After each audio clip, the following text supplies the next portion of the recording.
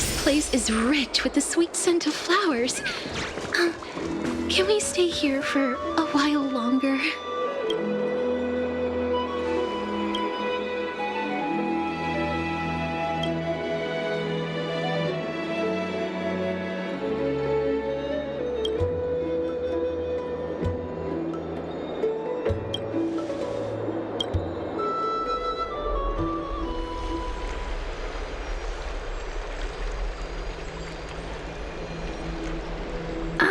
It's you, Cass. I finished the anthology of poems you lent me. Here it is. I thought you'd be too preoccupied to find time for reading. Precisely because of these obligations, I felt compelled to read it swiftly. Wouldn't all these preoccupations slow your pace? On the contrary. Knowing that time is limited can push one to overcome their limitations. The weight of these responsibilities seems to have enhanced my reading efficiency. I understand completely. During my time at the Grove, the closer exams drew, the more efficient I became at tackling everyday mundane tasks. Anything but my actual studies. Precisely. As I remember, you and Finon were both disciples of the new Sporists. I assume that Anaxa's exams were as unreasonable as the man himself, correct?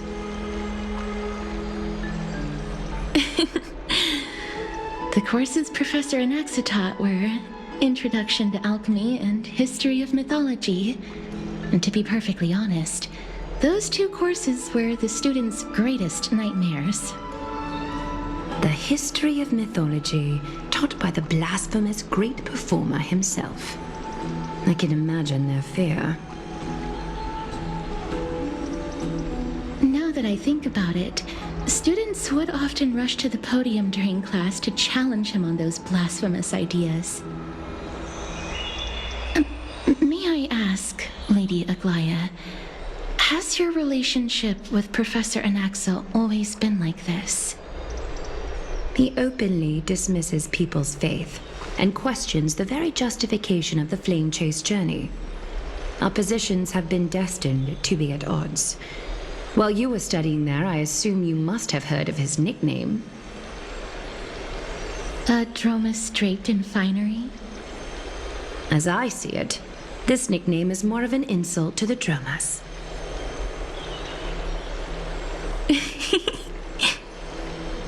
Despite his insufferable arrogance, I do hold a certain respect for his nature as a scholar. To remain true to his principles, he is unafraid to stand opposed to the world, and that requires considerable resolve. Anaxagoras' life is almost like a satire. As a Chrysos heir, he refuses to heed the prophecy, while he disrespects the gods. The gods have chosen him. He was indeed chosen by Circes. Is something weighing on you, Cass? The golden thread is quivering. I sense there's more to this exchange than idle chatter.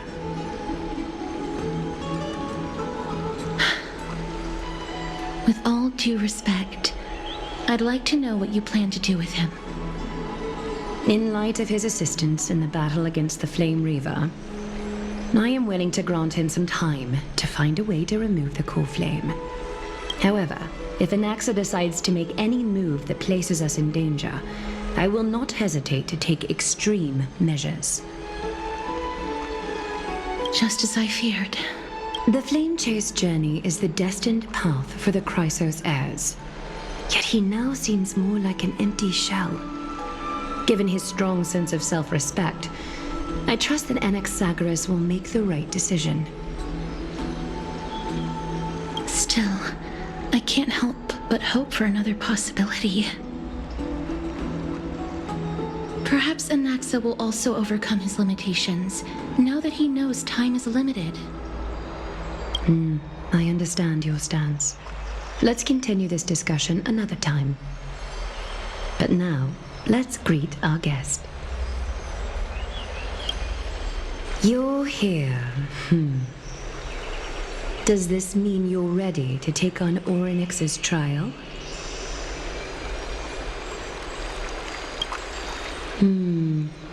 It seems that this sacred beast is just as indispensable, given their intricate ties to the Titan.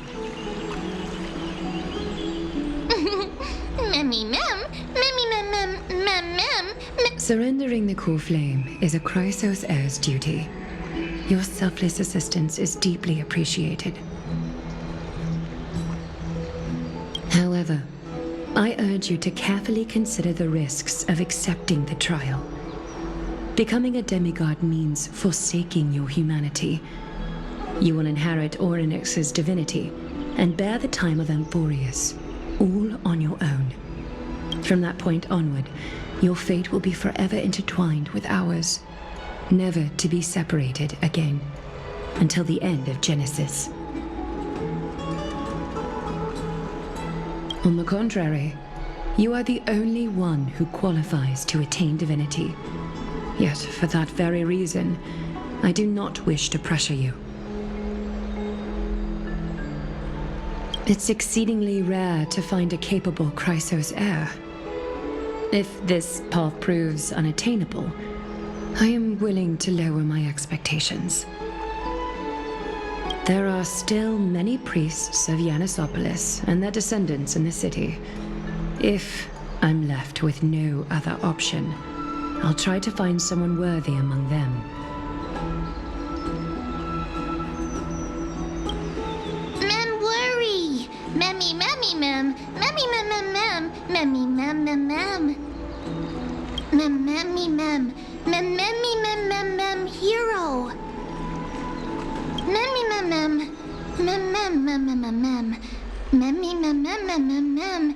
Mem, mem, memmy, mem, mem!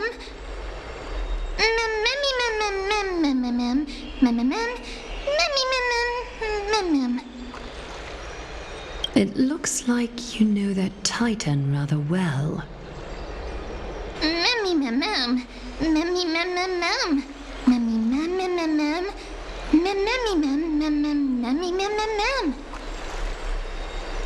Memories that exist outside of your own experiences.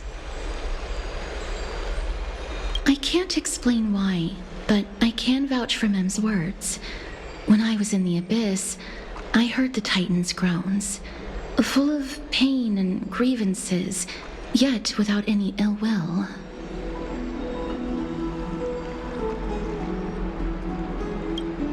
Since you've made your decision, go back to the bath chamber and get some rest.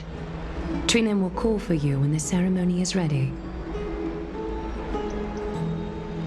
It is difficult for me, as the guide, to absolve myself from blame for things to have progressed to this point. Time and again, you have risen to the occasion for Akima. Nearly rewarding you with some honeydew is no longer able to express the extent of our gratitude. When the dust settles, I hope that we'll have the chance to have a long chat regarding your return journey and the curse of the sky. It's about time that we lift the taboo and discuss things openly.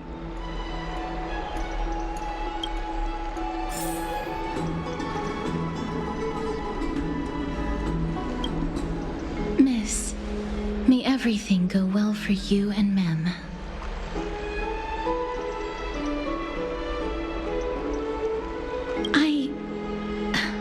It's nothing. I only came to discuss some matters with Lady Aglaia. Previously, I lent her an anthology of poems that Lady Trianne had gifted to me. Tracing back, this anthology was something left for Lady Trianne by a bard before their passing. Although personal properties should be cleared out once their owner has passed on, Lady Trianne gave this book to me since she knew how much I liked to read.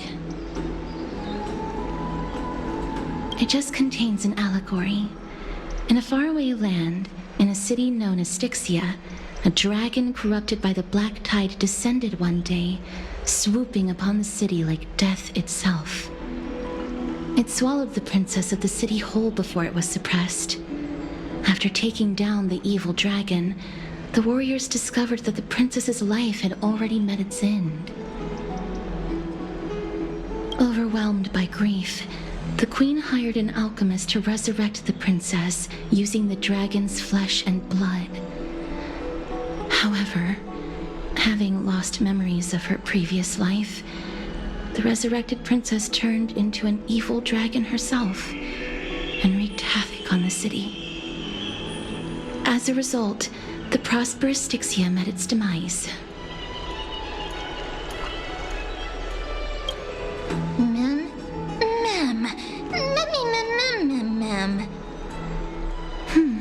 I actually think so too.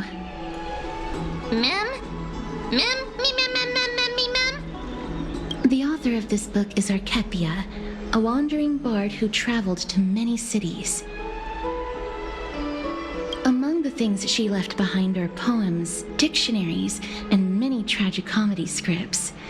She even clearly underlined and took notes in books that covered myths with her elegant handwriting. While flipping through these books, I felt like I was afforded a glimpse into the life of Archepia. It felt just like I was traveling with someone that I'd never met before. It was as if she had yet to pass on, and was... That's right. Writing, drawing, and taking photographs. It seems like human nature to try and leave records of things. Speaking of taking photographs, when I was helping you to take the photo previously, I did not look through the photos in your photo stone out of courtesy. But I'm also very curious about the story of the Rosy Celestial Maiden. Despite having visited many cities in Amphorius, I still understand nothing about the world beyond the sky. If there is an opportunity... Forget it. Let's talk about this in the future. For now, I only hope that you'll be able to complete the trial safely and obtain Orynyx's blessing.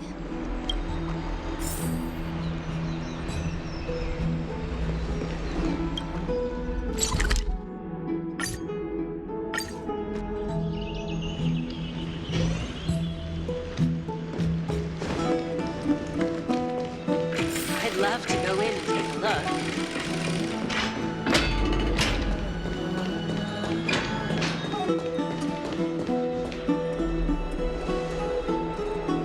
That's right.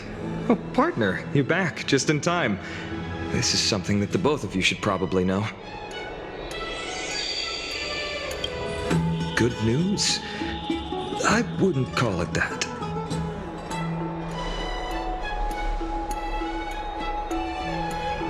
Some background information for you. The Council of Elders is an authoritative body in Amphorius, made up of different city representatives. They hold legislative power over the Holy City, and are in charge of presiding over the Citizens' Assembly held once every few years. This is the most important social event of Akima. It is highly influential, and can even affect what happens to the Flame Chase journey.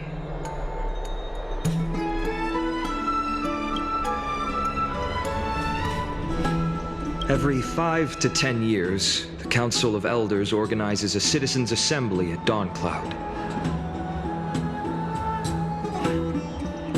During the assembly, the representatives will vote on major issues such as whether the Chrysos heirs led by Aglaia should still hold the right to govern the Holy City, and whether the Titan's conquest should continue. That is correct. However, the problem lies in the fact that there are ill-intentioned extremists in the Council of Elders. They view the Citizens' Assembly as a way to restrain the Chrysos heirs and hope to take complete control over the Flame Chase journey. We can refer to them as the opposition. During the assemblies held in the past 100 years, the voices supporting the opposition have been growing stronger in the shadows. It's only thanks to Aglaia that the Flame Chase journey has been able to continue to this day. The Citizens' Assembly is just around the corner. But this time, there seems to be a new variable to the situation.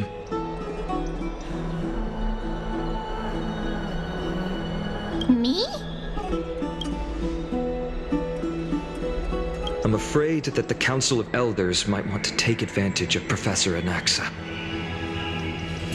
Aglaya will surely take back Cersei's core flame, but with Anaxa's current condition, it's so unique that nobody knows how taking the core flame away from him will affect him. He has always been someone that is only concerned about his own research. I'm certain that he must want to escape from the monitoring of the Golden Thread and protect himself. If the opposition were to offer an olive branch at this time...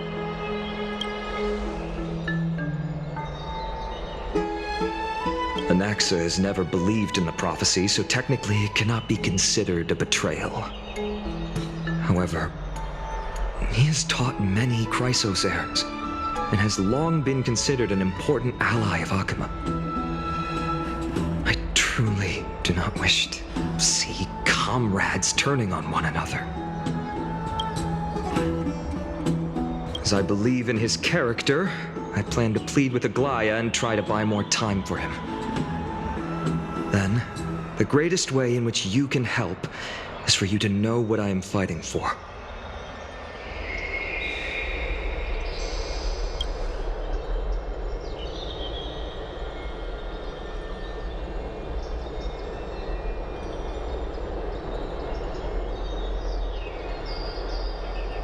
Allow me to apologize for the fact that we always seem to be troubling you. I hope that Orynyx will show more benevolence and be more accommodating.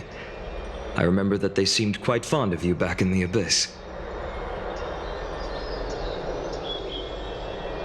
Go and rest and regain your strength. We'll meet at the Vortex in a few days. Oh, right. You can read this scroll if you want to find out more about the Council of Elders and the Citizens' Assembly.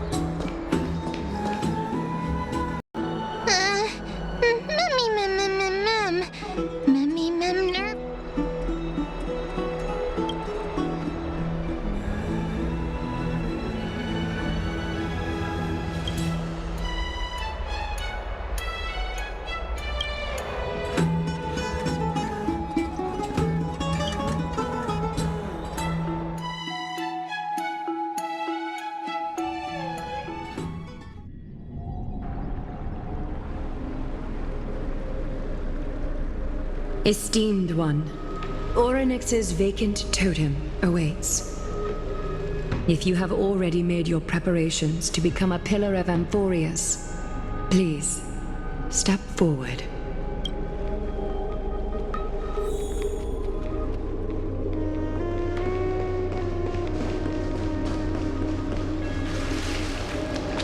Little Gray and Mem, thank you.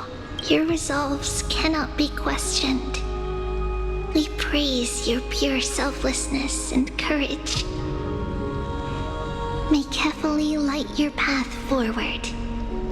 Get ready to assume Orynyx's divinity, Trailblazer.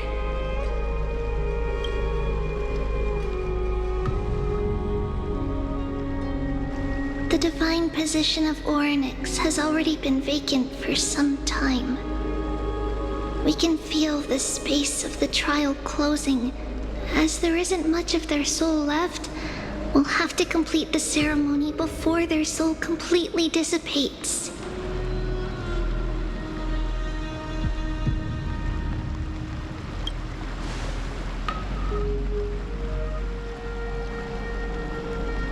The eighth core flame coveted by the miracle that once belonged to the great veil of Evernight, Orynyx. It shall now be returned by the two elected heroes of the Chrysosairs, a traveler who is upright and courageous, and a sacred beast that invokes miracles. Who? Mem. Both of you, please, come forward.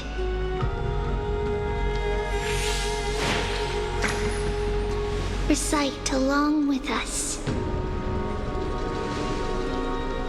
O Majesty of the 12 Titans, pillars of the world, we seek your divinity to mend the rifts of the world. Fill our bodies with blood of gold till we wither in willing service to the prophecy.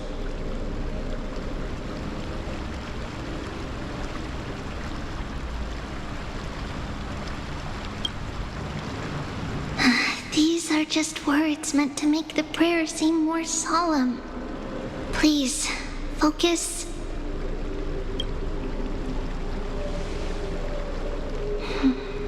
And surrender the core flame.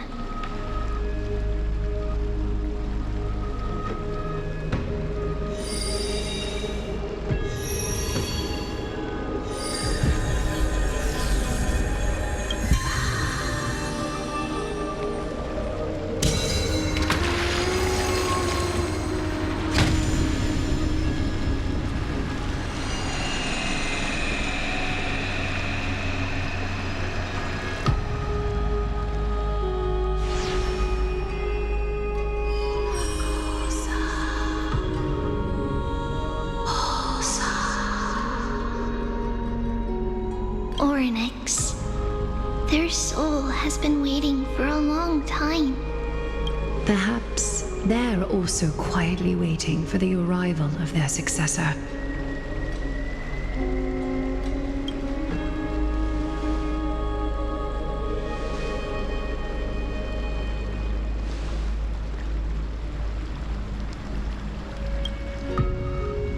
Don't worry. You're tougher than I am, right?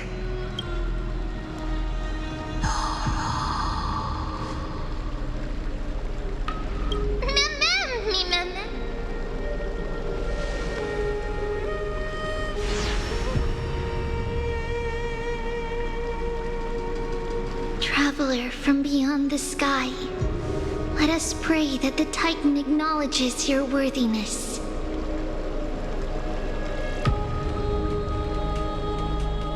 Although she loves cracking jokes at inopportune times, her determination is as strong as the Chrysosairs. She will definitely succeed.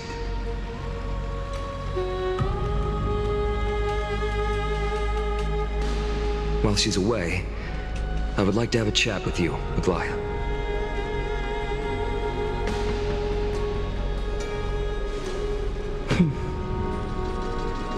Speak. I'm listening.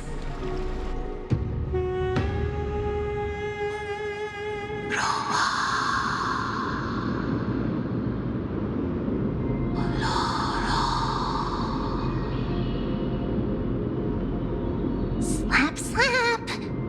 Wake up!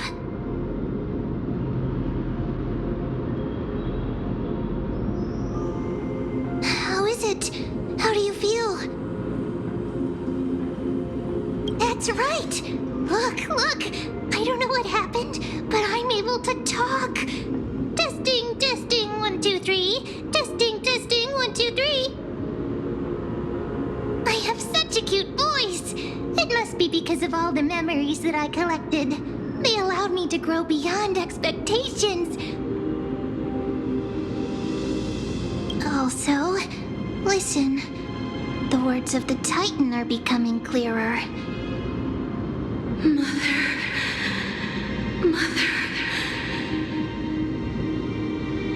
It hurts. Have I finally reached the end?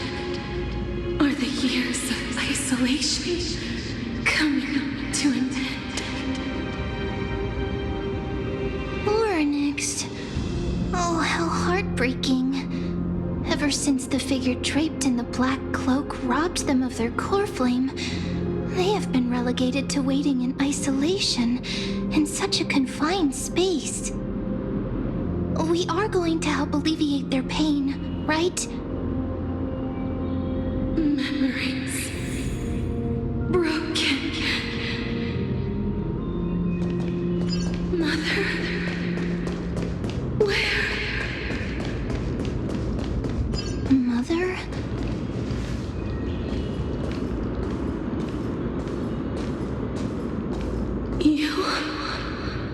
It's you. I remember you. Skyfather has gazed upon you. Mother is calling for you.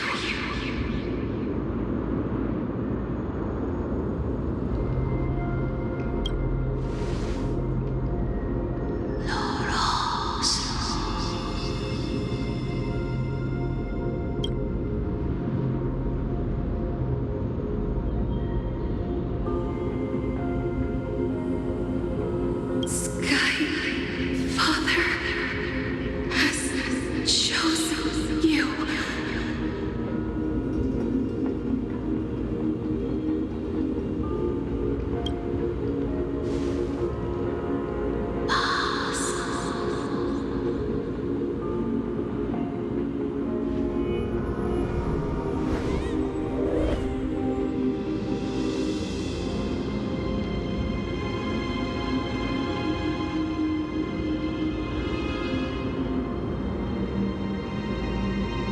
Mother is no longer responding.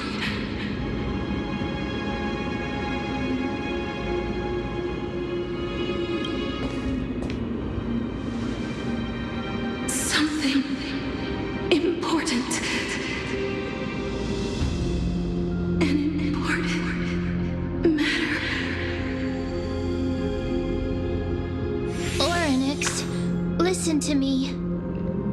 Aren't you tired? Throughout the long years, you have always been protecting the fate of Amphorius. Each time people draw strength from within their memories, every single ripple falls onto your shoulders. There's no need for you to bear this any longer, Oryx. From today onwards, someone else will bear time on your behalf. This is why we have come.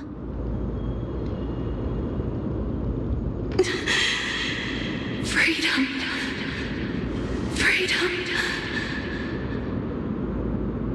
I want freedom.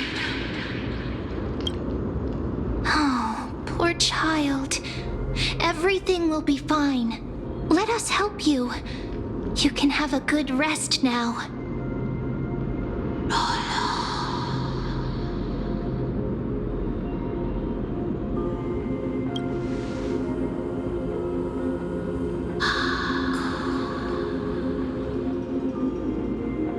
You have potential, strength, willpower, powerful, and tenacious. But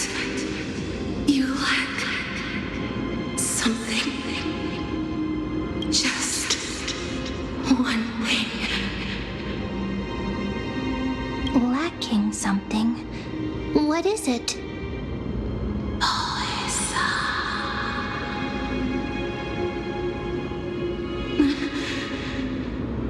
What you lack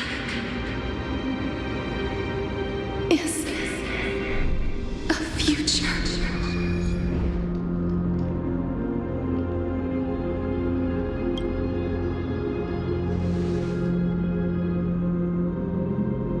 Future?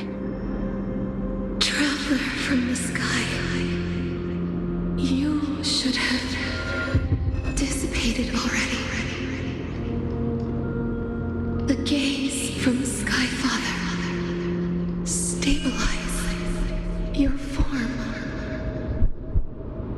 Because from the moment you crossed the sky, your life was cast away. Right now, you are simply a collection of walking memories. What? How is that possible?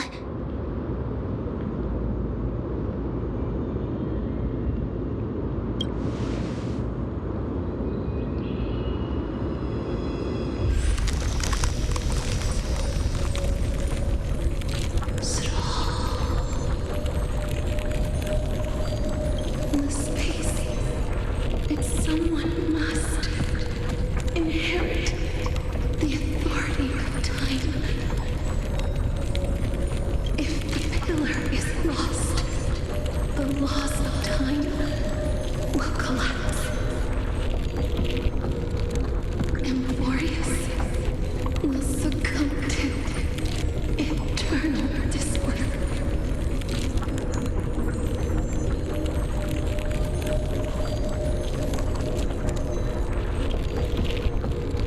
Time never compromises, never bears grudges, never forgives, never makes a choice. Child of humanity, Titans, Mother, Sky Father, time restrains everything that exists in this world. Orynyx's divinity is dissipating? Is the trial coming to an end? Pathstrider of remembrance, my strength, I shall entrust it to you. The fate of the world, if you wish to save it. Go and find your future that has been stolen. Even if that means you'll have to cheat death. You'll have to challenge that. Hand of shadow, clasped with unyielding fingers.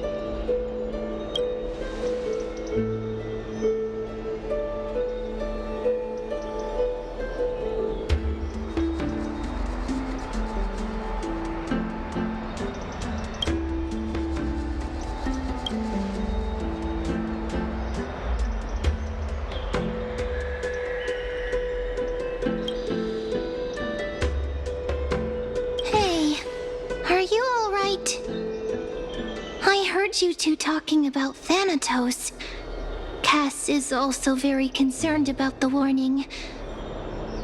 She has left the vortex and returned to the garden. Shall we go and look for her? Thanatos is the titan that Cass has always been looking for. Regardless of whether there are any clues, there's probably no one else that understands death better than her. Oh, right. There's something that I have to tell you. Ew. The Chrysosairs already know everything that has happened to you. I was too worried, so I told them everything. Please don't hate me, okay?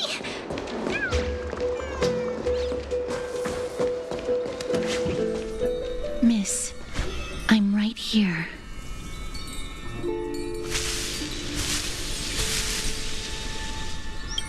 Please stay there and slowly turn around.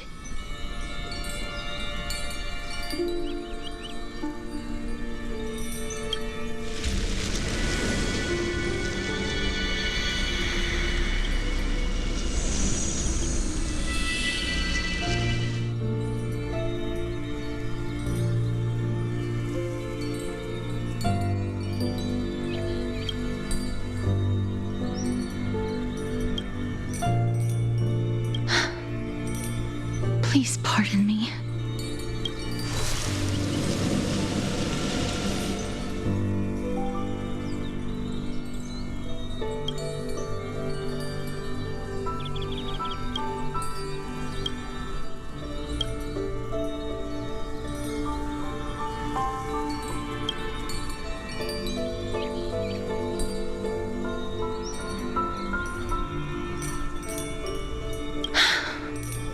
Just as I expected.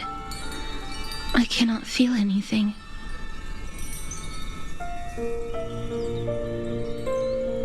Back at the Grove, I was puzzled as to why you were not affected by my curse. I thought that it might have been the special ability of a traveler from beyond the sky. Never did I expect that this would be the true reason. I'm sorry. I should have noticed that something was amiss earlier.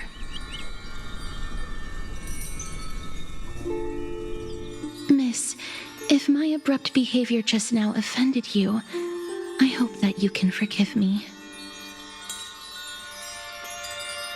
I'm just thinking, if your soul has really left your body, as a mortician, I might be able to trace where it has gone to. Did you find anything? My apologies. Not as of yet. Perhaps I have overestimated my capabilities. But, Miss, would you be willing to let me try again?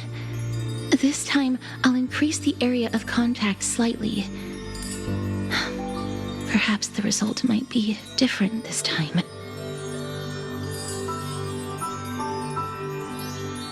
Have never touched the living in this way before.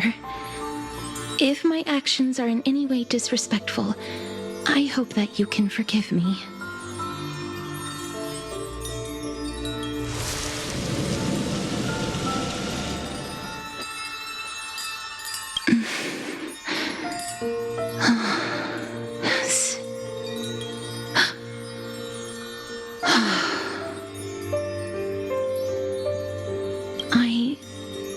To have caught a glimpse of something.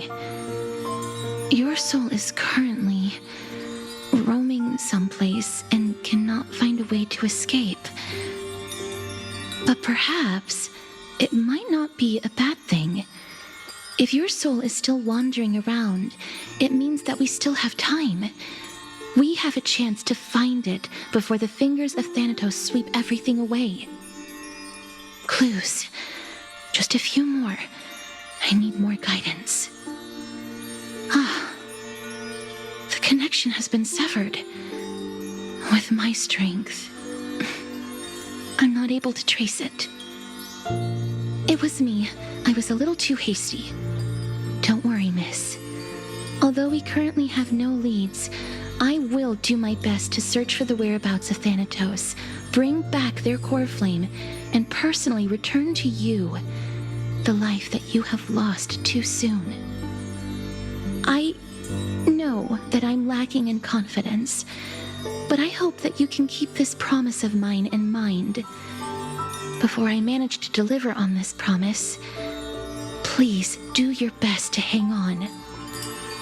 Amphorius needs you.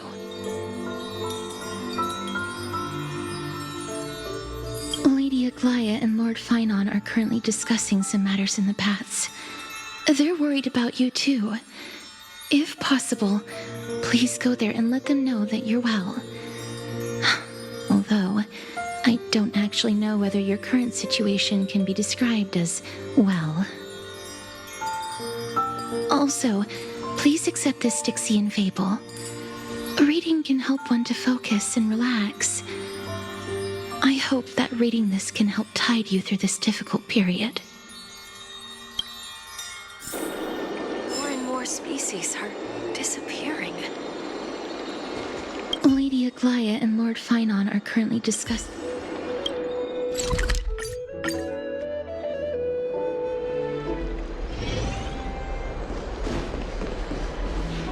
They're here. Partner! Hyacinth said you definitely wake up. How do you feel?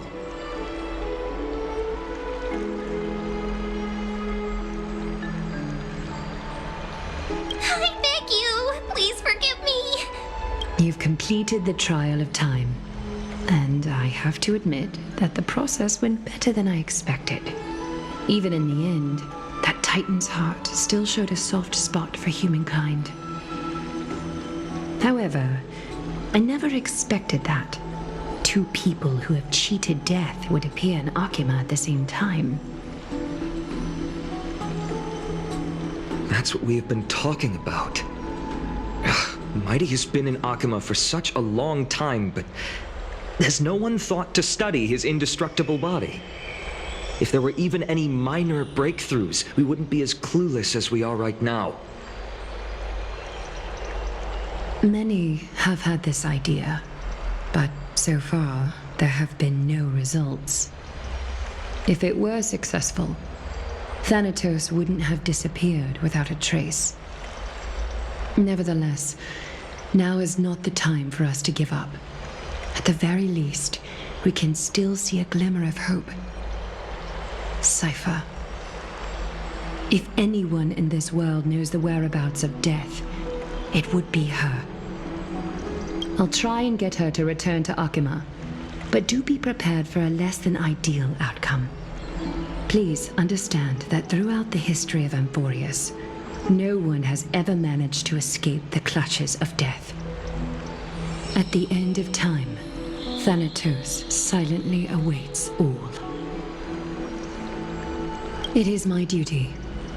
We too require you to bear the divine position of time.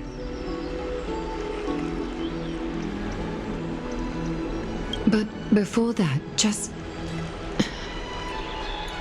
What's wrong, Aglaia? Omens always come in pairs. A tiny air current will eventually brew into a storm that tears the sky apart. It's Anaxagoras. He has initiated contact with the Council of Elders. In the end, it has still come down to this. I earnestly hope that your assessment of him is accurate, Finon. Otherwise, the efforts of my teacher and I of the past millennium might be reduced to dust because of that great performer.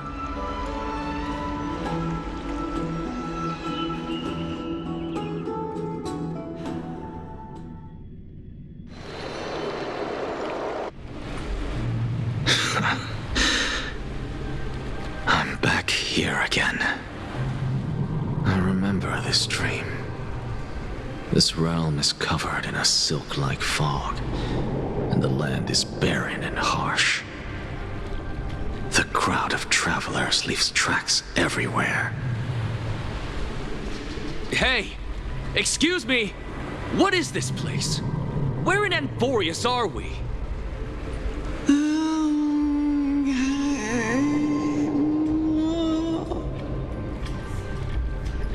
The mutters of the traveler are in a language I'm unable to comprehend. Or perhaps they're just distracted and ignored my question. Tell me, which Titan reigns over this land? And how do I find them?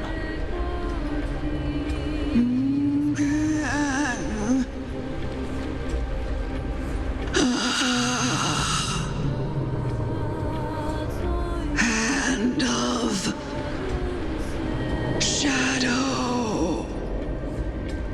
Hand of Shadow Thanatos. Could this possibly be the Netherrealm? Not Netherrealm. Then where is this? River of Souls? The outskirts of the Netherrealm? Are you heading downstream toward the Netherrealm? The Netherrealm. Nothing but an illusion.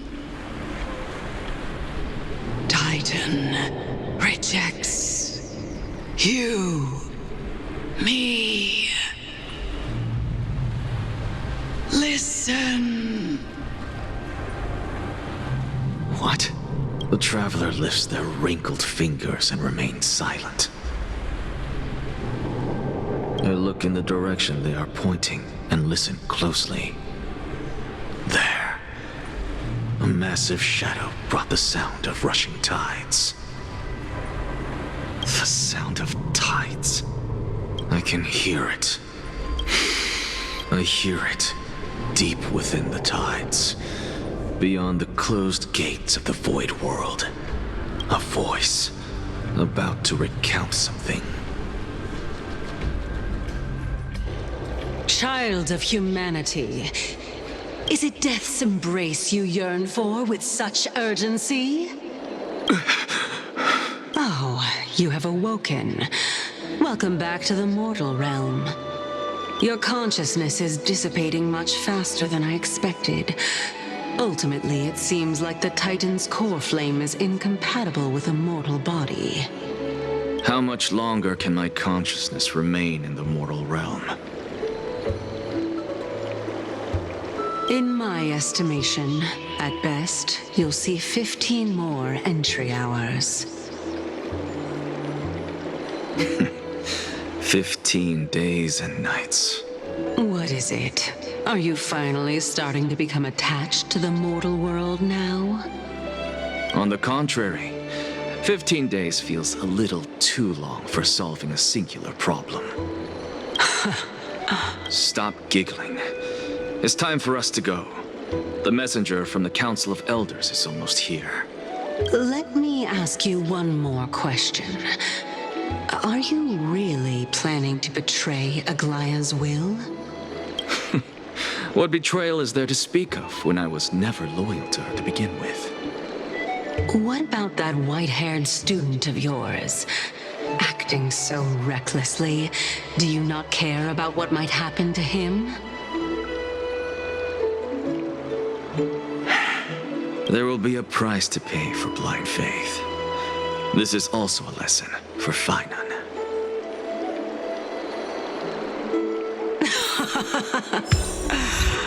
You truly are a strict teacher. Of course. This is how I've always been.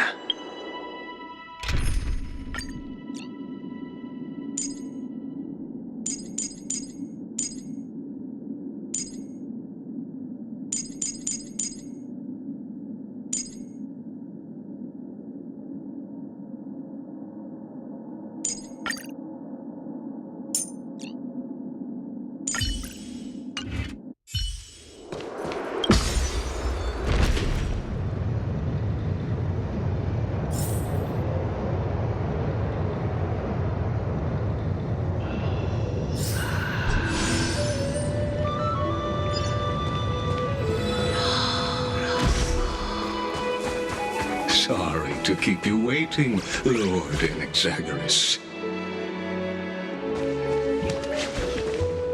It's been a while, Lord Anaxagoras.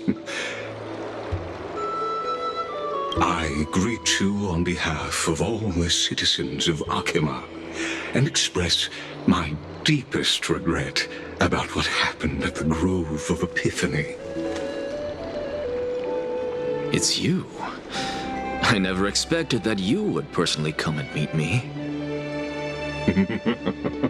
By carefully into Lantern above, I have come as a testament to the justice of the Council of Elders. There are Antikytherans here? They have been a rare sight ever since the Chrysos War. I extend to you my utmost respect, revered Titan. I am Lycurgus, though you may call me Lygus, holding an honorary position within the Council of Elders in Akima, and as the Theoros, I stand to protect the right of all upright citizens to express themselves freely. You can see them too? You know about us. We Antikytherans perceive the world through the amplitude and frequency of souls. Just as I am conscious that Lady Aglaya is secretly listening in on our private meeting from afar. If necessary, Lord Anaxagoras, I can sever the golden thread to protect your fundamental rights. The demigod should know better, for such is her station. Spare those poor threats, and just let her listen to my words. They shall serve only to unveil her own folly. May I interpret this as you having a countermeasure? I need not any plan, because she can do nothing other than petty espionage. As the Citizens' Assembly approaches, and with Orynyx's fall, any attempt to capture the core flame within me will only usher chaos and calamity. A truth she undoubtedly comprehends. While I, Anaxagoras, serving as the Grove's special envoy to Akima's Citizens' Assembly, have long known the extent of your abilities. Let's forego the formality of asserting authority, Lord Lygus. Lead the way. Very well. Surely Lady Kindness would appreciate such assertiveness in an ally. She's been waiting. Is there something on your mind, Lord Anaxagoras? Nothing, really. It's just a question that I contemplate every time before I ascend to Dawncloud. For the Titans, does the falling equate to death? Ah, a pondering truly deep. Time is on our side. Do you mind sharing your reflections with me? While all living beings must ultimately face their demise, Kefali has yet to meet theirs. Their journey continues unhurriedly along this long path. Are you suggesting that Kefali may not have truly passed? Yes. For dying implies an ongoing process, an action, whereas death signifies a static state, a definitive termination. In contrast to mortals, Titans exist on a grander scale of space and time, thus elongating their passage into death. The notion of their fall is but a misinterpretation born of mortal ignorance. Ah, an intriguing concept, albeit challenging to substantiate. After all, Kefali has maintained a profound silence ever since the era Arasa. while scholars and priests alike have conveyed the message of the gods' imminent fall. Perhaps the gods, in their arrogance, deemed it beneath them to reveal their perspectives to mortals. Could you elaborate on your Circes, the kin of the Sky Father as recounted in myths, now resides within my brain. Were I to inquire, Kefali would have no cause to refuse. Oh. That very well could be true. But what if the world-bearing Titan still chooses to remain silent? In that case, the myths crafted by the people of Amphorius are nothing more than pitiful jests. It's worth a try.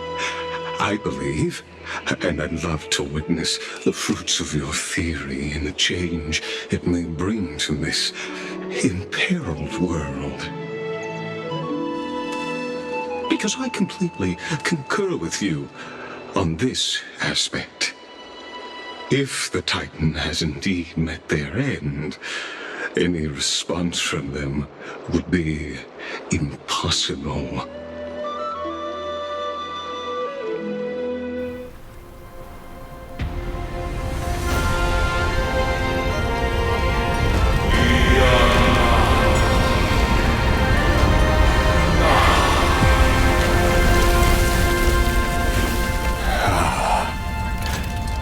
Please, Professor.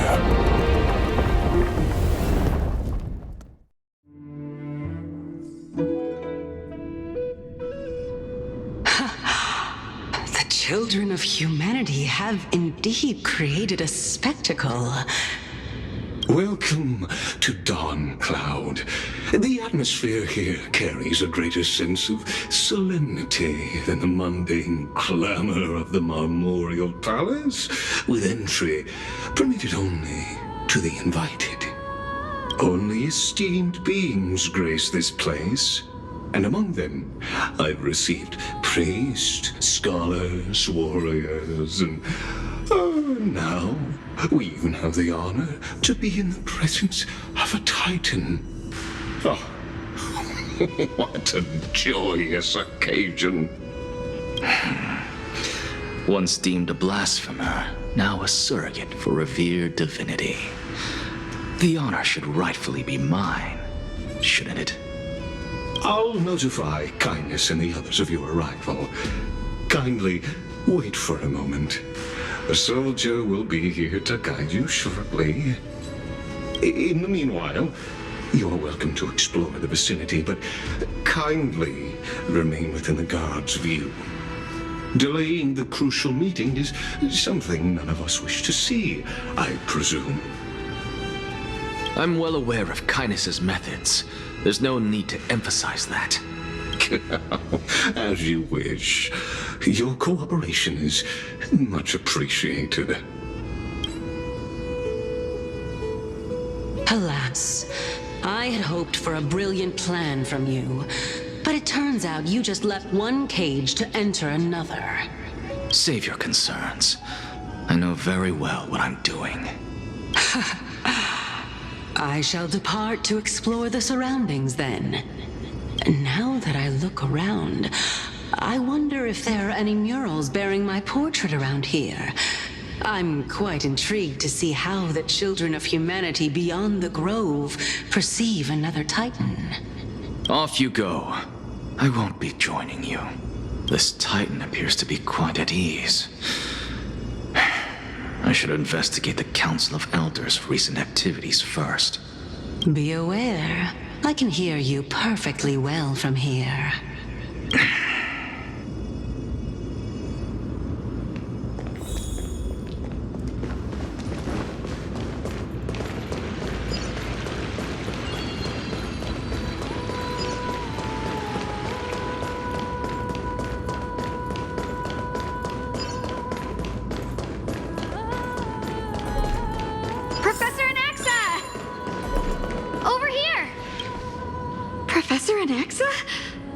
Word has it that the scholars of the Grove valiantly perished resisting the Black Tide.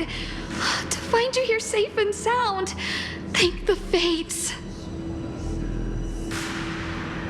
You could say it's the fates toying with us. It's only the Crimnoans and Idonians who chase glory through death. But your survival is a victory in itself. I'd settle for that gladly. So, are you here to report the incident to the council? I heard that after the Black Tide devoured the Grove, Akuma would be next in line, even with the demigod of strife standing alongside humankind. Tell me, how much does the Council of Elders know about the Black Tide? Once Kindness and her followers learned of Circe's and Orynyx's fall, they proclaimed in the council that the Flame Chasers could no longer stand against the calamity alone. Yet, when the Crown Prince ascended to godhood and repelled the Black Tide, she immediately altered her tune, declaring that all was resolved beyond Akuma, with the only remaining menace now being Aglaya and her adherents. They might well make their move at the upcoming Citizens' Assembly. No surprises there, those shifty opportunists. Thank you for your honesty, virtuous student.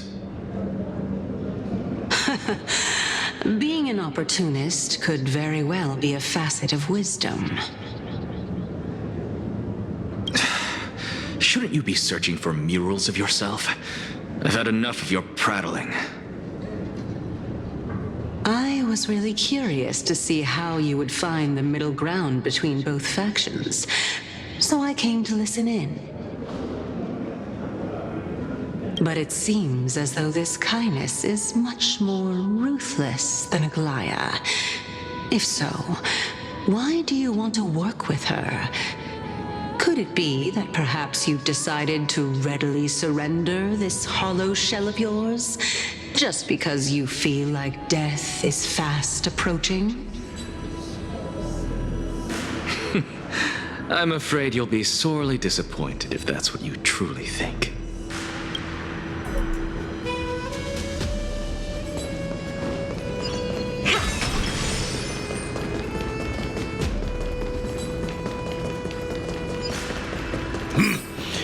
Even blasphemous scholars can come hear it.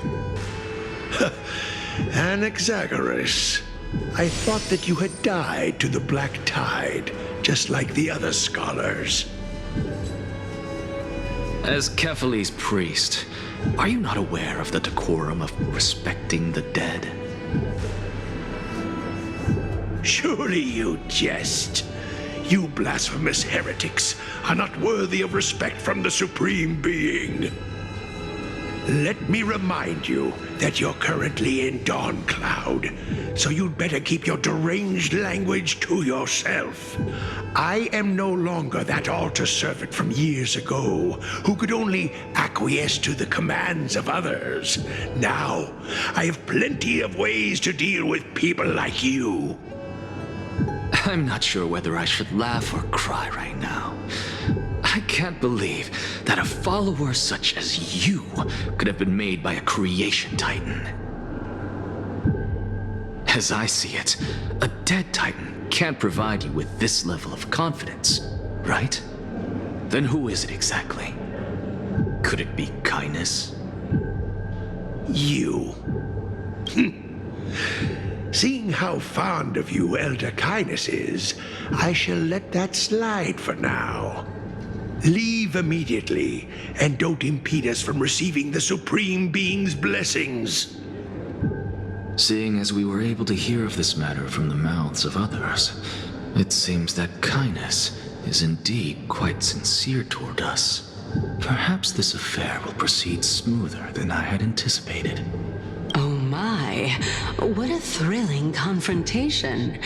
As expected of one of Kephale's followers. Are you praising or insulting him? Praising him, of course.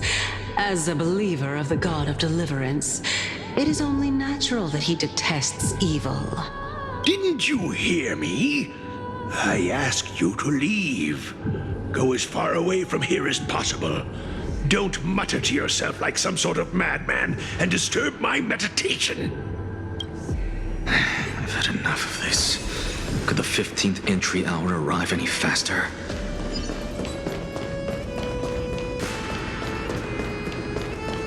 Oh, my.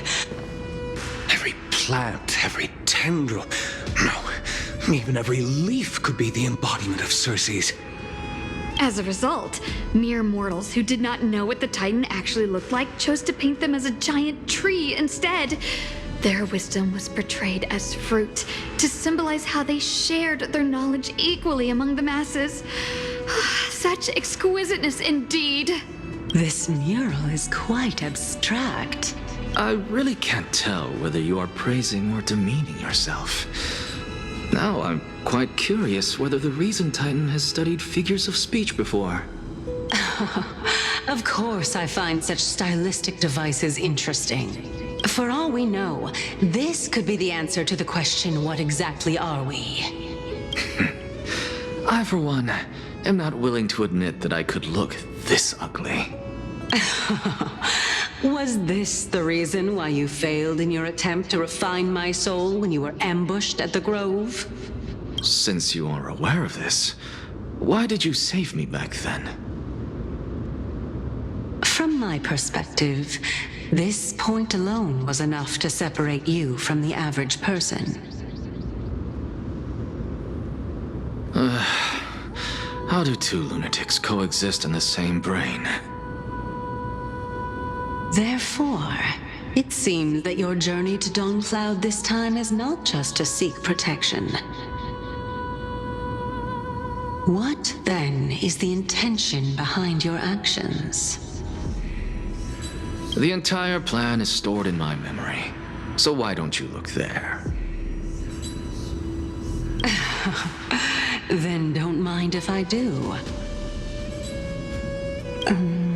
1 year old? 2 years old? Oh my! Even a member of the preeminent 7 sages must hug his Dromastal to sleep?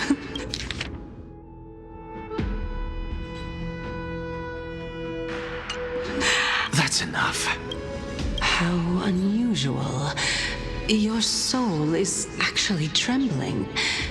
This must mean that behind this toy hides a secret that nobody knows, right? Since our days are both numbered, I don't mind telling you more about it. This is a present that my sister gave to me. It's a doll that was made to look like our family pet. So there are other members in your family, eh? Are they also living in Akama? Don't you just love to pick through my brain? Go on, continue flipping through my memories. It won't take long. You'll discover the answer when you reach the memories of when I was 5. Oh, the black tide is everywhere. I can't bear to look. When I was young, I couldn't accept this outcome either. Georios, Aquila, Kefali, and you, of course. Although I prayed to every Titan that I could think of for help, my efforts were ultimately futile. This...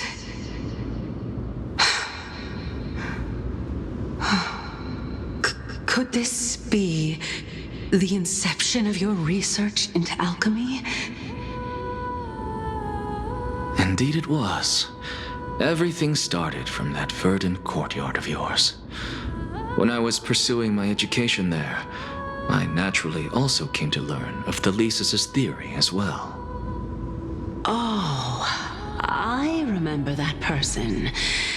He was the one to come up with the concept of souls, right?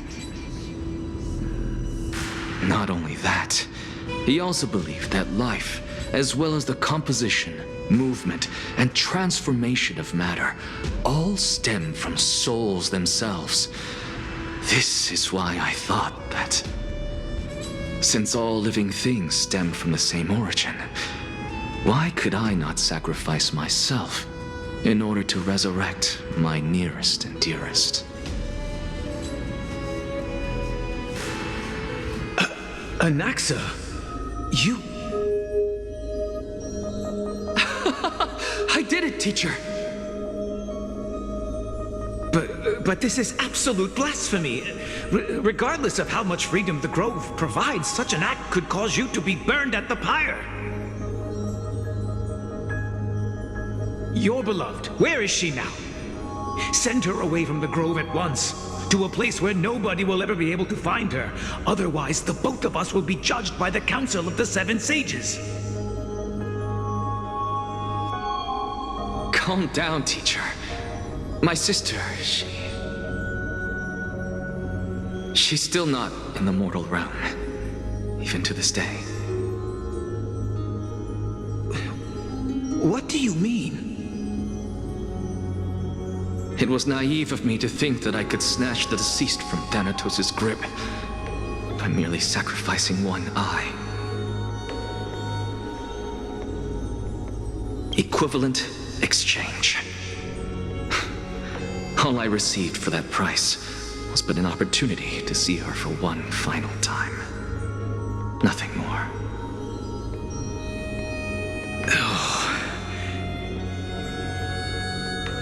Let it go, Anaxa. As one of my best students, I cannot watch you go down the wrong path without doing anything to stop it. Never do something taboo ever again. Don't disappoint the deceased, and never harm yourself. If you can do that, this classroom will still be yours, and you'll have a chance to live out your own life.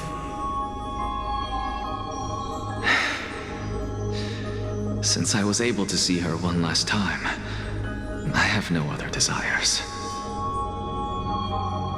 You're right, teacher. It's time for me to start a new life. I am sincerely glad for you, child. Now then, what topic would you like to study? I wish to continue Thalesis' research. Continue the research into souls, but you know that the Grove has long since understood his philosophy like the back of their hands. Even if you continue digging into this subject, your efforts will likely be futile. No, teacher. After my fleeting glimpse of the deathly fog, I finally understood a single truth. Since ancient days, our understanding of the souls is but the tip of the iceberg. I may have lost an eye, but my view of the world has become clearer than ever. I have grasped the truth with my bare hands. Watch as I turn this farcical world upside down.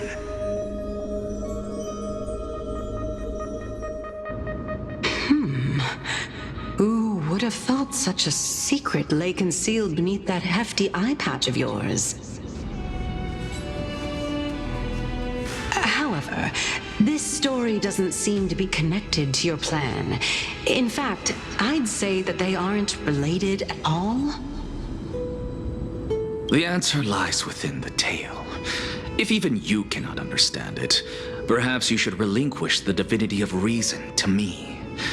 After all, it'd be a waste for you to hold on to it. My story ends here. Now it's time for you to tell me your secret. After all, this is what equivalent exchange means, correct? As expected, you laid a trap for me to step into. Unfortunately, even if I was willing to talk about my past, I may not know more about it than you do. Oh? Are you saying that the renowned Reason Titan is now admitting a lack of wisdom? Your followers are going to be sorely disappointed by this. Child of humanity, remember this. Being cognizant of one's ignorance is the greatest wisdom of all. Now I understand. No wonder you asked me to answer your random, nonsensical questions. Not only that, you're the only one who can shed light on my query. As the saying goes, onlookers see most clearly. Is that so? Lord Anaxa. I saw you muttering to yourself and was wondering whether you were caught in a delirium of reflective thought. I'm sorry to interrupt you, but time is of the essence. I have a message from Lord Lygus. Lady Kindness has met up with the Council of Elders and is awaiting your arrival, so please depart forthwith. It's finally time. Carefully. The one who created the world, and the one who bears the world. If you truly have not met your end, how will you answer the challenges of those who defy you? I didn't expect you to agree to Lady Kindness's invitation. What a wonderful turn of events. To tell you the truth, there are many people who hold grudges. Isn't that the dromas draped in finery? Avoid his gaze. I don't acquaint myself with blasphemers. Don't worry. He's too full of pride to pay us any attention.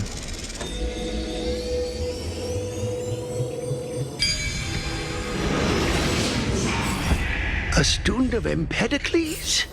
I hear that his views run counter to the Venerationists. This is what being a scholar is about. A collision of ideas only occurs when there are differences in beliefs, and it is such collisions that lead to progress. Yet, Lord Lygus and Lady Kindness are just ahead. I'll take my leave for now. Welcome to the Lord Anaxagoras. Oh, I've heard so much about you. Head of the Nusporists of the Grove of Epiphany, notorious blasphemer, a Chrysos heir who bears Circe's core flame, a survivor of the Grove calamity. Did I miss anything? Well, if so, please be so kind as to enlighten me. Since Lady Kindness is already well acquainted with me, I won't waste any effort introducing myself again. But then again, perhaps the customs are different here. Back in my hometown, there is a form of etiquette known as honoring guests. The host will welcome their guest with warm hospitality by treating them to fine wine and a cozy bed. And yet, ever since I arrived, I have not been welcomed with warm courtesy or ceremonial gifts. Instead, I am met with intense scrutiny. Even more absurd, the host has sharpened their blade and instructed their servants to lie in wait in the shadows. Perhaps you intend to cut open my heart, retrieve the core flame, and then hold a grand feast for all of the guests. Everyone, stand down. Thank you for understanding. I am but a feeble scholar who is not used to the stench of avarice and blood. No need to be humble, my lord. From my perspective, your courage and gumption are worthy of the reputation of the Seven Sages. Your bravery is more than adequate to accomplish our perilous endeavor. So, you wish to start a war? Well, since the Chrysos heirs are calling for war, we will respond in kind. Conflict is inevitable. Since Aglaya endeavors to suppress the virtuous commoners with blood of gold, we will not hesitate to display the rights and mettle the citizens of Akama are so entitled to. As to your question of whether peace is still a viable option, well, to that I can only say this. Everything hinges on the next citizens' assembly and whether they have a sudden epiphany amid the clamor of the masses. And since you, as a Chrysos heir, accepted our invitation, you have indeed given us a glimmer of hope. What brazen arrogance. What you're saying right now is worlds apart from what you were saying before you retired your cleaners. I don't deny it. After all, they're responsible for cleaning up any threats, and just a moment ago, you were on the side of the Chrysos heirs. But now that you're an ally of ours, we can continue talking somewhere else. As you know, these walls have ears. I was fortunate enough to have the opportunity to discuss a treatise about the Venerationists with your teacher, Empedocles. Yet, it seems you subscribe to the Nusporists instead, Lord Anaxa. I've heard that this school of thought is one with many detractors. It's normal for ideas to have supporters and dissenters. Just... Welcome back to the hub of the Demigod Council, Lord Anaxagoras. Surely you remember that countless eloquent orators have stood in this spot before and emerged victorious by stoking public sentiment with their words. And yet there have also been innumerable blasphemous philosophers who set themselves up for failure because they refused to defend their actions. This tiny stage is the most profound embodiment of Akama in centuries. In 15 days, this site shall also become the most important, as well as the final turning point in Akama's history. May the both of us carry out our duties with honor and lead the masses back toward the Era Chrysia, a golden age with no death, strife, or trickery. Oh my, 15 days and nights. That aligns perfectly with the date of your demise. Could such a coincidence truly exist?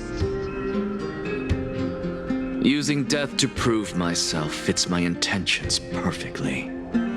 What strong conviction you have, as expected of the hero who dared to stand up to the Gold Weaver. As expected, she misunderstands you. That's enough, Lady Kindness. Dispense with the niceties. I only accepted your invitation so that I can serve the commoners alongside the members of the Council of Elders.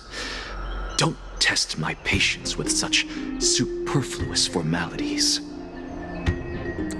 Well, you say that now, but surely you also require my aid as well, so that you can stay alive even when being pursued by the Golden Thread?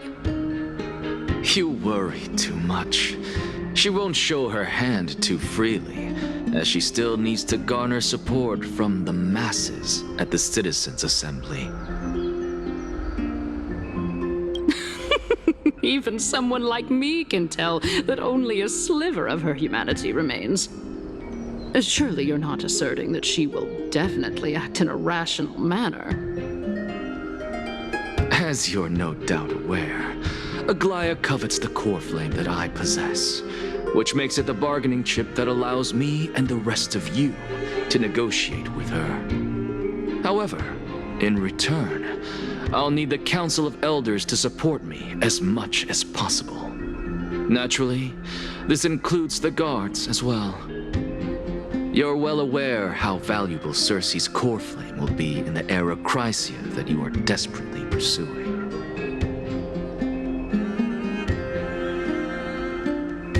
Talk is cheap, so you'd better act prudently as well. I understand. After all, this battle of wits is just a means for each party to acquire what they need. As long as your request is reasonable, the Council of Elders never shortchanges its allies. Since we're both intent on mutual cooperation, let's not mince words and just speak plainly to each other.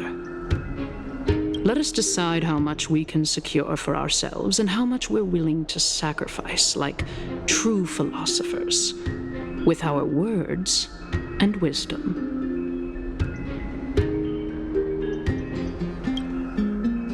Continuing from the earlier topic, let us discuss our common enemy, Aglaia.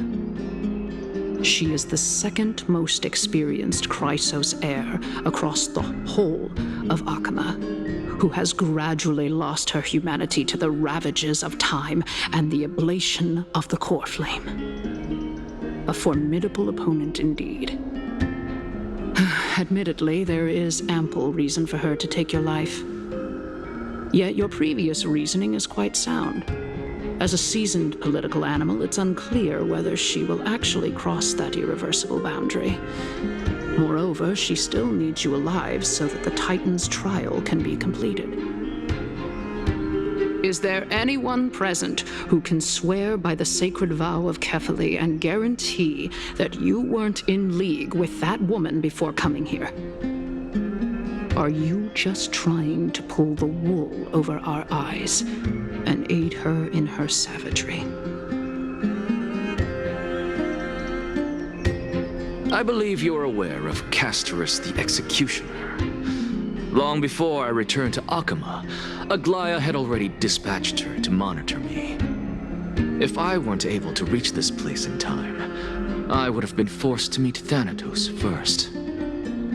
As compared to a comprehensive plan with uncertain results, if you decide to cut open my chest and remove the core flame, wouldn't that settle her nerves even more? Everything is in place. She just needs the right timing. I understand what you mean. At the very least, the both of us agree that this tyrant who wallows in extravagance and greed is the greatest threat to achieving peace in Akama. The Council of Elders is willing to defend your right to live, just as we defend every oppressed citizen.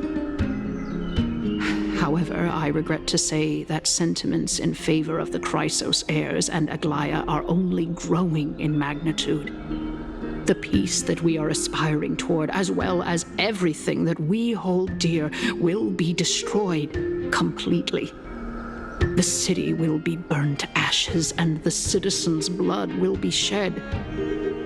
Tell me, what are you willing to do for our esteemed citizens so that they can vanquish the enemies of our fine city?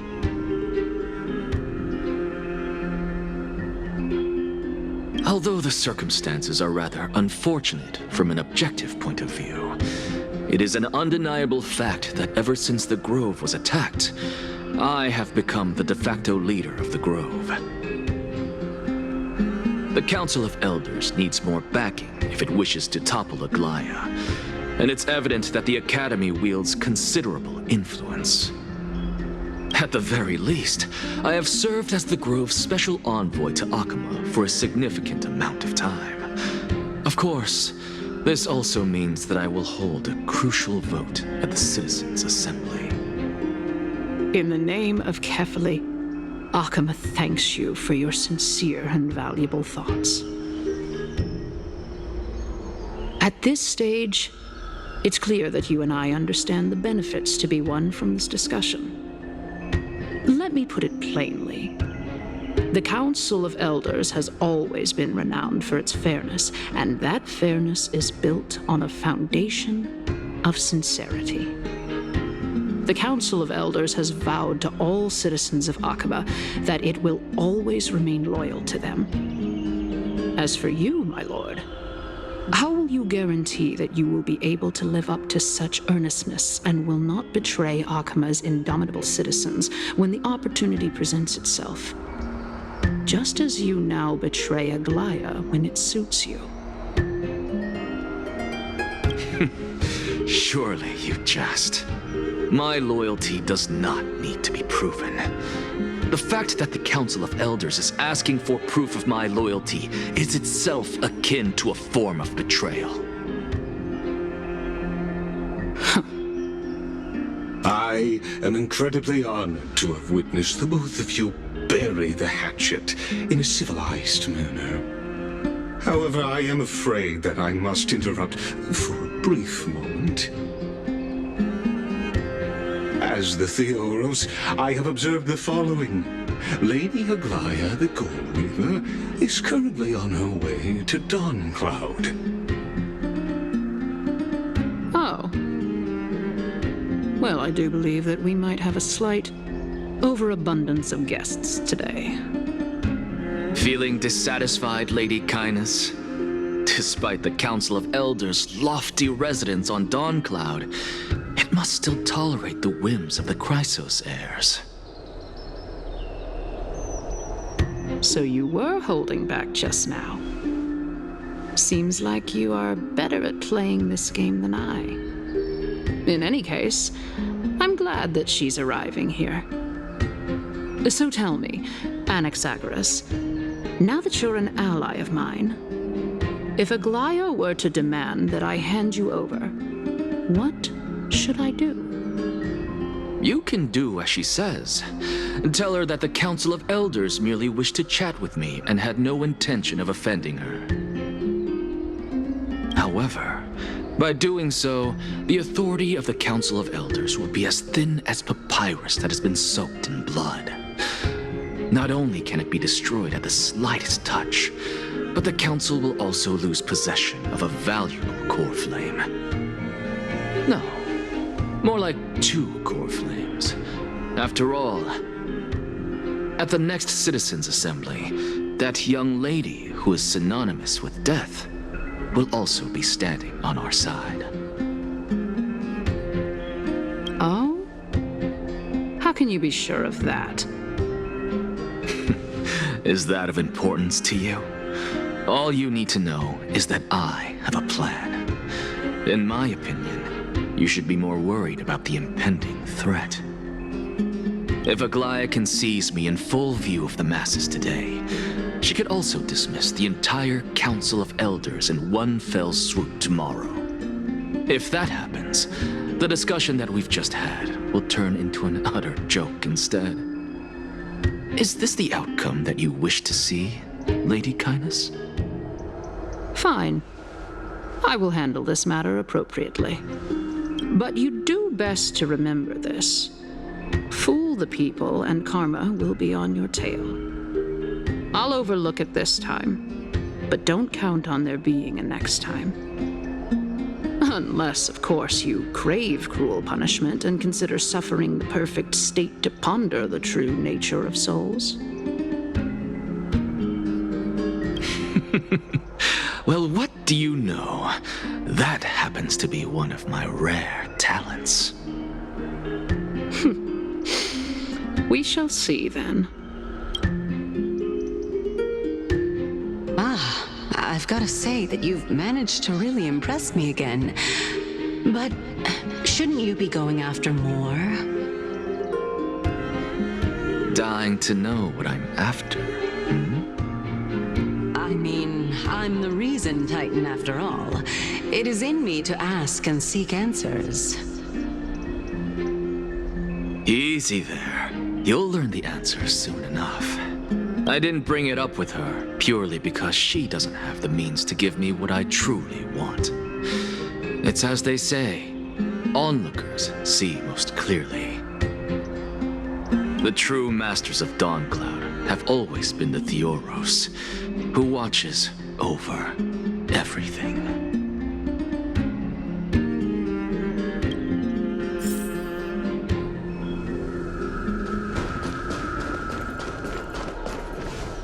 An expected visitor. Welcome once again. You know, you could actually skip all the pointless debate and come straight to me to seek an audience with Kefali. I have no reason to refuse you, do I? You may not, but Kindness has. Whoever gets hold of Kefali's core flame will get to rule over Akama. She's wary of me, So naturally, I had to gain her trust. I would say that debate was not at all pointless.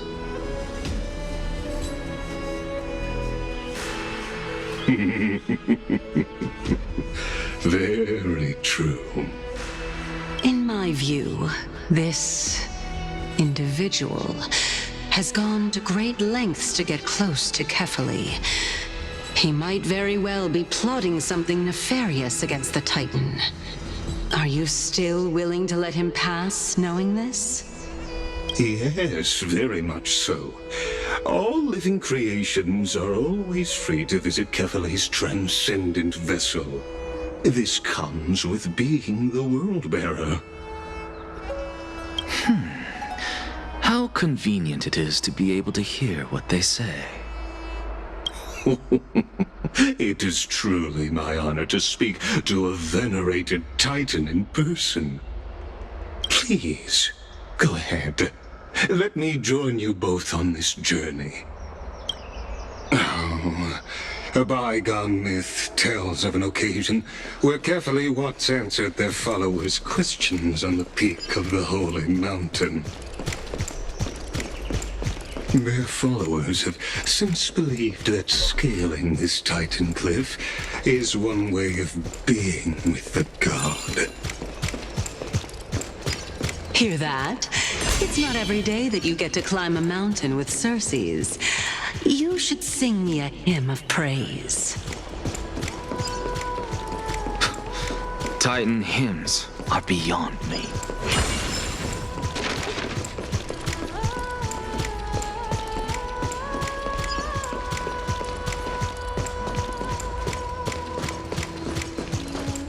Go on ahead. Take this Iannis shortcut, and the long pilgrimage stairway will be waiting for you at its end. I have to admit, I never expected you to not ask me anything. Because I know very well what it is you are after. As the saying goes, a gentleman helps others achieve their goals. I have a feeling that your theory will be validated at the end of this journey. I believe Kefali will not deprive you of your right to ask your question, especially now that you're on the brink of death. You must be closer to Kefali than anyone else, wouldn't you? I hope things go as you say, then. Putting a child of justice into a farcical world is bound to turn it upside down. It is my hope that you bring a much-needed change to this world which is on the brink of destruction.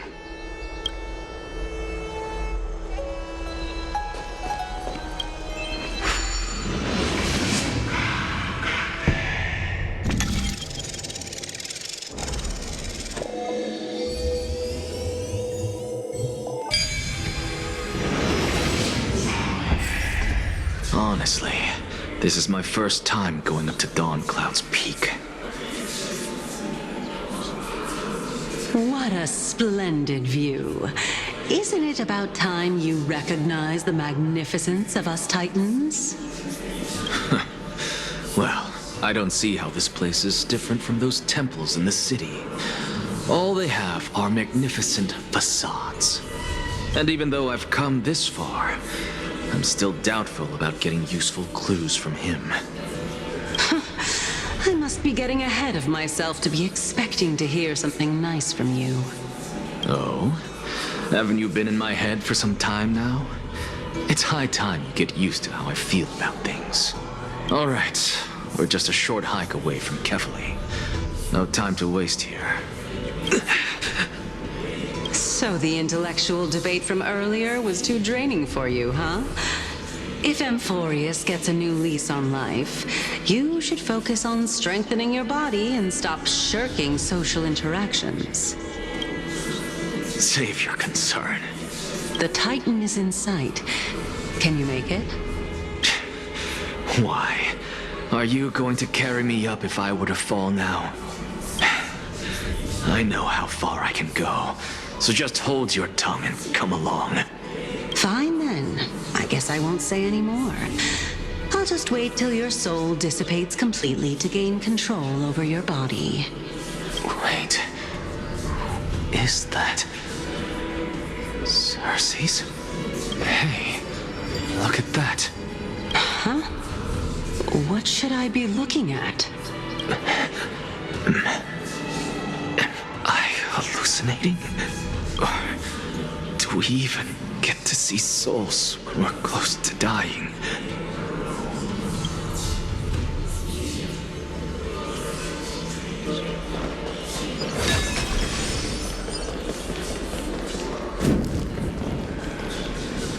Oh?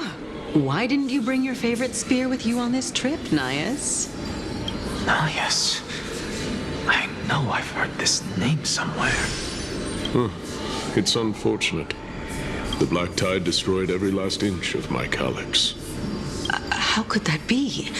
Even a creation of Georios, from their prized ores and molten fire, couldn't escape the fate of destruction? Hey, Cersei's. Do you know a certain Nias? Nias? No, not that I remember. How did you even think up such a strange name? I just saw him. Nias. A warrior-like figure who was just chatting with you here. No, I have no such memory. Could you be hallucinating?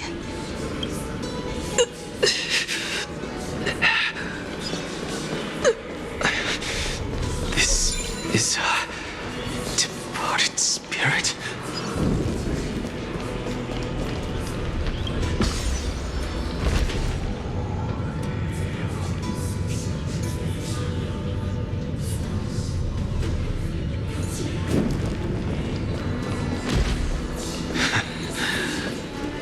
Enough about me. Did Kaos ever reply to you? Well, regrettably. Seems like the price of becoming a demigod is a lot heftier than we thought. Kaos. Demigod. I've never heard of this person. Which Titan's authority did he inherit? Look on the bright side, Nias. Since we've come all this way, I doubt he'd snub his old friends, would he? Let's just hope we mean as much as the world to him. Hey! Are you seeing that same hallucination again? Yes. It's still you and Nias, but you're now talking about a certain Kaos. I'm guessing he's one of your companions? Kaos? This name sounds just as strange to me. Never mind. I think I know what this is about. If things are as I thought, then they aren't hallucinations, but the souls of people. What? But if those are the souls of the dead, then what am I? Beats me. For all I know, you're just an illusion I conjured up in my dying moments. Let's just keep going. As long as I take in more sights and hear more stories. Know your limits. Wander too far among the dead, and even I might not be able to save you. Fine. If this is indeed as I thought, then that's how we meet again. I'm sure you wouldn't mind a snooping ear.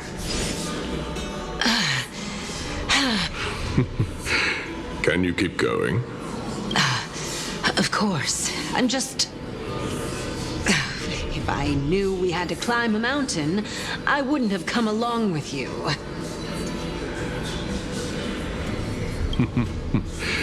I guess this also counts as one aspect of the world-bearing burden.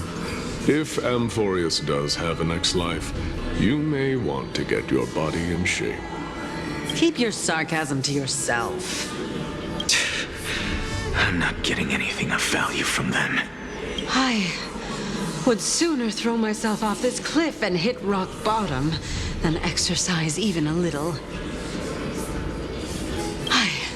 I am Calypso of the eminent Seven Sages, after all. Training would make me no different from those Helcalithist barbarians. Calypso. She's one of the Seven Sages. A member of the Grove? No, she can't be.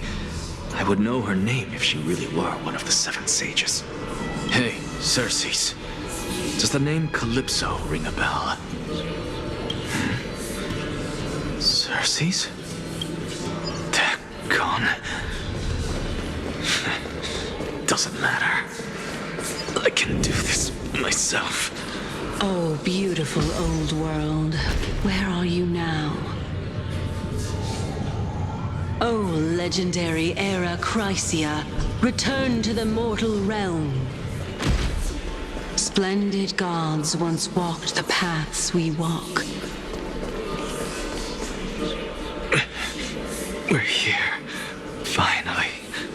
So, I don't get to ask the Titan my question, but all of you make for a pleasant surprise, nonetheless. Very well then. Let me uncover the truth for myself.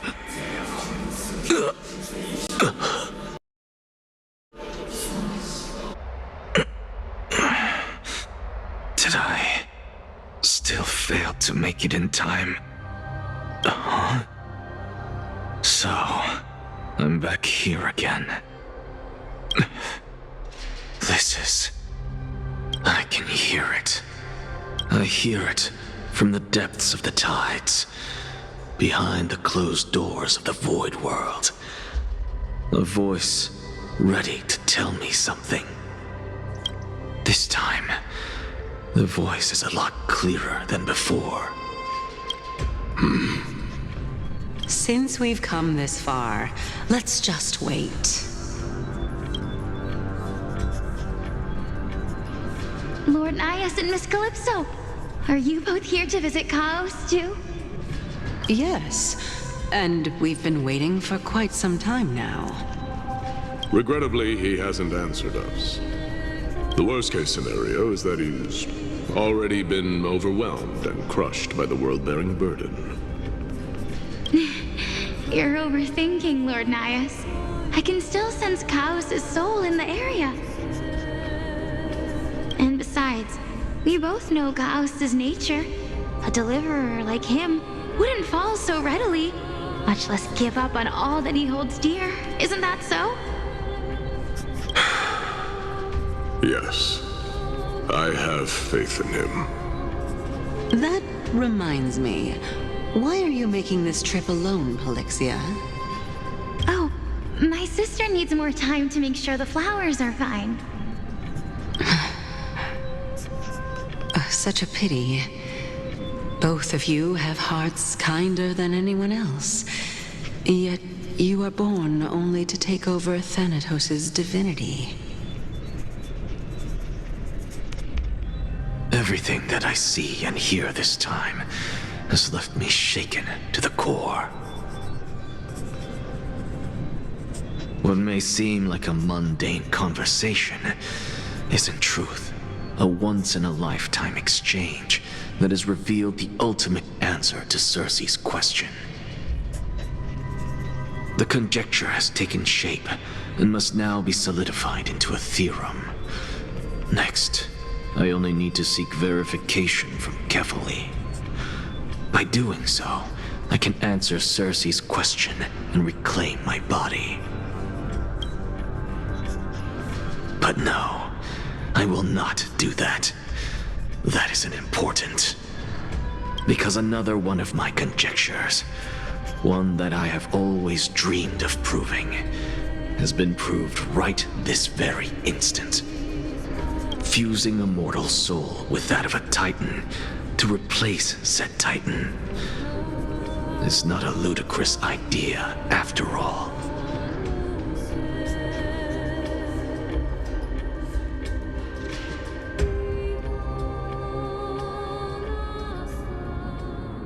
What are you thinking about?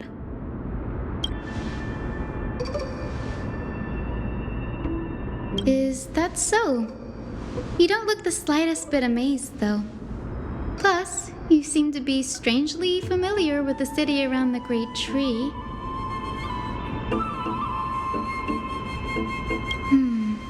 Events of the past, huh?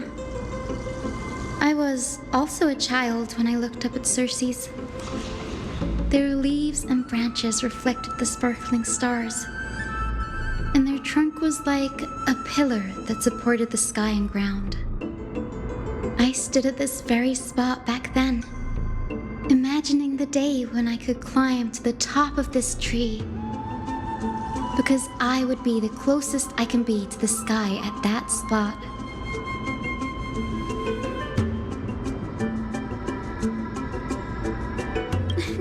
Don't read too much into it. I mean, can mortals even hope to reach Aquila's realm? They're a strict and draconian god, nothing like Circe's. Reason is willing to share what is theirs with others, but Sky only expects people to revere them. You get what I'm saying, right, Denny?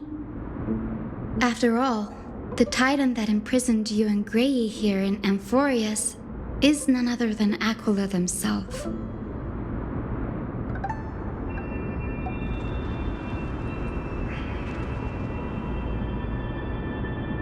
But there will always be people who dream of soaring towards the sky. The Grove has a wealth of research on Aquila, and that is exactly what we are here for. It's just, I never thought Grey would meet with something like that before we set off. As a physician, I should have been there by his side.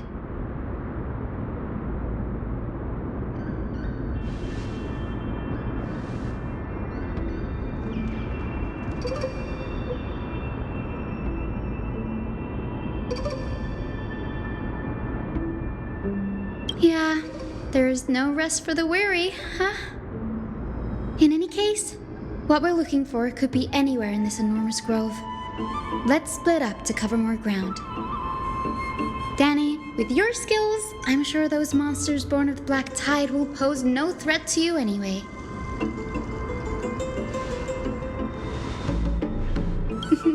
Have you forgotten that you're talking to the chief physician of the Twilight Courtyard? Have more faith in me. I'll be just fine.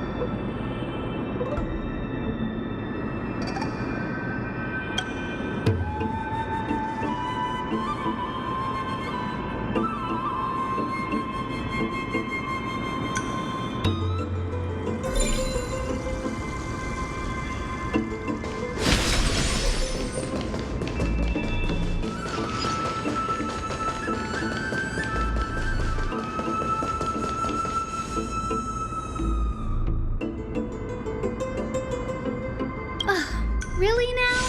This is way more trouble than I could have asked for. could sit back and watch.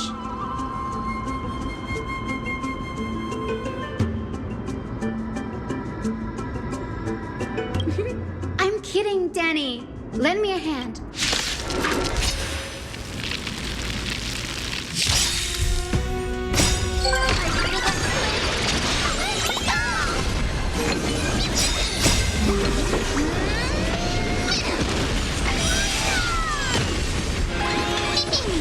Who's here? That hurts a bit. Time to mix things up.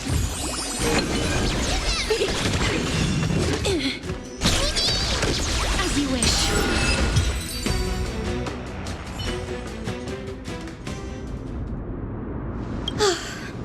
The Black Tide is remarkably quick to detect the light of Amphorius. So or rather, the blessings of the Sky Priest in me, might have unknowingly called them to me. Anyway, never mind that for now. Here, you might want to have a look at this. I found it around here and thought it might be of interest to you.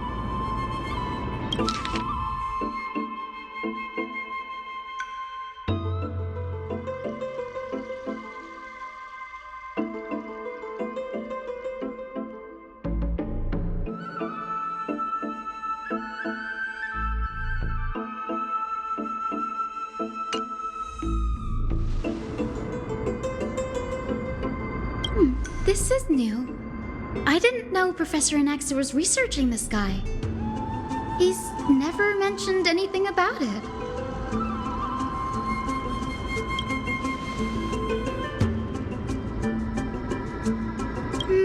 Might is an understatement.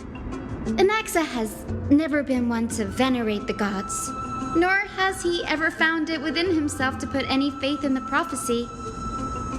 People have come to think of him as a heretic, even in a place as liberal as the Grove. Yet, it is also this very blasphemer that Cersei's favors. Fate sure works in mysterious ways.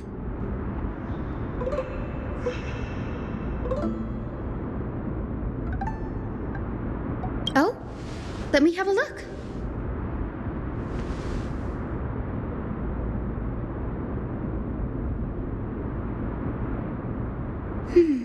By the looks of them, these scrolls are records of two conversations that took place in the same setting. One after...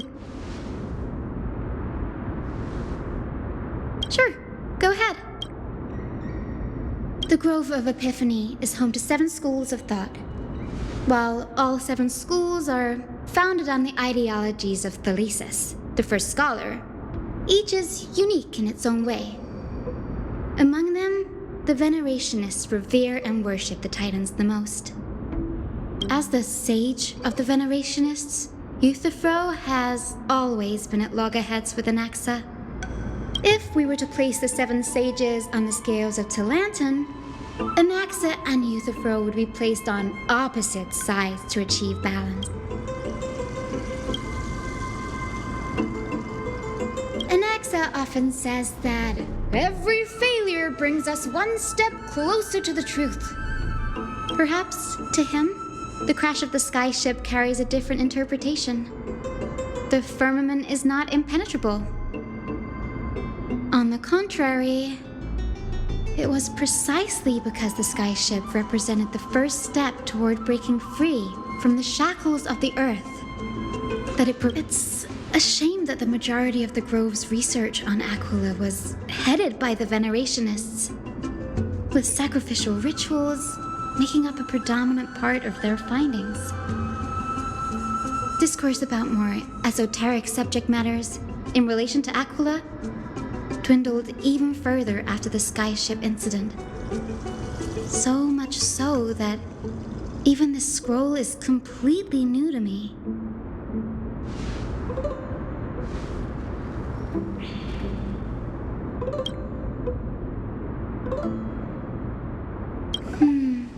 That's what I'd like to know. What are these experiments he's involved in? Even I, the assistant lecturer, know next to nothing about them. I have a bad feeling about this. Could there be more to what happened at the Grove?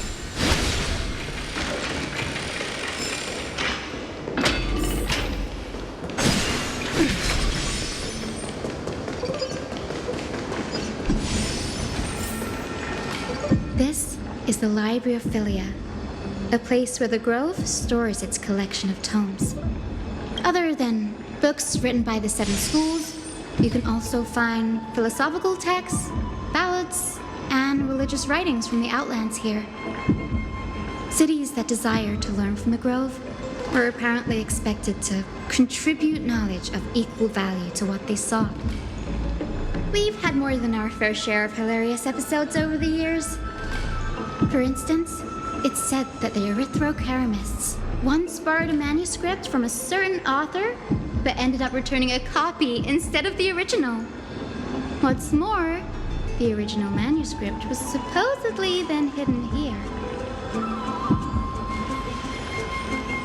Nice? No need to hold yourself back, Danny. You can just tell it like it is. Their behavior was no different from bandits.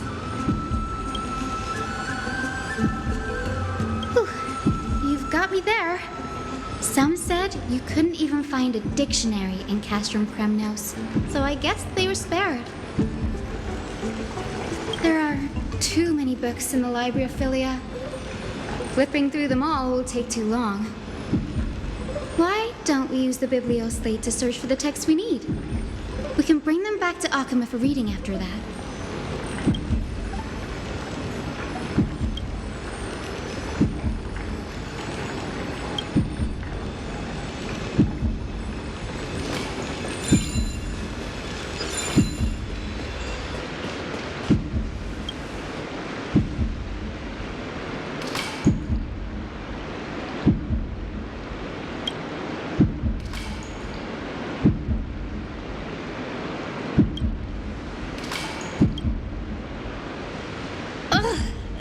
It's so dusty in here. Whoa. Are these all complaints about him? I can already see what they must have written. Anaxa has no respect for the gods. His very existence undermines order in our society. They're probably all things like that. Why else would they call him the Great Performer? When Anaxer established his school of thought, the first thing he apparently did was read his own work to everyone. Are the Titans truly an accurate reflection of what humans think gods should be? Worlds created by gods are indubitably perfect, but what of Emphorius? Only foolishness and insensitivity everywhere you turn. They marched him straight to the seat of judgment before he could finish. Though what he took on in the end was more of a debate than an actual trial. He had to address every one of the scholar's allegations, or face expulsion from the Grove. The first allegation was... Do you agree that since the Titans created the heavens and earth, so the mountains, rivers, and seas must likewise be their creations?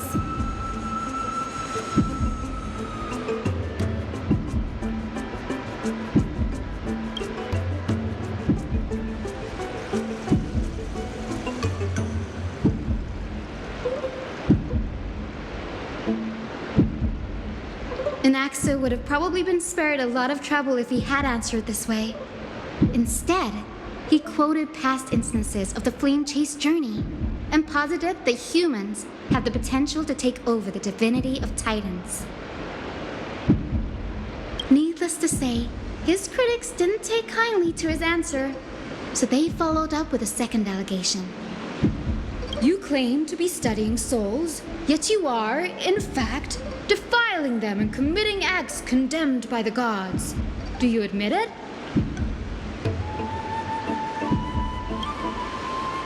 Anaxa always wears an eye patch, never removing it, even when alone.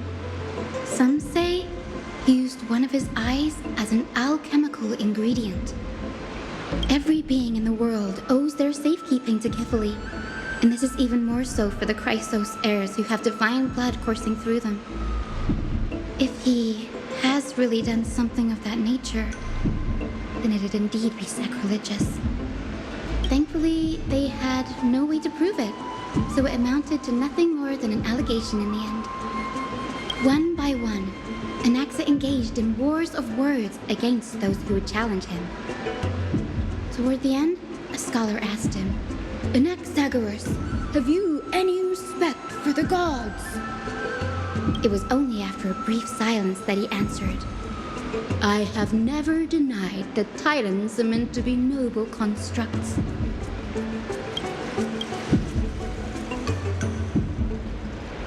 Yes, I'm not sure how that controversy was eventually resolved, but what's for certain at least is that Anaxa was allowed to stay in the grove where he continued his research. Despite, by the way, this stack of complaint letters has reminded me of a place in the grove. We may find clues there that aren't on the teleslate. I'm talking about Anaxa's alchemy lab, hidden between the cornerstones.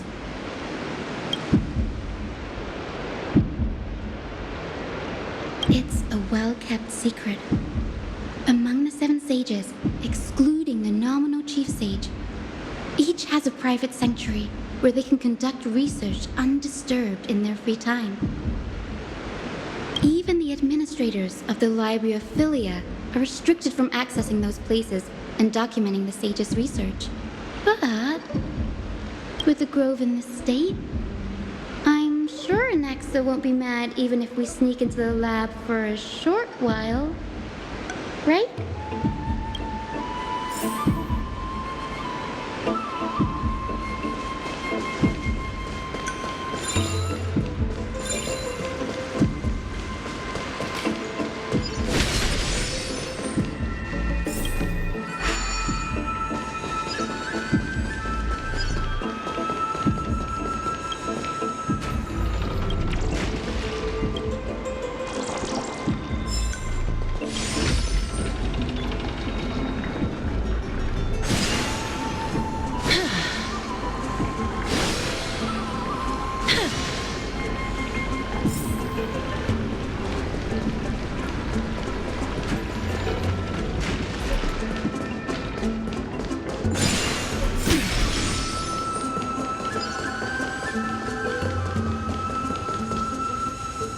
This is the place, but where is everything?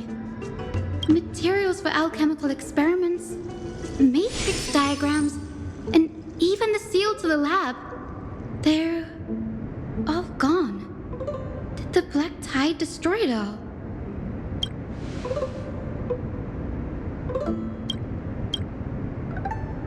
No, not even close. Not only are alchemy experiments high-risk activities, but Professor Anaxa also has a penchant for using bizarre materials. Students often saw him walk in looking right as rain, but come out covered in soot with his hair singed. Naturally, no one dared to come near this place. Huh? That bookshelf over there seems to be the only thing still intact.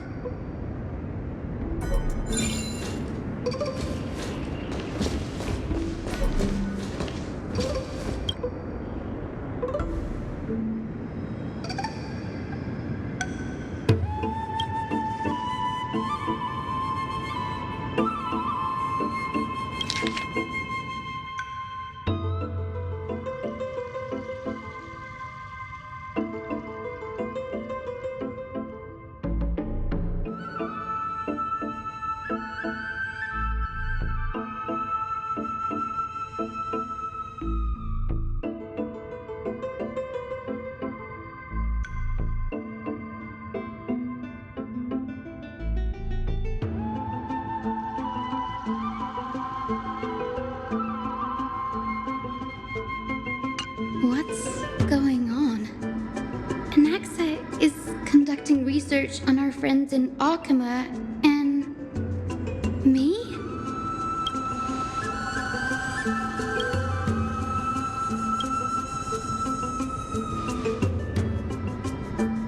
It wouldn't have been so so strange if he had focused only on Cassie, given her own curiosity about her origins.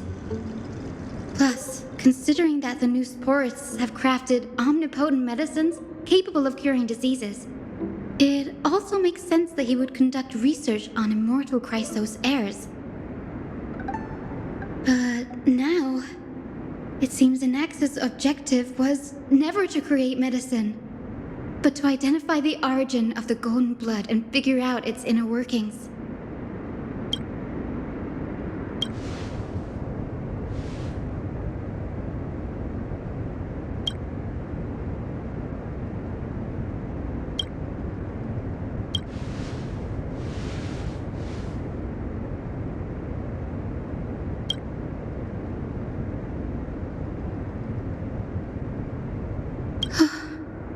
Danny, look at this.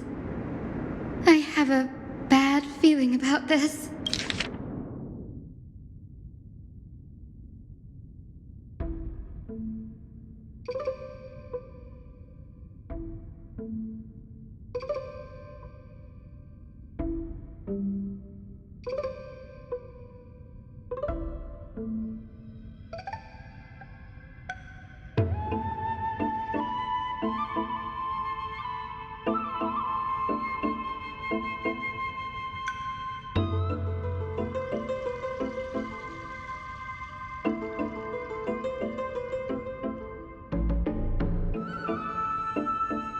My biggest fear.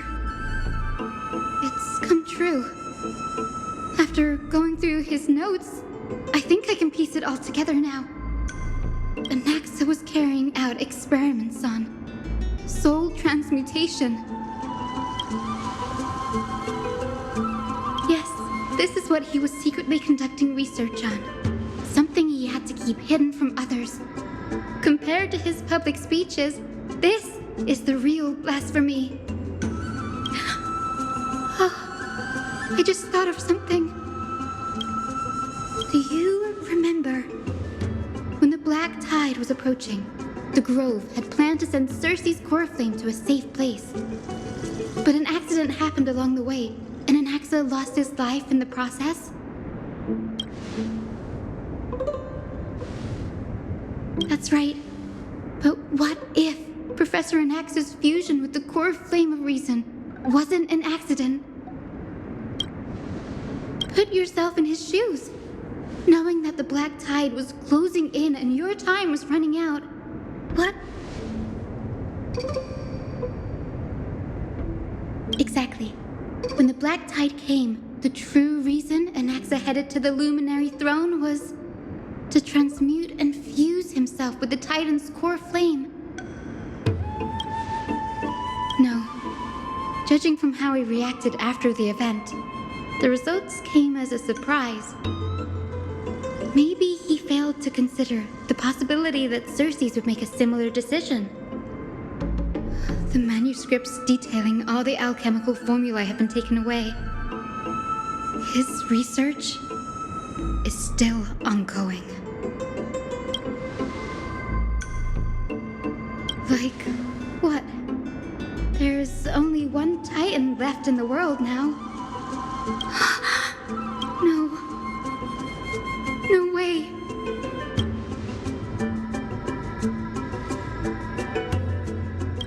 He's after Kefali.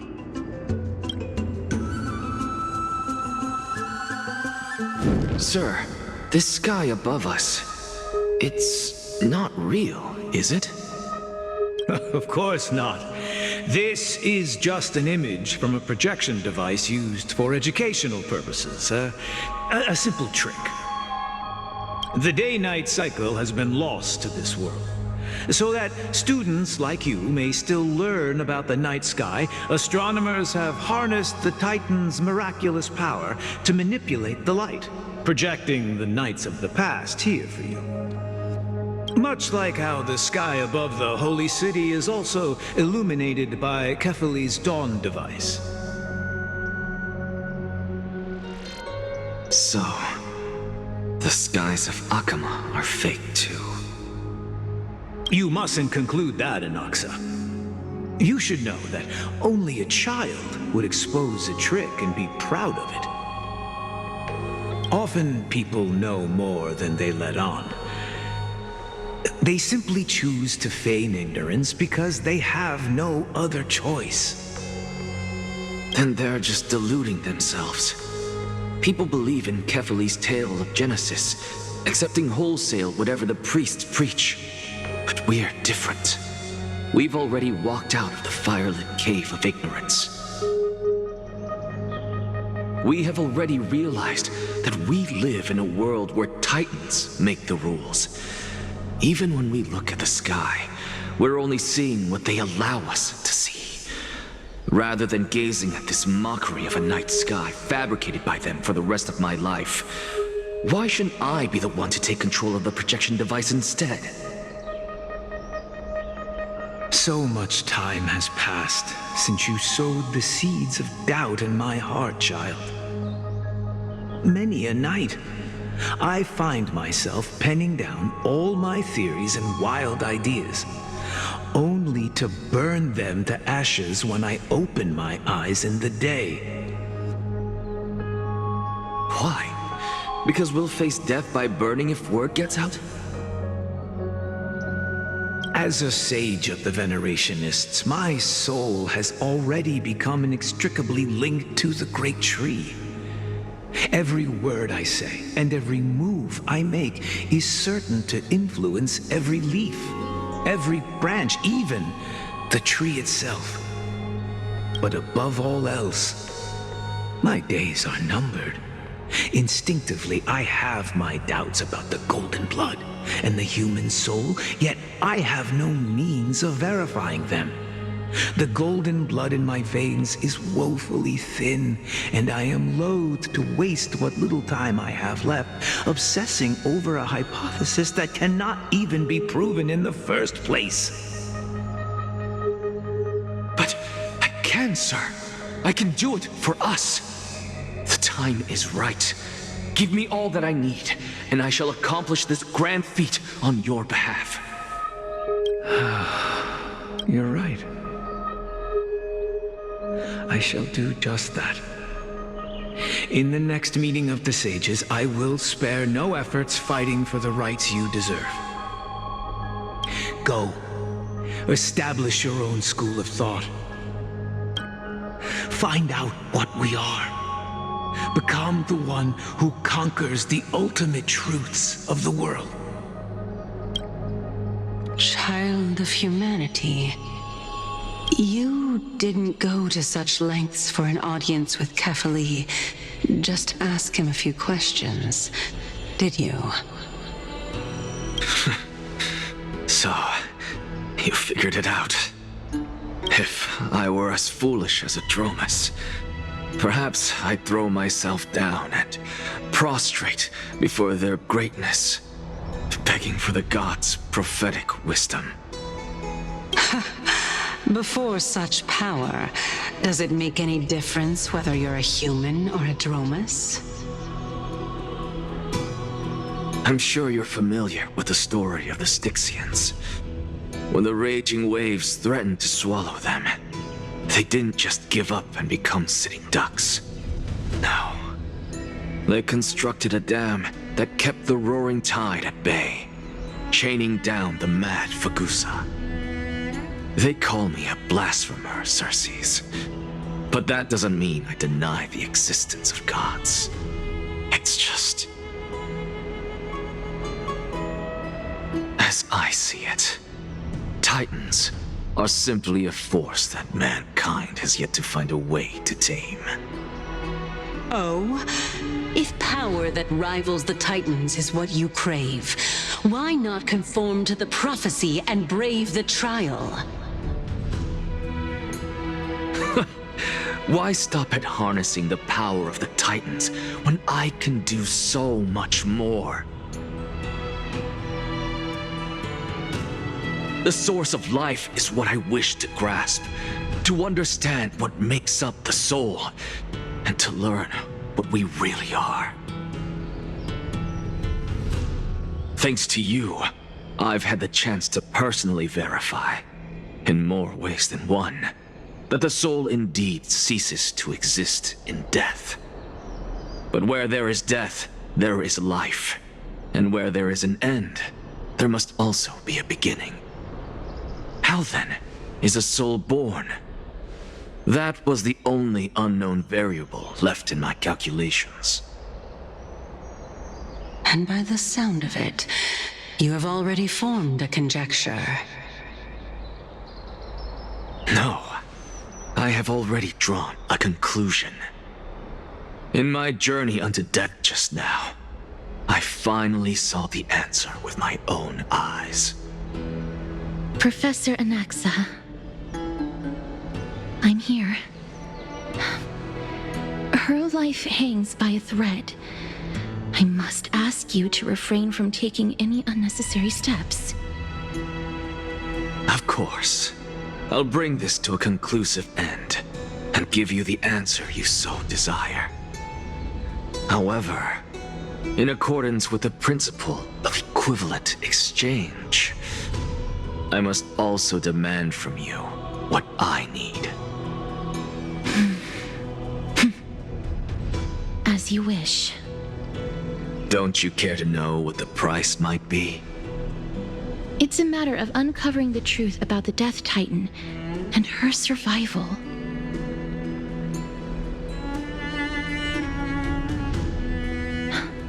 This may be the only time I can ever save someone's life. There is no need for me to think twice. I see. In that case, let the show begin. Indulge me. Am I correct to say that you intend to prove Thanatos' whereabouts and prove the nature of our existence now? Before I begin, I must confess I had been stuck in a cognitive trap all this time. As unrelated as these two propositions may seem at first glance, they are in fact logical equivalents. They are merely two different ways of telling us about what the soul is at its core.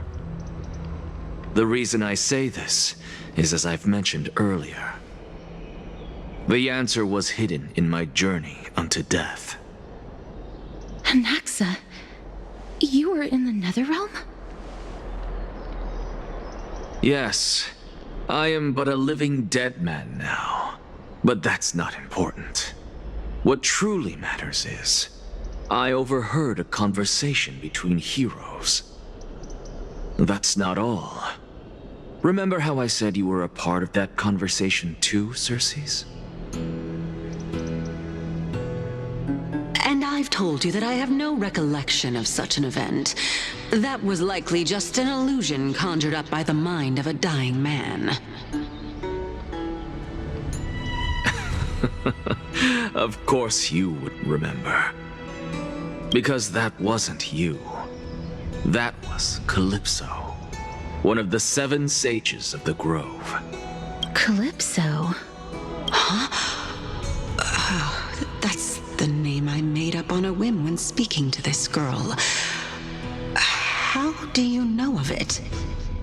And surely you jest. Don't you think I, of all people, would know if that were the name of one of the 7 sages under the shade of my tree? Don't you claim to know the Grove's past like the back of your hand? It seems you've lost even the memories seared into your soul. Use your head, Circes. Since all of this took place in the realm of the dead, it stands to reason their likenesses are of souls from the past. The living cannot step foot into that world, so who could they be? Think about Calypso. Why does she share your likeness, yet you have no idea who she is? The answer is evident, is it not? Those fallen heroes are the mortal incarnations of the Titans before their ascensions to godhood. The gods aren't master creators born out of thin air, and they are no different from humans, because they all evolved from one. Ah, Does this answer disappoint you? Yes, because you've answered nothing. If I truly was once human, as you claim, then where do the children of humanity come from? Even on the off chance that you speak the truth, this brings us no closer to grasping Thanatos' whereabouts. How are we to find them? I knew you would say that. But it matters not. I know what I'm doing. Actually, why don't we have this supreme being standing before us tell us everything? You can revive a Titan? Humans cannot return from the dead. Neither can gods. But all we need to do is look at this from a different perspective, and the problem will resolve itself. The solution is simple. Just like what you did to me. If I'm reborn as Kefali, I can rebuild the world and all within it as they once did. Simple, is it not?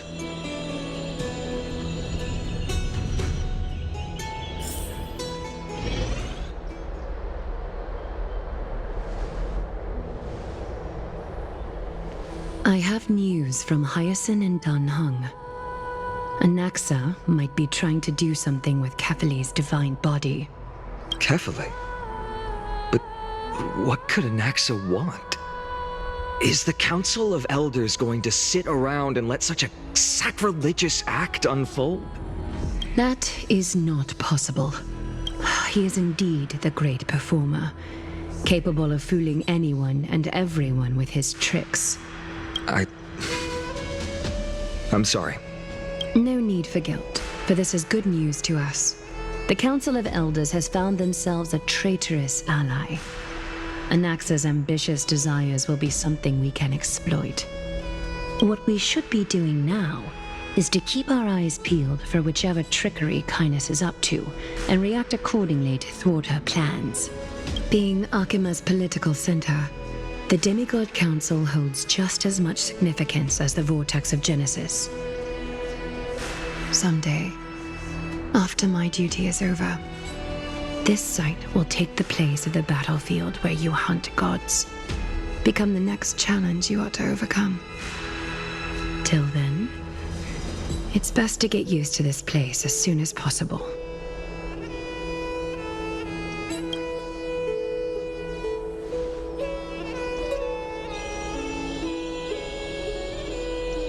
Preposterous! The Christos only have their standing because of the Council of Elders. How dare they trample over it? It's been a while. What is that supposed to mean? Is this really the sort of person that the young lord praised as a ferocious warrior? It has indeed been some time, Lord Krateros.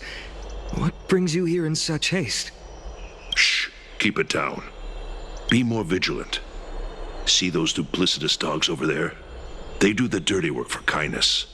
I've already ordered my people to hold them back, but we should still lay low. Unless you're itching for a bloody fight to get a workout in. My bad. So, did something happen?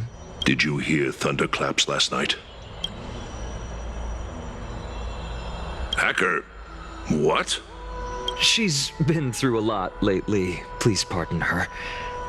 Can you tell us more about these thunderclaps? Thunderclaps are beacon signals of strife. They are a message from the young lord. He threw a spear bearing several words at Akama. Watch out. The Flame Reaver is back. I guessed as much. We didn't actually kill them back at the Kremnos Arena. I figured this is something you would want to know. We Kremnoans never back down from a fight. So if you plan to take that thing down in a battle, reach out to me anytime. You have my gratitude. I will let Aglaya know about this right away. Remind her to be on her toes while you're at it. That vicious Kainis has been unusually active lately. Those lackeys she keeps under cover have been going in and out of the city a lot more frequently these days. Some even seem to be getting Kremnoans to defect to the Council. That's... Looks like you can see it for yourself. We should get back. Thank you for the intel, Lord Crateros.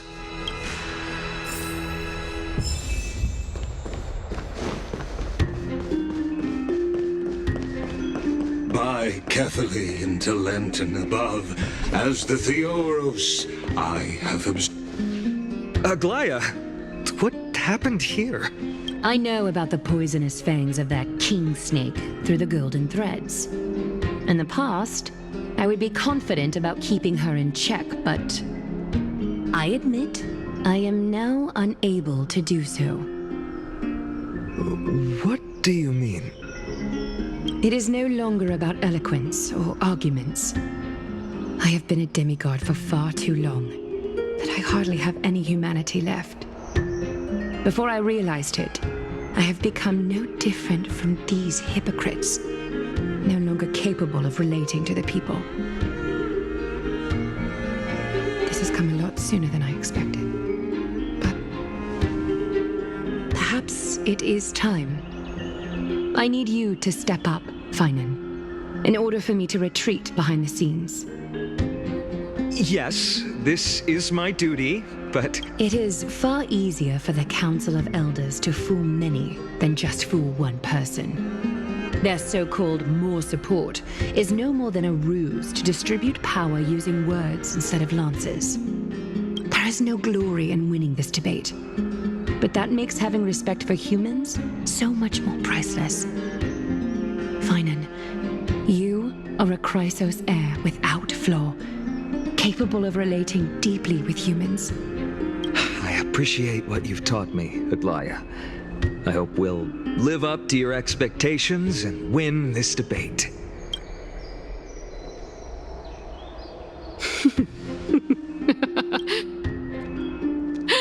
Oh, you've done well, Lord Calictus.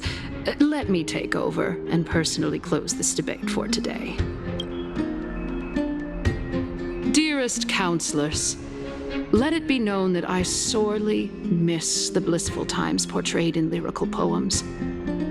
Back then, Amphorius was home to nearly 1,000 cities, each with their own local faith, while gods walked the earth and shared close bonds with humans. Yet, in the present, people from all over are forced to leave their homeland to seek refuge in the holy city, where they hope to rest under Kethali's protection. All of us have long been in the same boat, with no way out of this plight. We didn't have a choice in the past, but now, the Council of Elders brings to the table a new possibility. All I have left is one question for you. Would you rather strive toward the unheard of Era Nova, or return to the prosperous Era Chrysia of our past? Make your choice. Now, which of the two would lead mortals to an ideal future?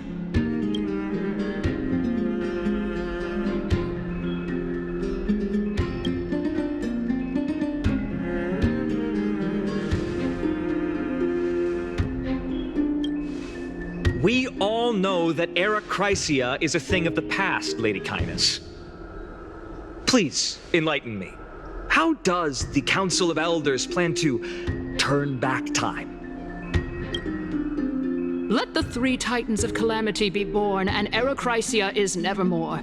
But bring demise to those Titans, and Era Chrysia will descend upon us again.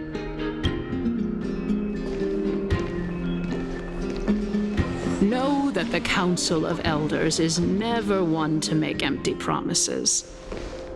Look at who we have on our side. Anaxagoras, one of the Grove's 7 sages, and Castorus, Idonia's goddess of death.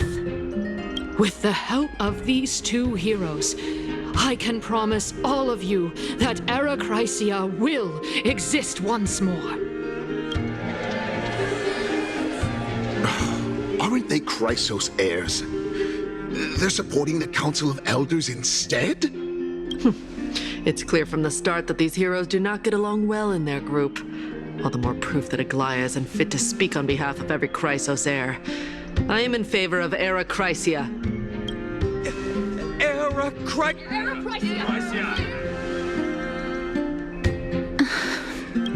Castorus?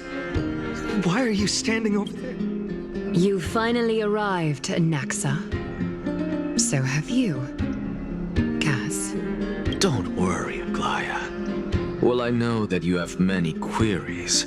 Could you continue to converse like how the citizens normally do? Tell me, dear citizens, if we successfully retrieve and return Thanatos' core flame without anyone passing the Death Titan's trial? The answer is simple. We will have a chance to rid the world of death and bring Amphorius back to an era when all beings live forever. We'll usher in a new future that will be entirely different from the Flame Chase journey. He's one of the 7 sages. Your proposal is much too idealistic. As long as the Black Tide still exists, how can we go back to the old days? Remember what I previously said? Kephale's core flame is guarded by the secret power of the Council of Elders. Plus, Fagusa's water curtain will be able to block out any external perceptions.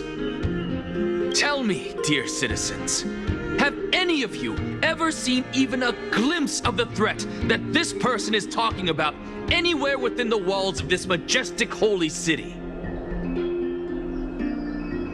If we eliminate death, then there's no need for us to fear that Flame Reaver, right? Citizens, let's loudly sing the blessed hymn.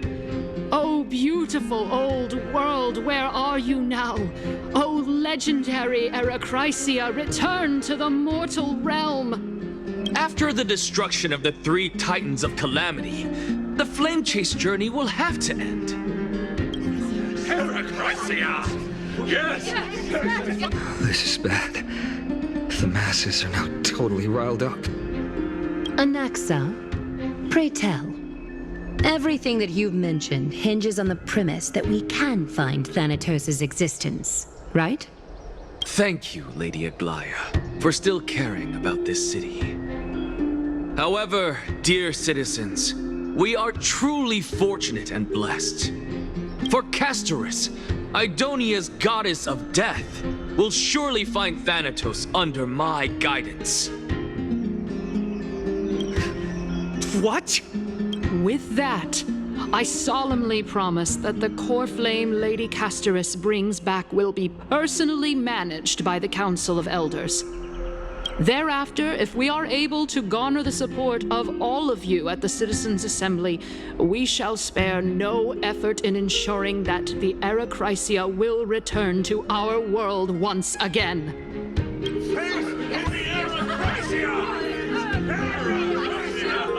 With the balance shattered, the result is clear. By Kephale and Talent above, as the Theoros I have observed. Akama has chosen her destiny.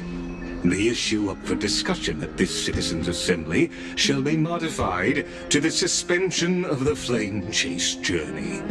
This... Aglaya, dear Aglaya, what has caused your heart to soften? You also don't seem to be as quick-witted as before. Wag your tongue as much as you like. Since the Flame Chase journey has been preordained by the prophecy, our failure has never been on the cards. Well then, I guess we'll find out if that's true at the Citizens' Assembly.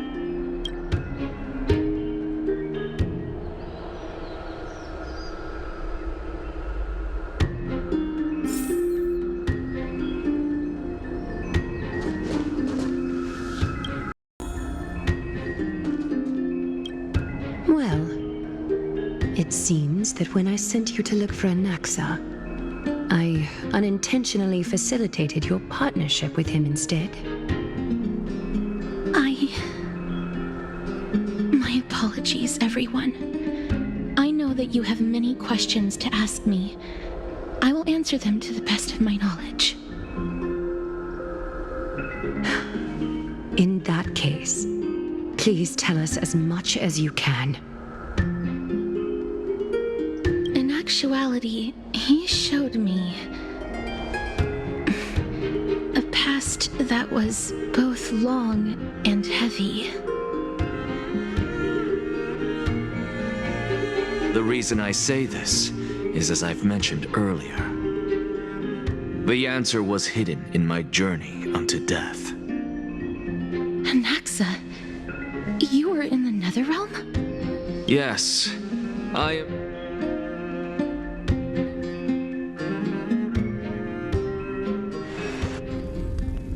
Have you heard of this tale before? A tale about the ocean god's treasured pearl, our hometown. It was a seaside town which enjoyed the ocean breeze and glorious, peaceful times, thanks to the wisdom of its ruling queen. Until one day, an evil dragon descended upon the town. Its wings were large enough to blot out the sun, while its claws were sharp enough to rip the waves apart. It barged into the tall tower and devoured the queen's beloved daughter. It even settled itself in her bedroom like a tyrant king. The queen assembled 300 warriors who managed to subdue the evil dragon by chaining it up. However, when the queen slit open the dragon's belly, she realized that the princess had long since been digested, and all that was left of her was a pile of bones. Devastated, the queen wept for several days.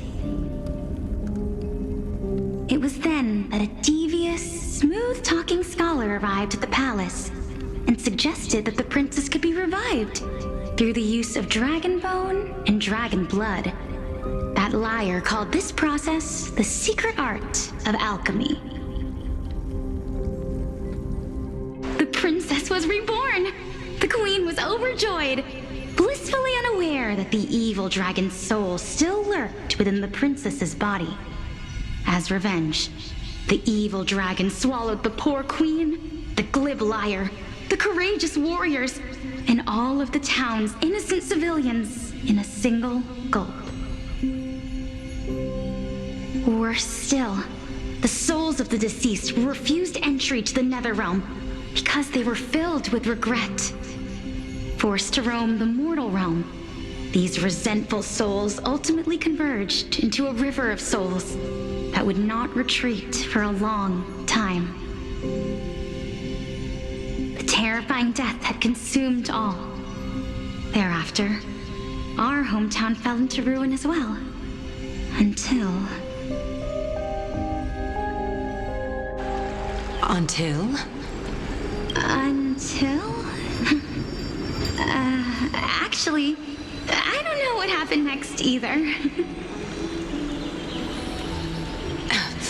Oh, my. It seems that you still like to whet people's appetites even after all this time, Pelixia. So, according to your story, this is how I used to look? It's practically a mirror image. And yet, what exactly is this? A miracle that I created with alchemy.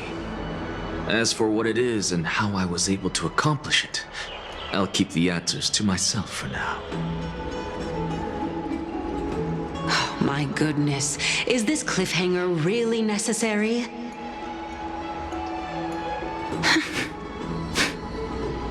Quiet, Titan.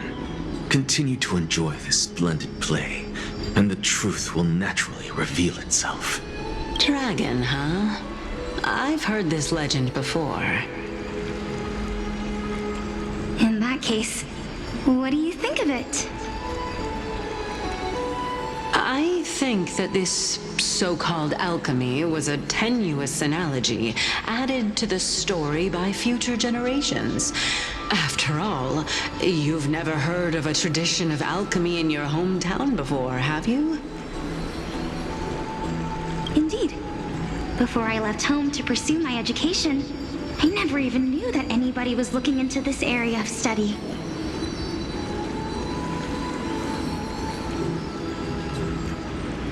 Therefore, we can just treat this tale as a fable told to young children. A fable, you say? If so, what moral is it trying to impart to the kids? I guess it might be the concept of equivalent exchange? Oh? I thought the moral might be closer to something like honor the dead. Huh. What? At a loss for words? No. I merely realized that we're both thinking of the same principle. If life is priceless, then there is hardly anything else in this world that is of equal weight to it, right? Indeed. As expected of the wisest scholar in the land.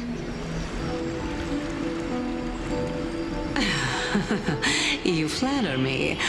Why don't I ask you a question as well, as a form of equivalent exchange? Of course. What is your question? If I imparted my knowledge of the art of alchemy to you, would you use it to resurrect someone you loved? What? What kind of strange question is this? I got it. You're just trying to get me to tell you whether I like anyone, right? Let's just leave it at that. That was rude of me. Yes, I would. Oh? Death is inevitable.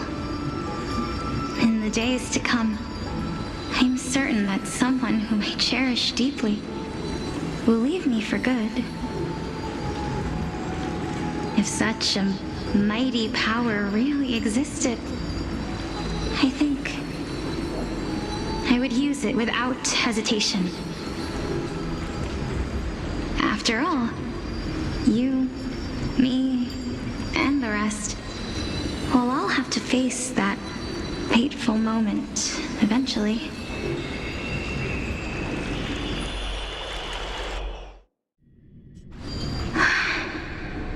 My time is finally here. However, perhaps because of my firm belief in the immeasurable value of life,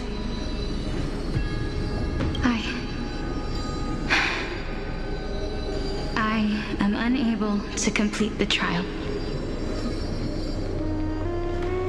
You shall wither, and through that, the dead will sprout again from the remains and be reborn with the dead flame.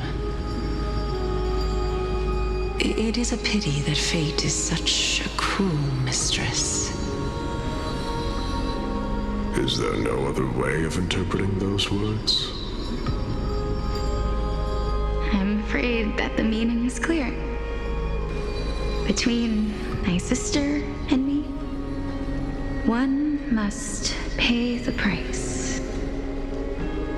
Our trial can only be completed when the one chosen sacrifices her life.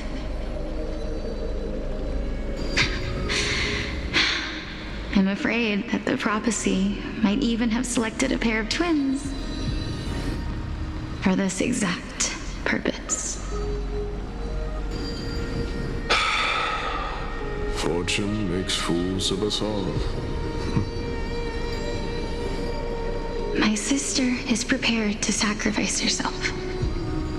And yet, I can't do the same. How absurd. My time is almost up, but I'm still afraid to welcome death. What should we do? If I'm ultimately not able to make up my mind... Since Chaos is willing to guide all of us and leave this trial to the end, there is still plenty of time for you to ponder.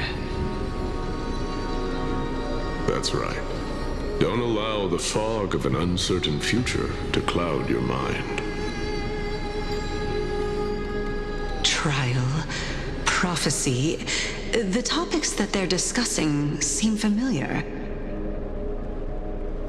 But these three people must not have left their names in the epics. Otherwise, I would have some recollection of this. Amphorius's history before the Titans were born was complete chaos. Is that not strange by itself? I have long held 3 hypotheses about this. However, let's continue watching for now. Calypso, Polixia, and this warrior. I see. Regarding this matter, Nias, are you confident that you'll complete your trial? Of course. Though, I am worried about what will happen once I've emerged victorious.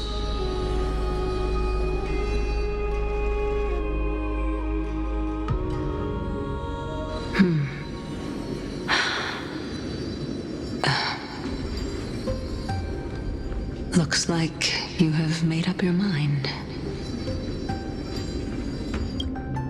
Yes, this is the safest course of action. Completely separating courage, honor, tenacity, sacrifice, and reason. You really know how to make things difficult. Please, young lady, witness my fall and demise. Lady Calypso, you shall host the soul-rending ceremony. I do not understand. Why would you dare to sacrifice yourself for a future that you won't get to witness? Because this is our destiny. The power that resides within me is so intense that I will one day be engulfed by it. Furthermore, a valorous death before glorious return has always been the path I chose to walk. A journey I began long ago. If your sister or Chaos were in my position, I believe they would make the same choice as well.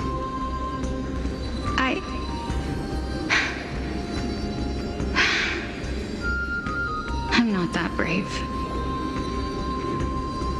I don't know how I'm supposed to face such a serious affair.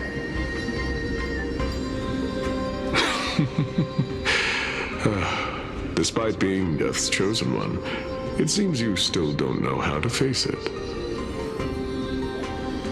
Let's chat, young lady. Perhaps I shouldn't end my journey so hastily.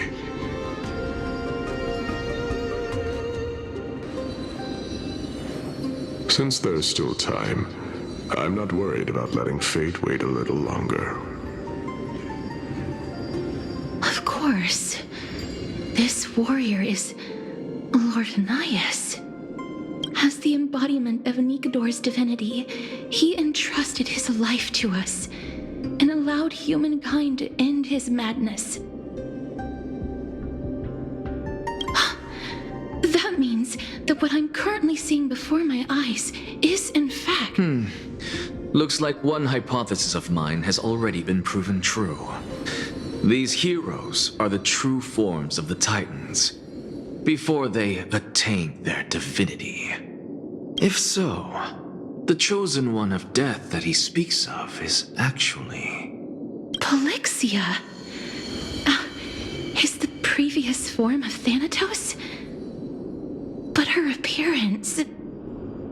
If this is true, as long as we can find out where she went, we'll naturally be able to figure out the location of the Death Titan. But before that, we first need to witness what ultimately happened to Lord Anias.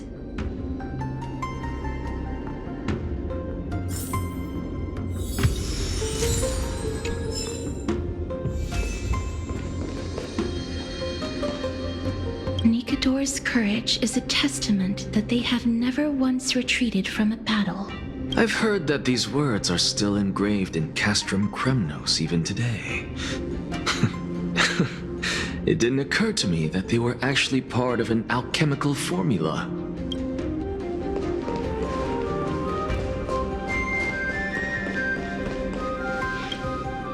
Honor, courage, tenacity, sacrifice. And finally, the only thing that remains is reason. Cheer up, young lady. There is no need to shed tears over a glorious death. All farewells in this world are sorrowful, Lord Nias. No, young lady.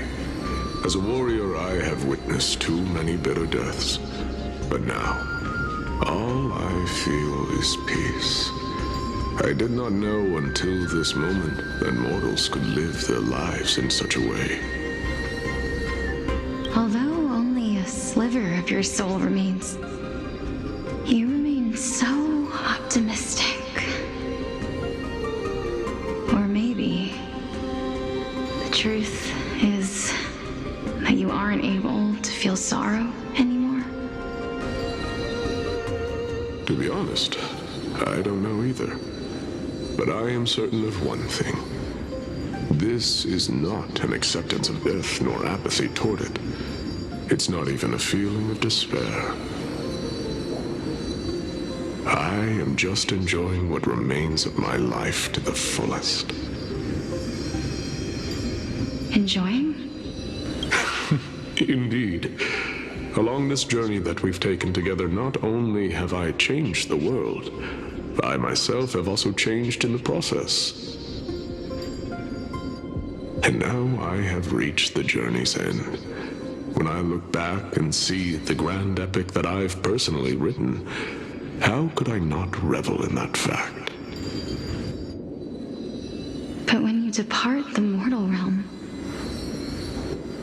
won't all of your accomplishments be reduced to nothing? Separation and death are two sides of the same coin. Reconciling this doesn't come easily for a mortal. Finally, let me recount to you a story of mine, young lady. The first time I returned from the battlefield, I felt extremely hollow. The calamity had devoured everybody on the battlefield but me. When I returned to the city alone, the citizens held a banquet for me that was far from pleasant. I felt as though I was still on the battlefield, and the person who had returned was nothing but an empty shell. It was late into the night by the time the banquet ended. My head still reeling, I returned alone to the barracks. On the way back, I encountered someone. It was a crazed scholar looking at the night sky and muttering to himself by the side of the road. Although I tripped over him and fell, I wasn't angry in the slightest. And maybe because I saw myself in him, I inexplicably asked him a question. Do you think that it'd be better if we just died on the roadside like a couple of stray dogs? To my surprise, he shrugged his shoulders and sighed. How does someone who is currently experiencing death, dying and living, afford the same amount of bliss? Now please, go away and don't block my starlight. Are you trying to say that there is no difference between living and dying? For they are both journeys that lead toward death? That's exactly what life is, and death is, but a scale to measure how valuable the journey was. Journeys and epics are only glorious and magnificent because all things eventually fade to dust. Therefore, young lady, don't detest your fate. Instead, willingly and respectfully embrace it. The embodiment of strife telling me about the majesty of the world. Indeed. I believe that when the fated moment eventually arrives, you will be able to understand my words. It is time for me to knock on death's door. I will set up a long table at the end of the road and humbly await your arrival. When that moment finally comes, let us drink and be merry then.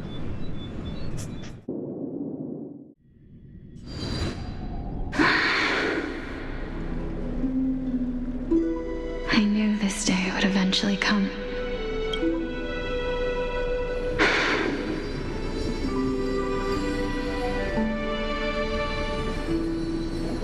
Are the both of you ready? Mm-hmm. Polixia, I'm here. What? This is quite interesting indeed. Is this Polixia's sister? Is it me?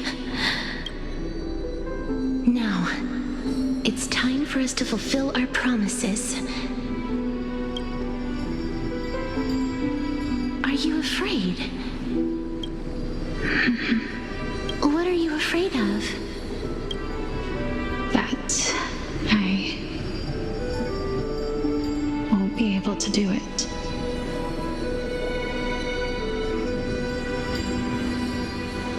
You shall wither, and through that, the dead will sprout again from the remains, and be reborn with the dead flame.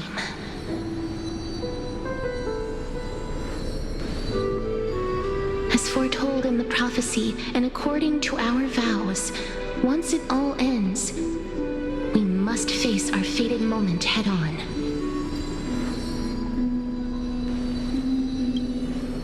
Even if it was prophesied, do we have no say in the matter? It's so unfair. Why are we the only ones who are forced into mutual destruction? Let me do it, sister. Let me be death's sacrifice. I was never long for this world anyway. But you're different. I was the one who wasted your life after all.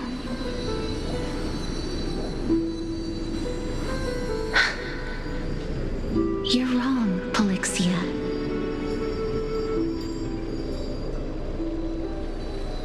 I don't think that my life was wasted. Just the opposite. When I finally arrived at this destination and looked back at the journey I took, I discovered that flowers had long since bloomed along the path I walked. It was you who sowed the seeds for this sea of flowers, one that is more beautiful than the promised land at the end of the world. Besides, I have lived a fulfilling life. Even though I was fated for sacrifice, none of the things that I've experienced will dissipate. Instead, they'll forever live on as memories inside your head, will they not? How could my memories of you ever compare to the actual you? Well then, tell me. What exactly are we?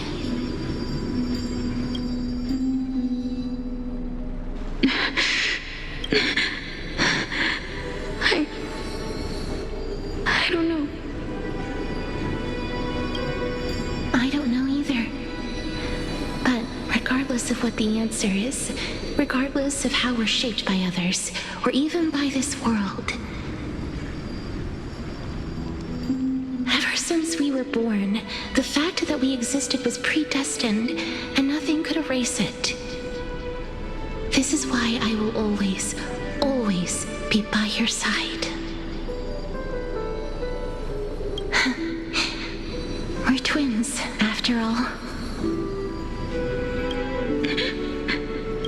All right, my dear Polixia. It's time to extract my heart and light the flame of death. After that, use it to plant the first bud in the prophesied new world.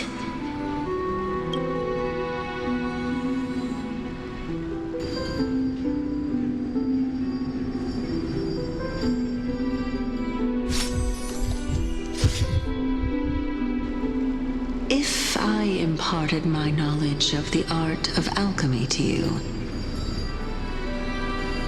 would you use it to resurrect someone you loved?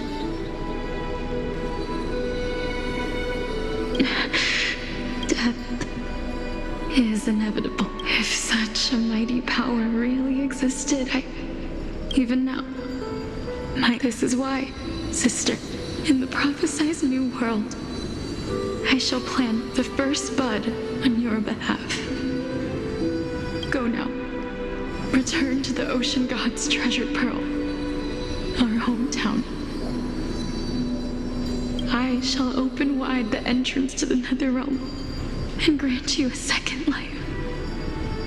The living beings on this earth shall respond to my call and lead you to the sacred daylight. Remember, do not look back on the land of the dead, and do not stop moving. In the new world promised by the prophecy, march toward your new life. As for the price of our equivalent exchange,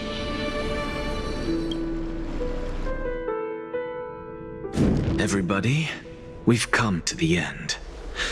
Unfortunately, I am not compatible with the Supreme Being, so I was unable to completely fuse their soul into my own body. However, being able to glean all this from them is exciting enough. I'm certain of this now. Before the Titans that we are well acquainted with were born, a group of heroes roamed the land.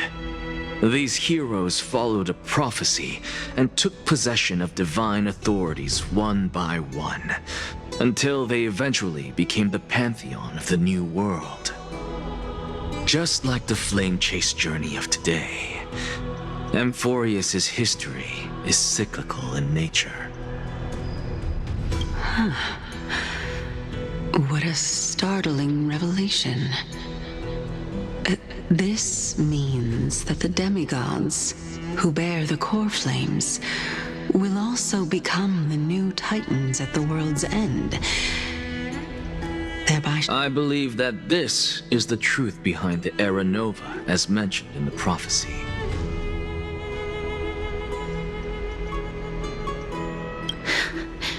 This is utterly unbelievable.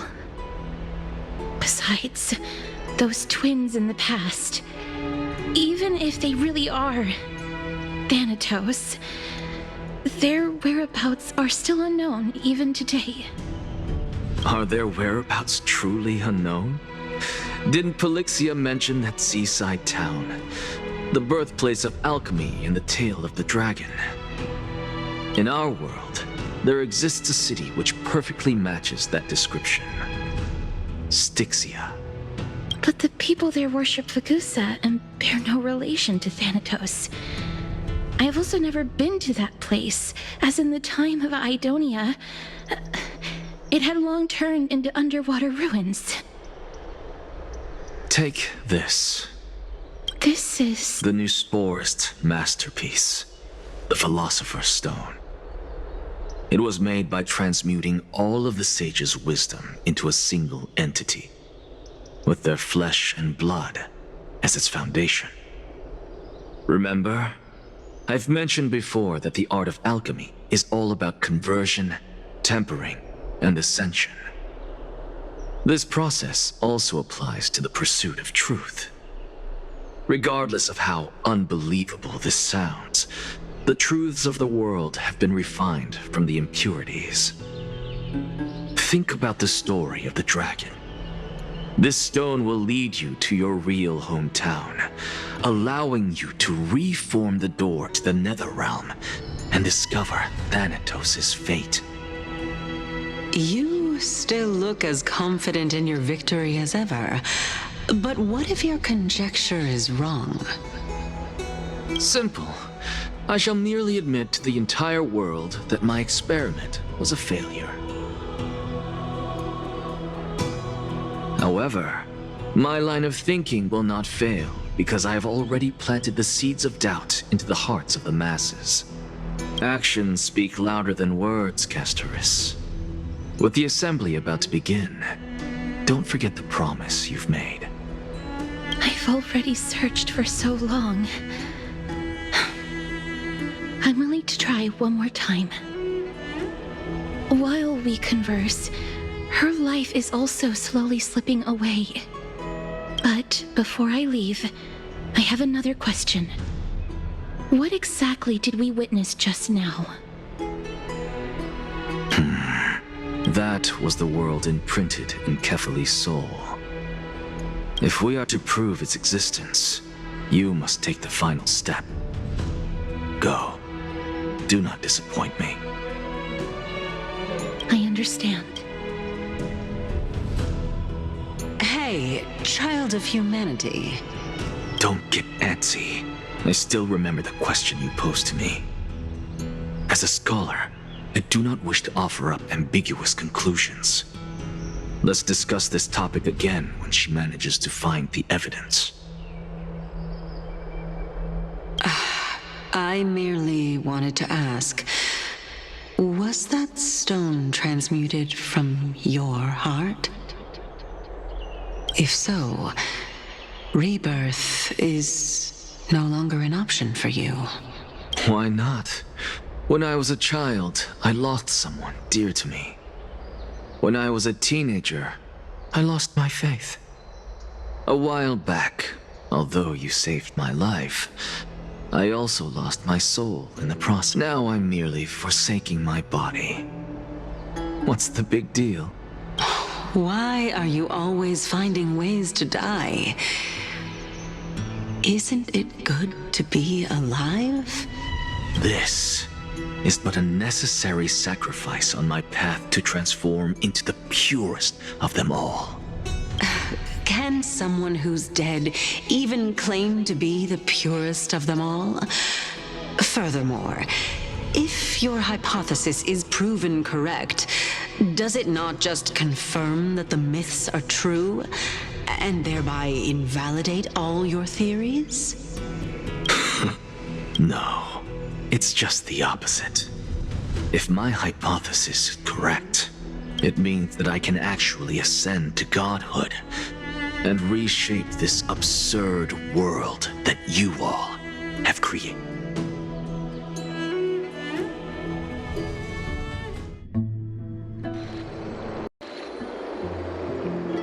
That's a lot to take in at once. Lady Aglaia, please, let me explain. Go on.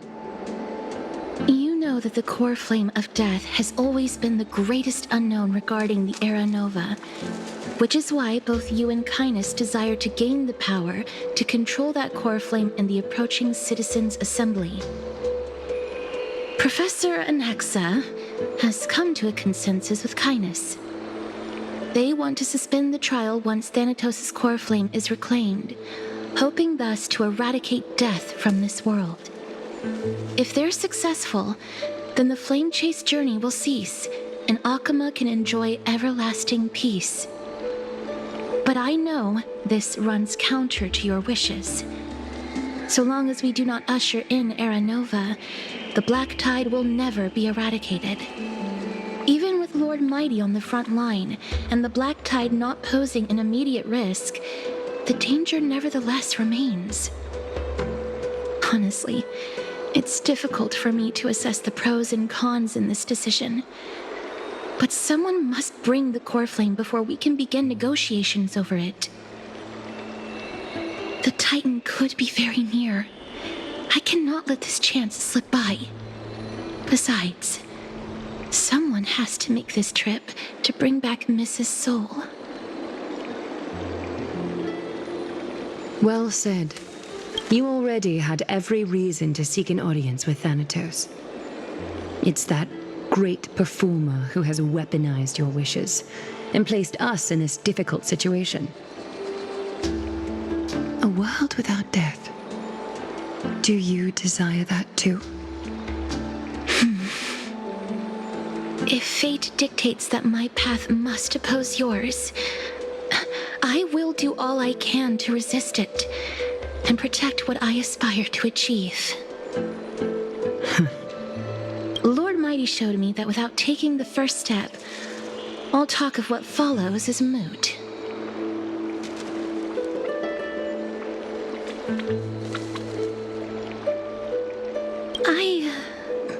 I have always hoped to hear you speak your mind, Cass, and I am glad to have heard your true thoughts.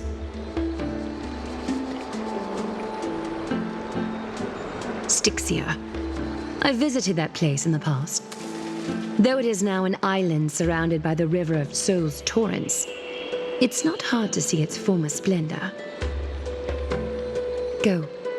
I will not stand in your way. As for you, you are someone who has cheated death. I believe you have more than enough reason to make the trip with Castorus and meet the god of death himself. Castorus, I too look forward to your journey. I wonder what kinds of new interpretations your completed story will bring to the Flame Chase journey. Thank you, Lady Akaya. I hate to put a damper on this heartwarming moment, but if Styxia is now an island surrounded by the river of Soul's torrents, then how do we find a way in? Lady Treby is probably... The answer is quite simple. In the myths, Zagreus once made the domain of the dead their treasure vault. That is to say, they could enter and leave the nether realm as they pleased. And if they could do that, then it follows that the demigod who inherited their divinity must be capable of the same. I'll see you at Memorial Palace at Action Hour tomorrow. Cypher shall be your guide to finding that ancient city.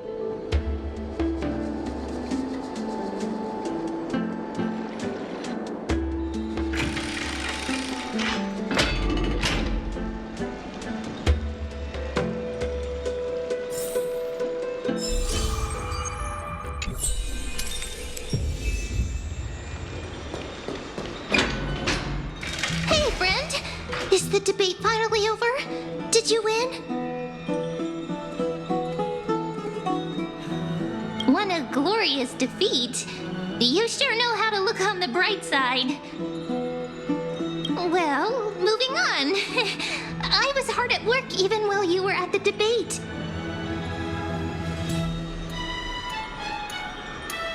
I borrowed a mountain of books from Cass to see if I could find a way to solve your problem. Let's see. I still have Only 32 books to go.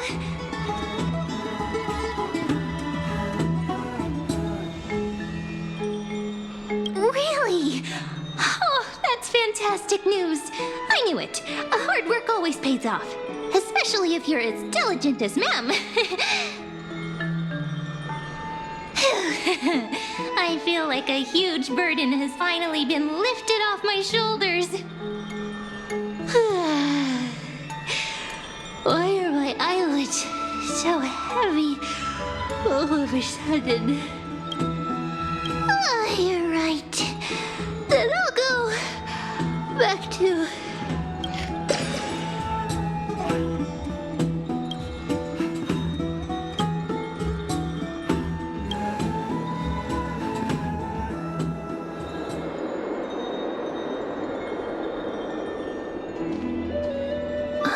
Cass? What a surprise. Lady Treby. Is something troubling you? I just wanted to speak to Lady Trian for a bit before I set off. No matter how breathtakingly beautiful Styxia once was, the place is now the domain of the departed. There is no telling what we'll encounter there. I don't want to have any regrets.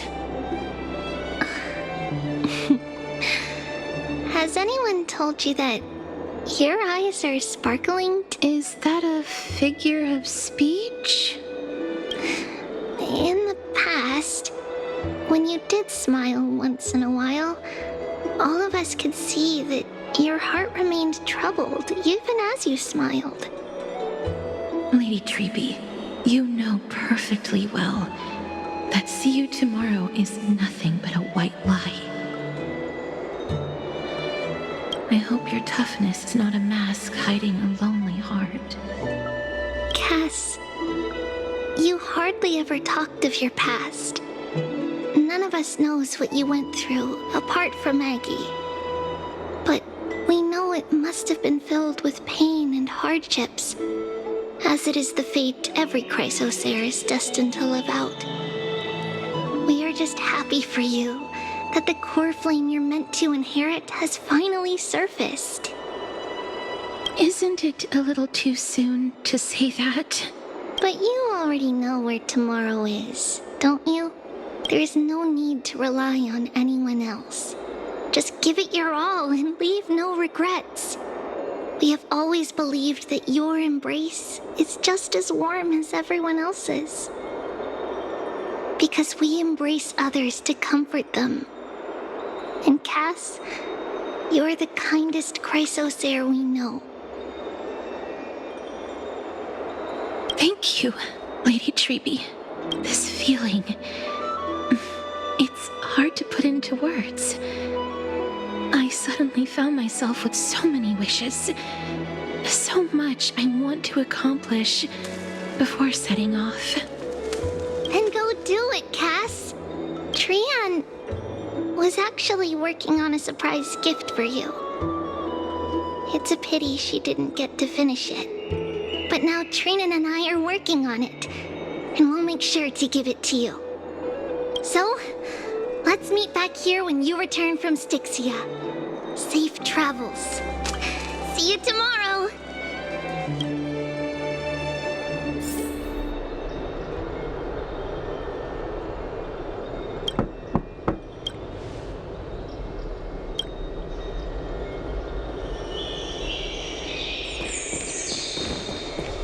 It's me.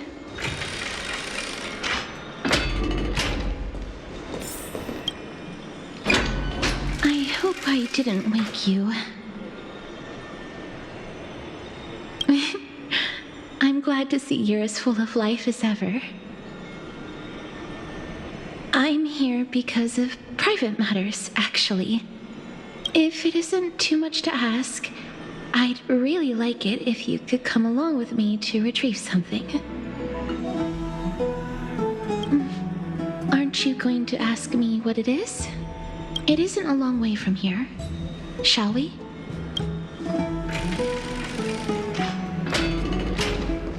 I'd love to go in and take a look. Have you heard? Seems like all the rooms are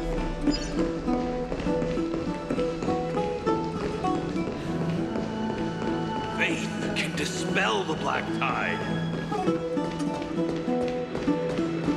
The streets are packed. It seems the vote to pause the flame chase journey has begun. I want to vote! Tell me how I can vote! Take your ceramic shard engraved with the Kethali rune, select the Council of Elders in your heart, and pray silently until the shard registers your choice. Then toss it into the Dolium. The Council of Elders? More like the Council of Buffoons! The Black Tide took my hometown long ago! Who are they kidding with bringing back Erechrysia? It's all a sham to create their own Erechrysia in Akama! The Titans are just. So long as we do not overstep our bounds again, we will not incur divine wrath. Oh, please. The time when these deranged Titans should have vacated their spot to the demigods is long overdue.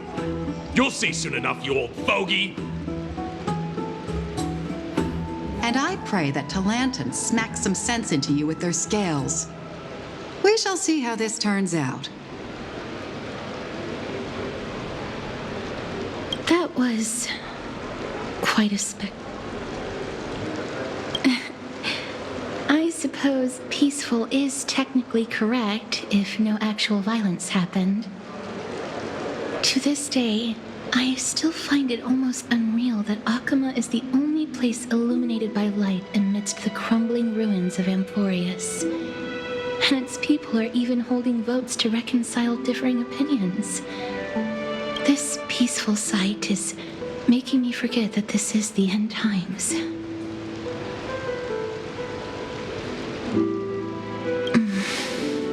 Before coming here, I had lived for many years in Idonia, a city of rime and frost. The people there were devotees of Thanatos, and were well known for their unique burial rites and traditions. Traditions that I played a major role in.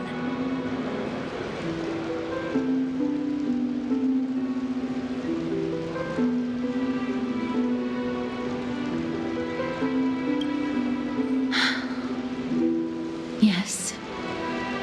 You now know me as the Mortician of Akama. But back in those days, I was Idonia's Maiden of War. I was trudging across the frosty plains on my own when the Idonians found me. They saw the curse in me as a blessing from Thanatos, and believed that my hands could correct the Erechrysia's mistake and lead them to meet the great god of death. They provided me shelter, but in return, I was expected to grant merciful deaths to war captives, prisoners bound for execution, and heroes alike. Is that how you see it too? But no matter how kind or cruel the means, nothing can change the essence of death. Taking away someone's life is never worthy of religious worship.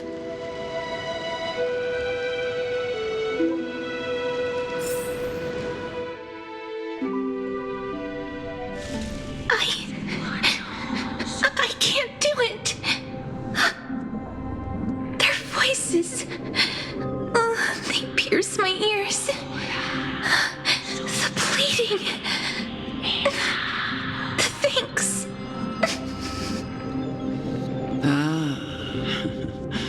I know that feeling, child. I was once as lost as you are now. But you must respect those walking towards death, just like how you should respect yourself as the Holy Maiden granting humans glory and liberation. What you're asking me to do is no better than the task of an executioner. And yet you want me to respect myself. No matter the titles, I am still taking away human lives. This won't be the first time that Edonia's fanatical nether warriors have faced death. On the contrary, recruits new to the battlefield often run away from their first fight. Death is the mightiest and gravest power in this world. The fact that you can wield it means you are deserving of respect. That's such a twisted reason. Then let me tell you. In Idonia, the great swords commonly used by executioners are called Draconian, in memory of Drakon, an elderly executioner. The sword has 3 air holes along its body. If the sword is swung down swiftly and accurately, the holes would make no sound, and the executed would also depart this world quickly and painlessly. But should the executioner have any hesitation, the holes would produce a piercing whistle. On that cue, the screams of the executed are sure to follow. Every executioner after Drakon is to hone their sword skills every day in preparation of future executions. Every swing of their blade must be more resolute than the last, for failing to do so will bring pain. Pain for the dying, as well as pain for themselves. No. I can never get used to this. You misunderstand, child. I am not telling you to get used to it. I'm asking you to consider the source of the dead's suffering and use that knowledge to fortify your future touches with more and more determination. Go, walk with the dead and love them as you love life. Then you'll no longer hear those noises.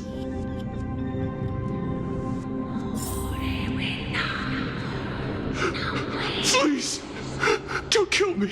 I don't want to die.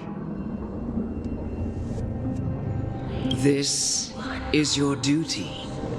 Remember, consider the source of the dead's suffering, then give them the respect they deserve. Thank you. I beg you, don't listen to her.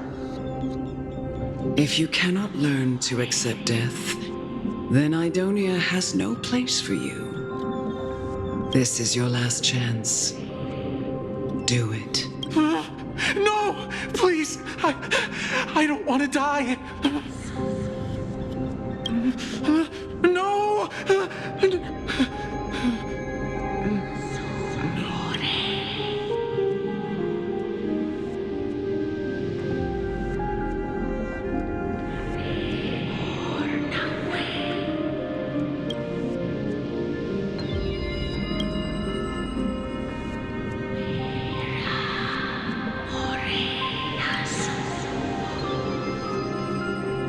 May you gain some insights through his sacrifice.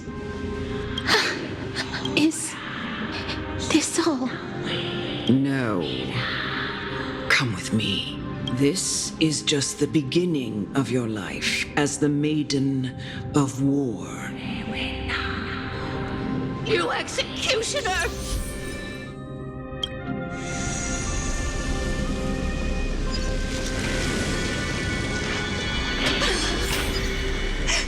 Holy Maiden!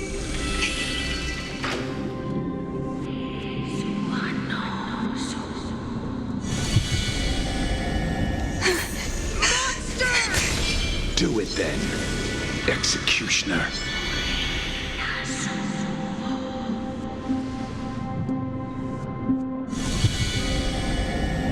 I curse you. Why? Please. Let me release.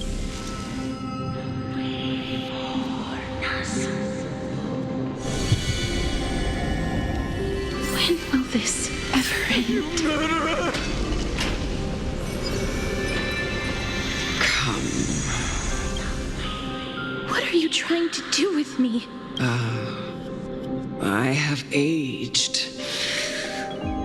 The time has come for me to heed the summons of Thanatos and journey to their domain, the final resting place of every Idonian. You're not that old yet.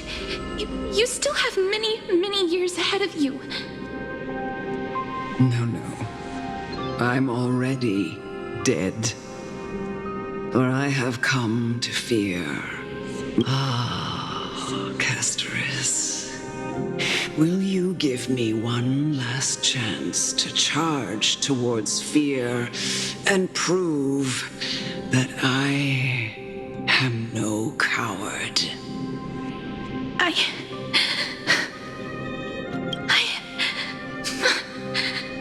can't take this anymore! Child, it was I who brought you here from the frosty plains and set your farcical fate in motion. It was also I, Chief Executioner of Idonia, who forced the heavy duty of executing others onto you. I've always known that you have doubts and even anger about my faith and about me. I never had a choice. Indeed. We essentially abducted you. Yet you can end any sinful life with just a touch of your fingers. Shouldn't it be easy for you to escape from here? I'll never do that.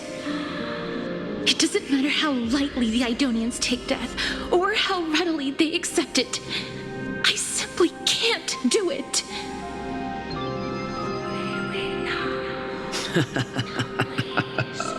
I knew I was right about you. What do you mean? I've taught you and cared for you as my own daughter all this time because of this blessing that's been with you since your birth. I know no one else in the world would understand the weight of life and death more than you do. In the eyes of an Idonian, death is the end of all life, a destination we will all eventually reach. Humans should not resist it, but learn how to face it.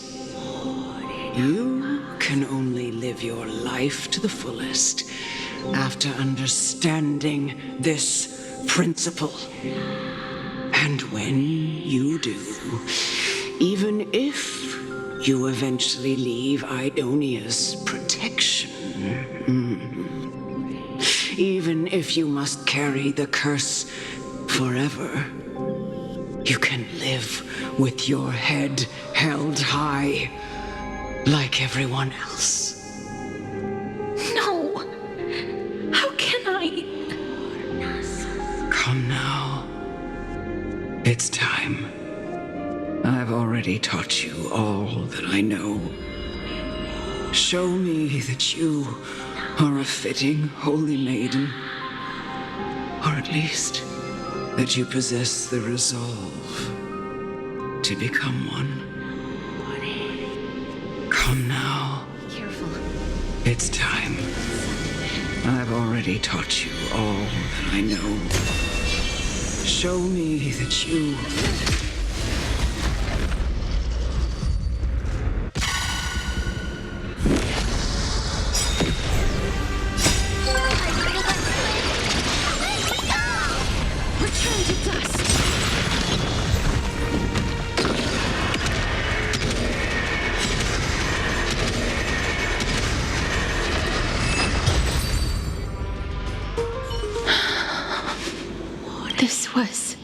last time I followed her command.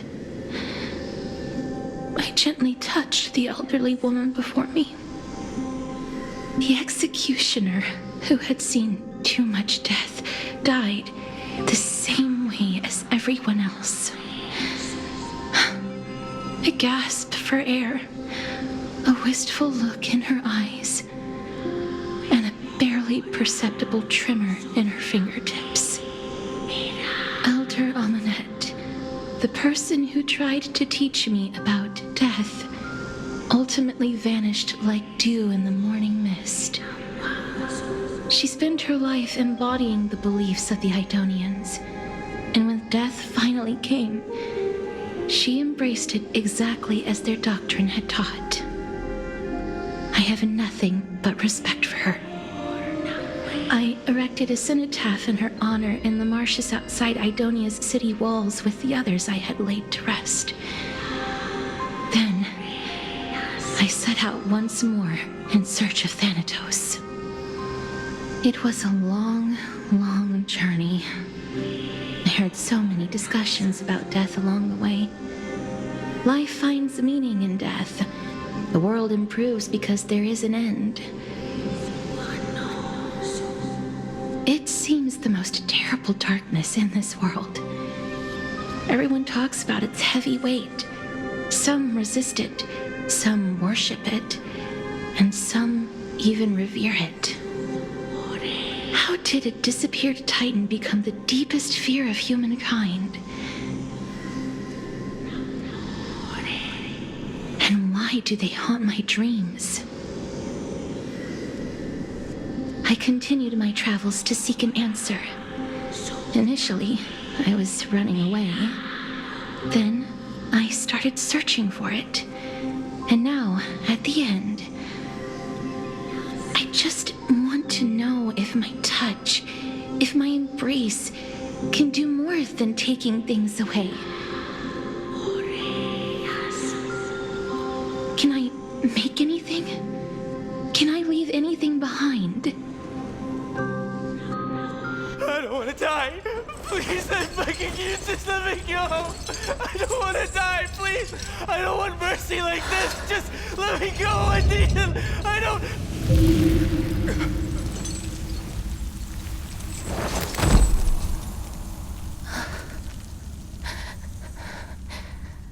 I hate these icy hands.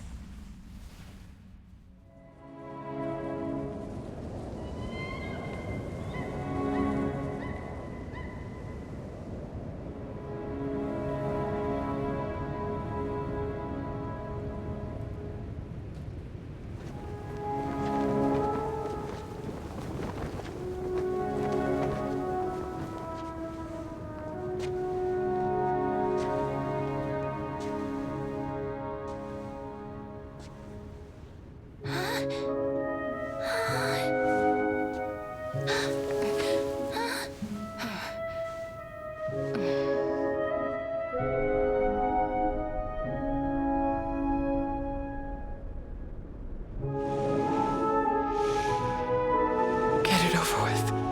End its suffering.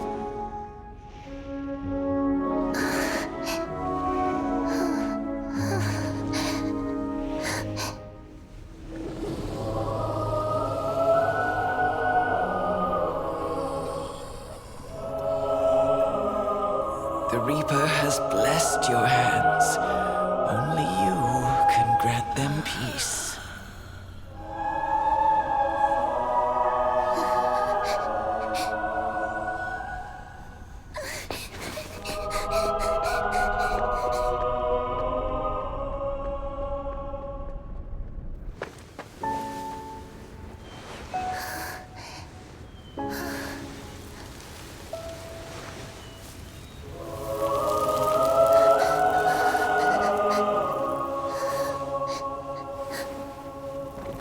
Embrace death. Walk alongside it.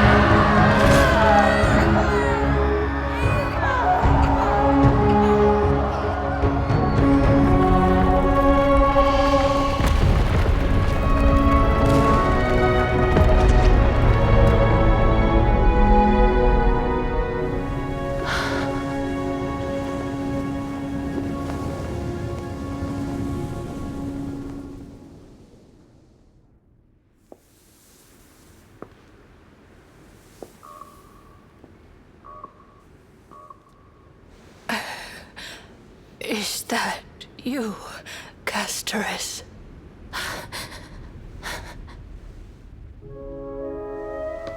All of them have gone, heeding death's summon, crossing into their domain.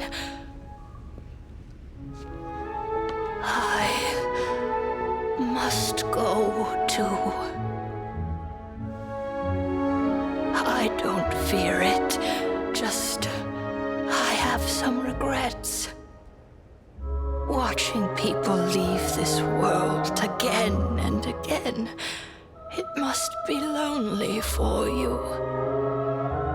You must want to desperately embrace them before they go. I can't. These hands, they're too cold.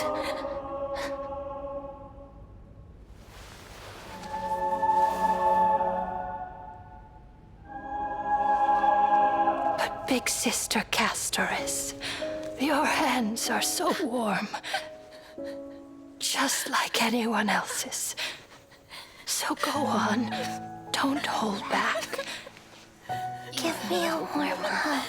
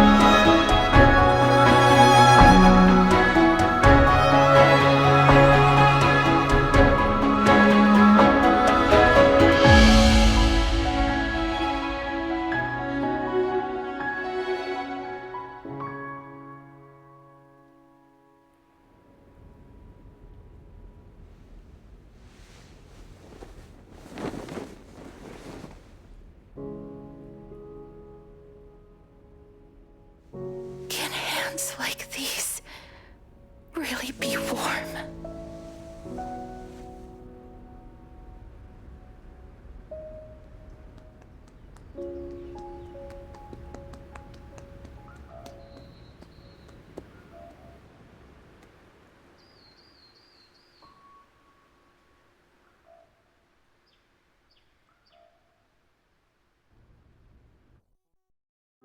On the day that Ornyx's trial ended, you must have had many questions.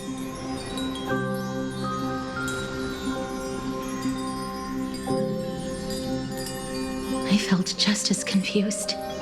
Why, as someone from beyond the sky, were you so cruelly dragged into Amphorius's fate? I wished I could take action, but no matter how hard I try, I cannot simply interact with the living as ordinary people do.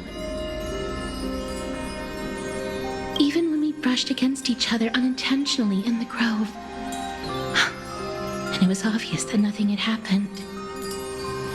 When an almost unattainable hope finally welled up in my heart.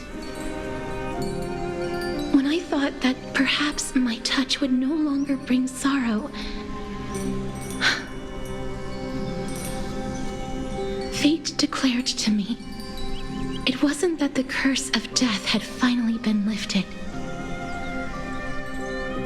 but that your soul no longer belonged to this world, and there was nothing left for my hands to take. Nothing.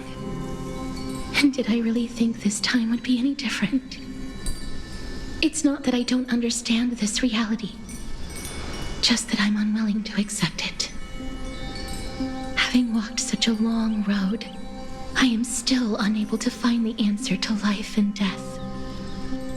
I am resigned to eternal despair. Anything I wish to hold on to, death will inevitably wrest from my grasp. From that moment on, I lacked the courage to confirm it again. Until Ornyx laid bare the cruel truth before us.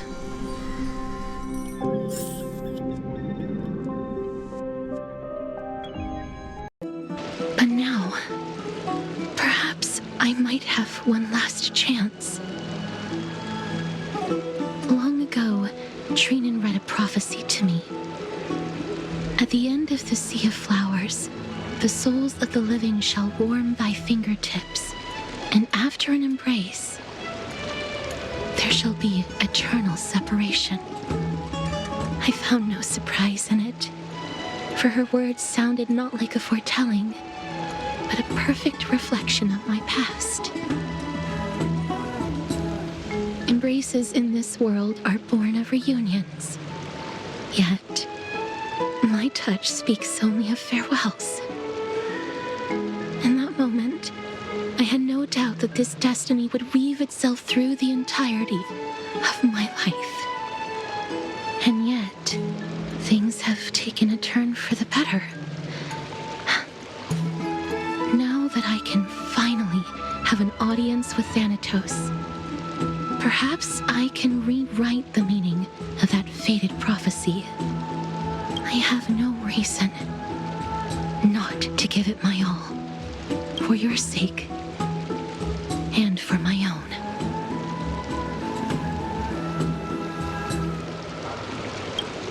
With that, I won't have any regrets.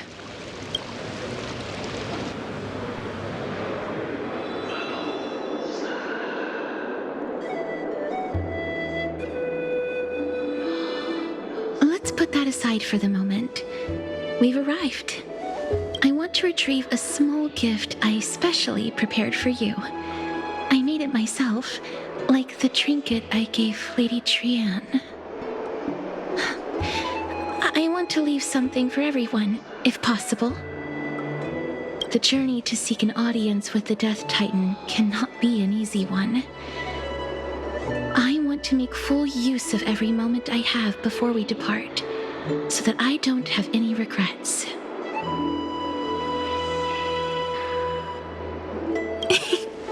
No, it isn't. You'll know when you see it.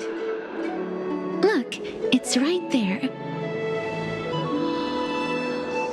Huh? Where did it go? What's going on?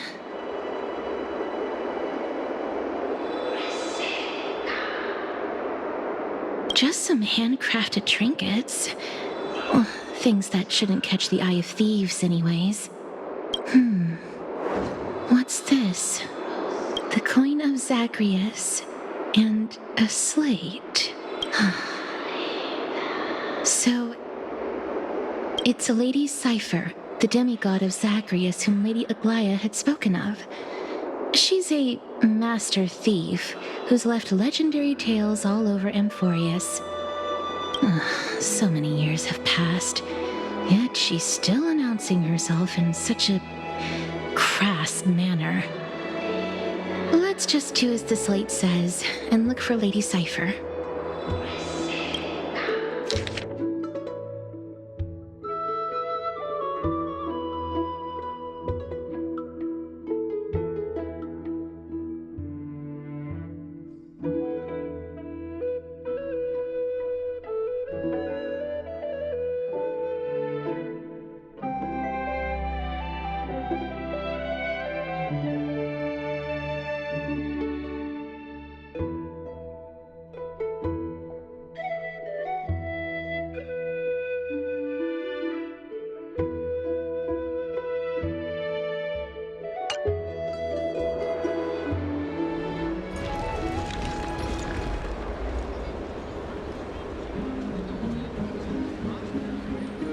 Look, it's right there.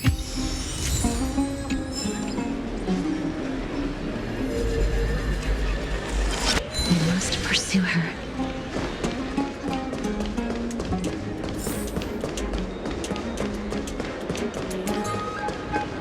Huh? This is a trick she left for us.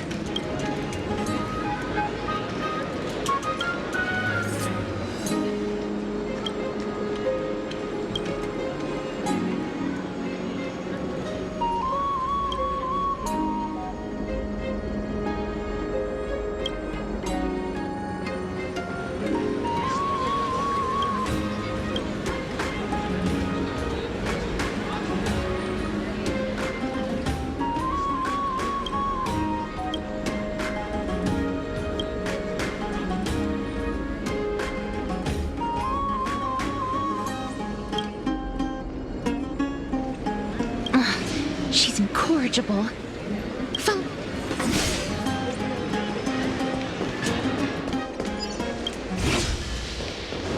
This is how it should be. We must pursue her.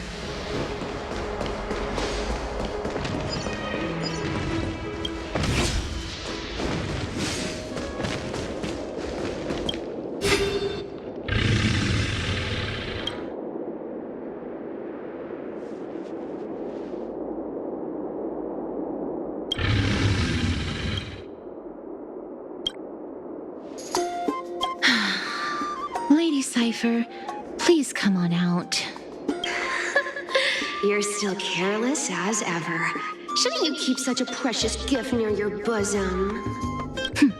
Since you know it's a gift for someone else, please give it back to me.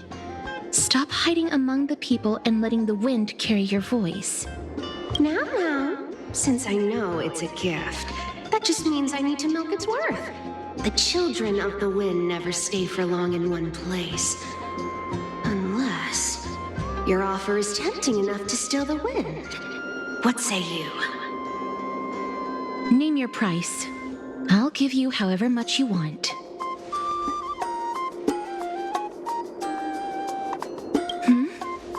What's wrong?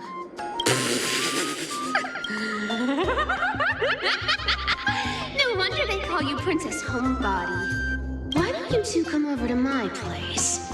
It'll make a better venue for proper business discussions. You can find where I live through the winds I've sown. Right. Piece of cake. I can do that even if I can only sense your soul. All right, I'll see you there. Oh, by the way, everyone cool with me collecting a deposit before we reach an agreement, right? Now.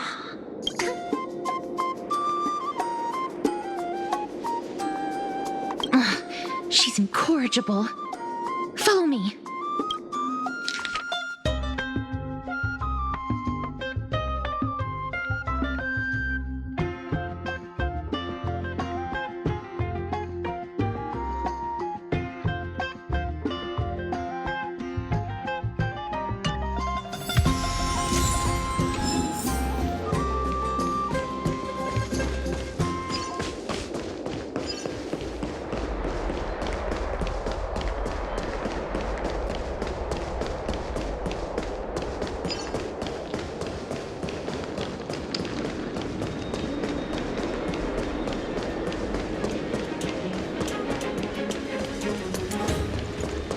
Does it really work?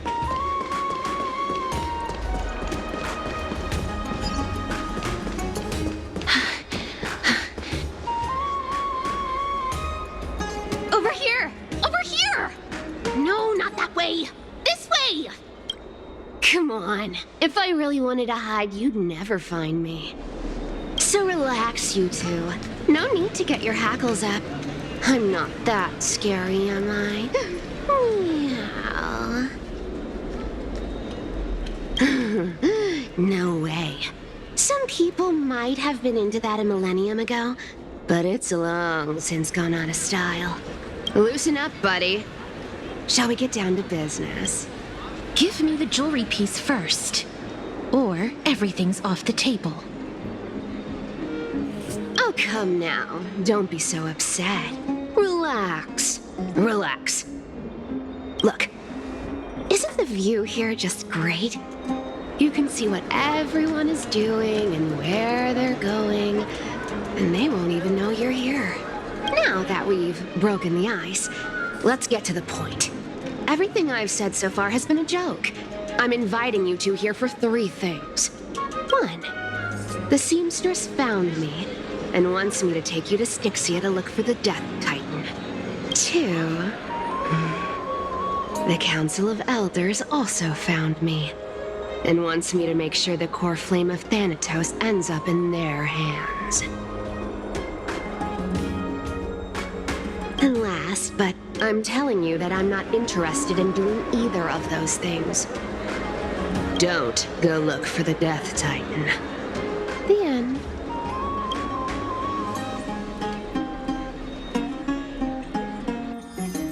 Wow, this is some high-quality stuff. And this room is full of it. How much are these worth, Did you get all this through that Aranova gimmick? Some of it is family fortune, while the rest came from my business as a dressmaster. Don't liken the flame chase work to your shady dealings. Wow. I should have busted down your door instead of going around like a thief. Well, spill. Why are you giving me so much money? Payment for doing work. Did you forget my stance to all this? I thought I made myself very clear. You wish to run away. Run away from your responsibilities, from the prophecy, and from your destiny. You shall walk with greed and die over petty change. I understand this prophecy weighs on you immensely. That is why I have never reproached the demigod of trickery for running away. But I need you right now, so don't turn me down. You know, maybe the gods got your tongue with their golden threads, Aglaya. I'm not hearing any sincerity in your words. Give me a reason why you're bowing your noble head to me. We lost Trian. Oh. The divine power of passages is running out. I need another demigod to escort Castoris and help her fulfill her lifelong wish. Oh, I get it now. You're sending Castoris to her death. And you want me to die with her. This is Castoris's own request. I have never seen her so determined. She brought this up herself? You're not pulling my leg. She's also made up her mind to leave her confused past behind. As will you, Cypher, when you finally make up your mind. Don't be so sure. Time is hard in the likes of you and I. But Castoris remains pure as driven snow. She can always turn back before the end, you know? Maybe she'll remember Trian's sacrifice. Maybe she'll remember the countless martyred Chrysos heirs. Maybe she'll remember you, with your one foot in the grave. I ain't as optimistic as you about what she'll want to do. Tell you what, why don't I take this room of treasures as a security deposit, and we make a bet? Go on. I bet she'll change her mind and turn back. Now, if I lose, I'll do what you want me to do. Return this deposit to you, plus giving you another room full of treasures. How does that sound? You sound like you have all the confidence in the world. In that case, let's make a pact with those conditions. I hope you're prepared to lose it all. In conclusion, I want to win. So I hope you two can give up on going to Styxia. I'll give all the treasures in that room to you. And you can split it between yourselves. What do you think? Tempting, right?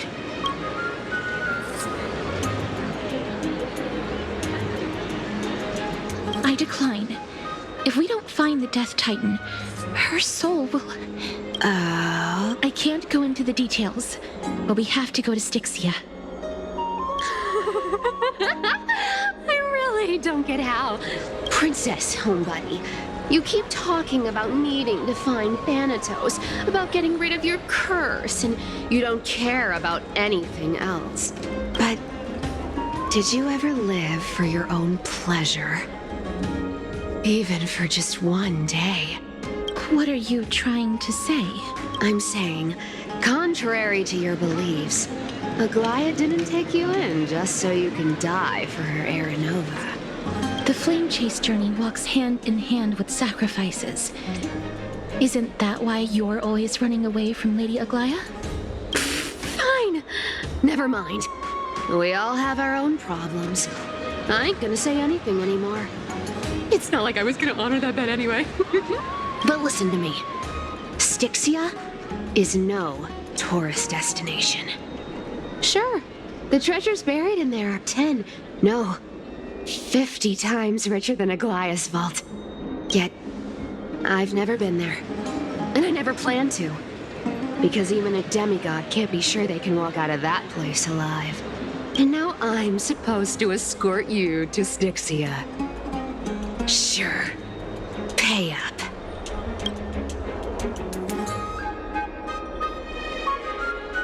Me too. I have lived a longer life than most people. Though I'm not as good at doing business as Lady Aglaya, I still have some savings. I can give them all to you. Then how are you going to live the rest of your life? Then I'll give you 80%. Well, don't mind if I do. 80% of Castrus's savings and a bottle of dew of divine blood. Not a bad trade.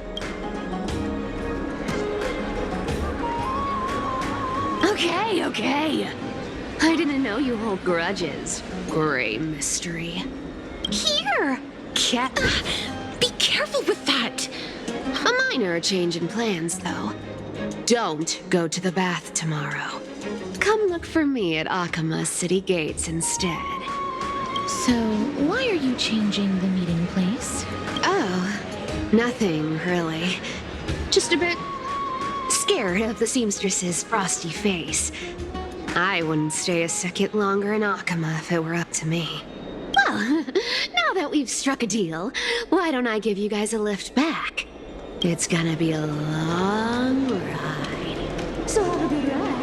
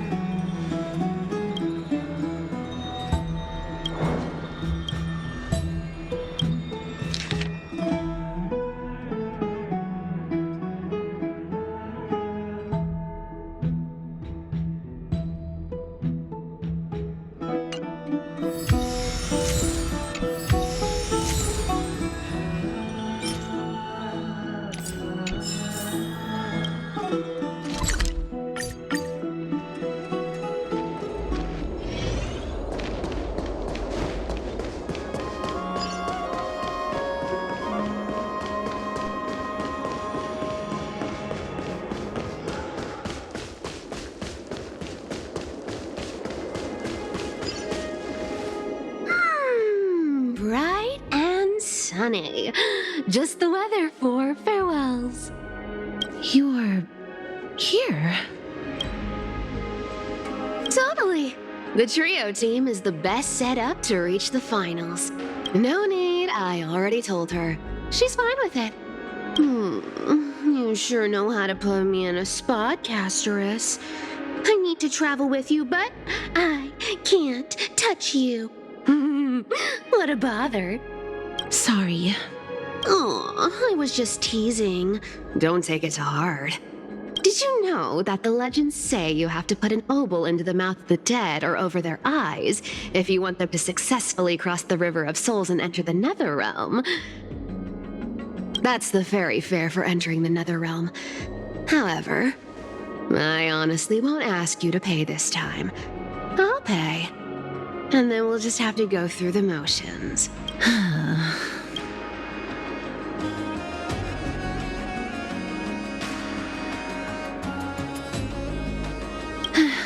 Don't worry. It's not a lot. All right, pass me the coin. It's time to get the gods' powers going. A fleet-footed trip to the Netherrealm here. Oh, one last thing before we go. I gotta give you this piece of advice. As you can't catch the wind by waiting. You only live once. So make the most of every moment you have. Get ready. Be steady. Hi, your turn. Don't be nervous. After all, it'll be gone in the blink of an eye.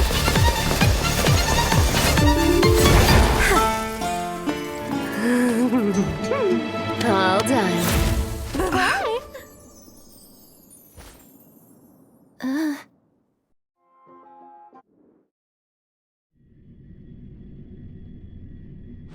Are you feeling all right? She's the demigod of trickery. When she flips the coin of whimsy into the air, she gains incredible speed that lets her travel anywhere in an instant. Just like how she clearly had no intention of lingering here for even a second longer. We can only depend on ourselves for the rest of the way. Don't worry. Mem's here to help. I don't think I even meet the height requirement for the ticket, so I won't need one, right? This is Styxia, the city of dragons and waves. Anaxa hypothesizes that the missing Thanatos is somewhere in these ruins. This is the land of their birth. Or perhaps of their death. Anaxa had used a secret alchemical art to temporarily fuse his soul with Circe's and Kephale. And when he was on the verge of death, he was pulled by Thanatos and caught a glimpse of the flowing river of souls. This alchemy, considered a sacrilegious act, might actually make the souls of mortals and titans attract each other. Even though Thanatos has been missing for 1,000 years, and even their followers haven't been able to find them, perhaps that special attraction could summon them here. Oh, so are we going to use that Philosopher's Stone to conjure the Titan? I guess that's the only way. The only way. Thanatos is even more mysterious than I am. Indeed. Even one as erudite as Anaxa could only point us to this place, and no further. We will be entering the unknown as soon as we take our first steps. I believe that, rather than standing still, taking action is by far the better option. Perhaps fate might take pity on us today and show some compassion.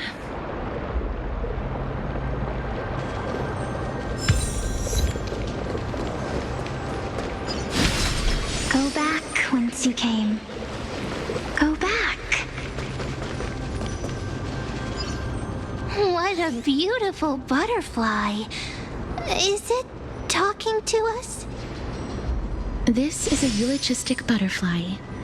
They are found in places where many have met their demise.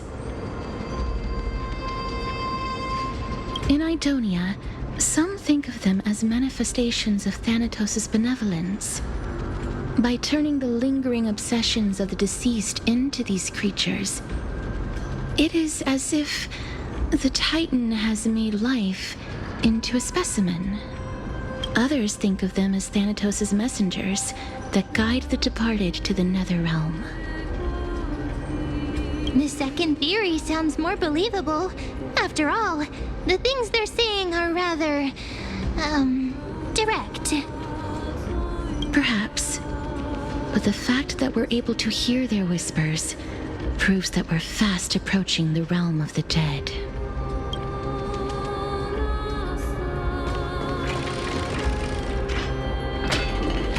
These shadowy figures. Are they illusions reflected by the River of Souls? Do you want to buy any fish? Huh? He can see us? Wait. More living people. I'm not selling my fish to living people. You lot are too shameless. Buying fish without paying. If I ever see her again, I will... Could it be that you're all dead souls that never achieved rest? The nether realm does not have Titan. Rejects you. So... But there aren't any fish near... Are the fish gone?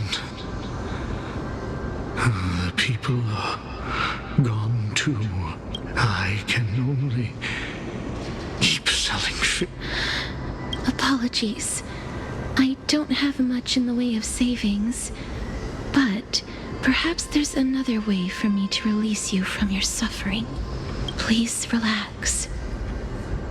May you fall asleep peacefully amid a gentle field of flowers. This. I knew it. These people aren't illusions. They're the souls of the deceased. They're supposed to reach the end of the west wind by floating down the river of souls.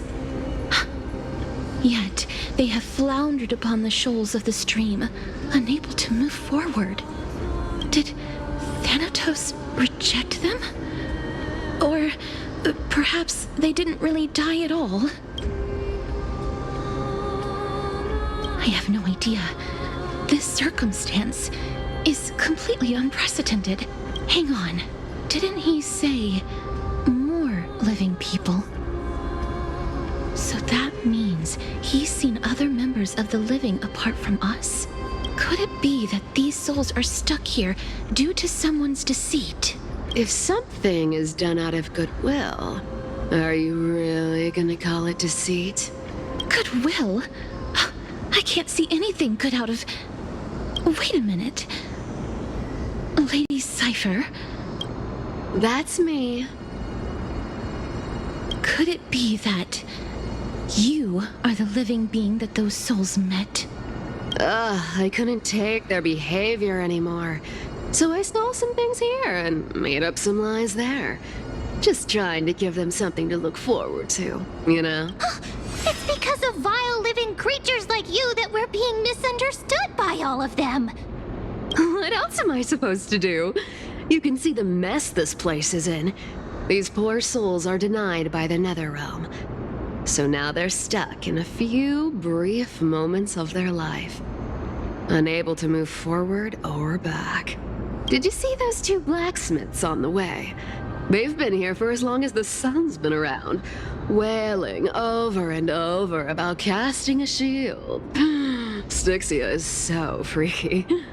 Then why have you come back, Lady Cypher? Hey, I'm not here to aid your adventure. I hate water more than anything else in this world. Especially that stinky river of souls. But, I just discovered some stuff before I left. And I reckon you should know about it. It's about that boy who defied death. I found traces of him here. Lord Mighty? Oh, right! That's his name.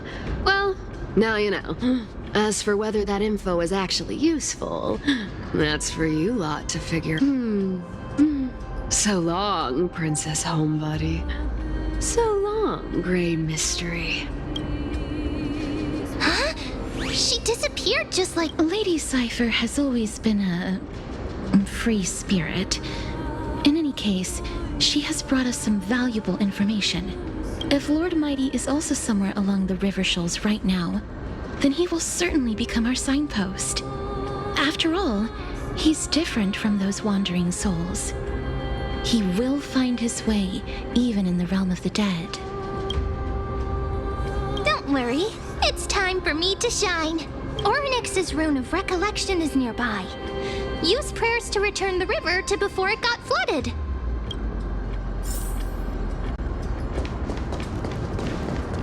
Hey, over here!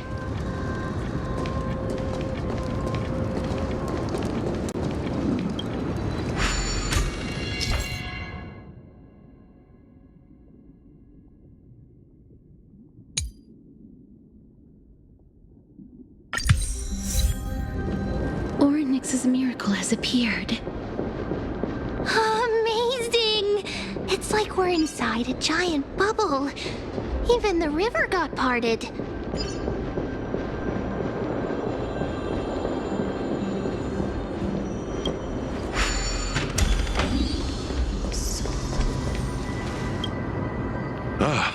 By the looks of it, you must be the foreign warriors that the Queen had mentioned, right? Since the current campaign requires the utmost care, I wasn't able to make time to welcome all of you. Please, Forgive me. Foreign warriors? A priestess, a warrior, and a divine beast. You look identical to the blessed saviors that the Queen described.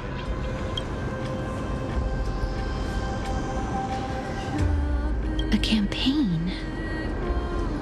Who are you campaigning against? Nobody knows. As of now, of the scouts that went ahead, only one has managed to return. He says that the land ahead is a forbidden land that should not be approached, as it is the doorway between the netherworld and the mortal realm. As for the rest of the scouts, they've completely lost their souls and are decaying by the day. While there is still dissension within the city, the scholars agree that this calamity was so unprecedented that it needed to be given a new designation. An unprecedented calamity. Could it be death? It seems that you have indeed heard about this. Well, death is just one of the possibilities. It's too early to come to a definitive conclusion. A world that has never seen death. Looks like these people lived in the era. May I ask, where is the scout who managed to come back? Though he returned to Styxia, he only had enough left in him to last no more than half a day. However, it was his intel that convinced us to rally together. He said that he witnessed the demonic specter of an evil dragon at that treacherous land. The apparition opened its giant maw and devoured everything in sight, and thus brought Styxia that thing called death. Styxia. An evil dragon that brings death. It all sounds rather familiar. Wait, wasn't this part of that fable? Sir, could I ask how the Queen and Princess are doing? The Queen? By the looks... Oh, it's the same lines. Looks like he's still trapped in the moments before his death. Leave it to me. Sir, the war ended long ago. Styxia no longer exists. Styxia is no more? This cannot stand! Newcomers, hurry up and go take your positions! Oh, looks like it's difficult for this gentleman to accept reality. Sir, I am the Maiden of War, sent here by the Queen herself. If you... Maiden of War? I've never heard of this. There's little time to waste. Please don't take too long. Don't worry. I'm typically unwilling to prolong such a moment. Is it over? Have we won? Cass! Oh, are you all right? I'm fine. I just didn't expect that I would still have to embalm others, even in the realm of the dead. Is this a remnant of his soul?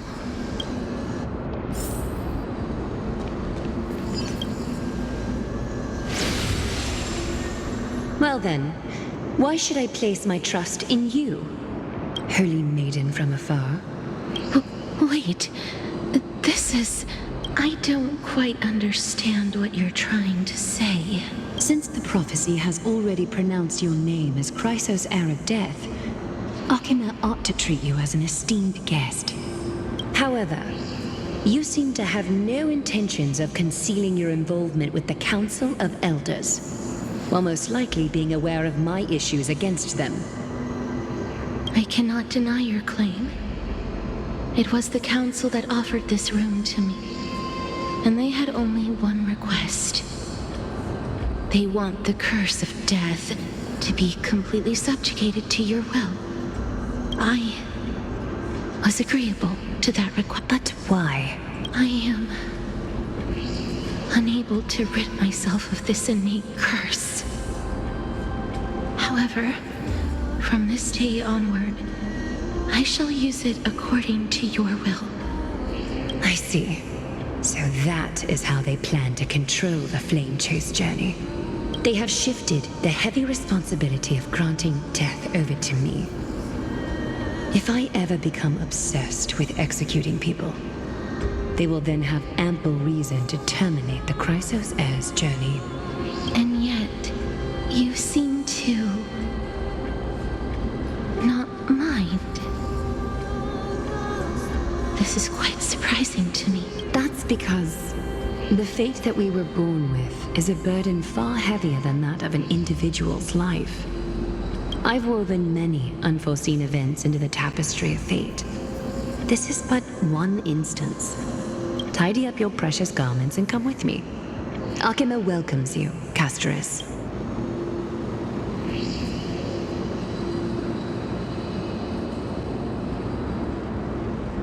I didn't think we'd find vestiges of memory here. Maybe they've got something to do with Orynyx's rune? Perhaps, but I do not need a reminder from them.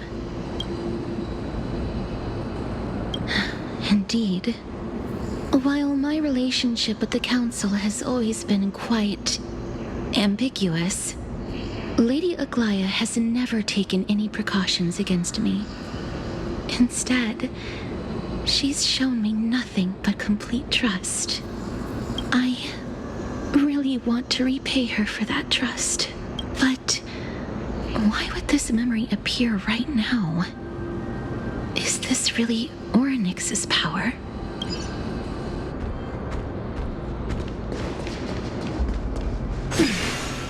Could these dead monsters actually be... If Lady Cypher is to be believed... Why are the Black Tide monsters here too? Can they swim in the River of Souls? Even Thanatos wouldn't be able to accept Black Tide monsters into their realm. These traces seem to suggest that anybody who trespasses upon death will pay a heavy price. Since the realm of the dead must remain peaceful, it's imperative that we rid the place of such discordant noise. Please stay back. Let me deal with these enemies.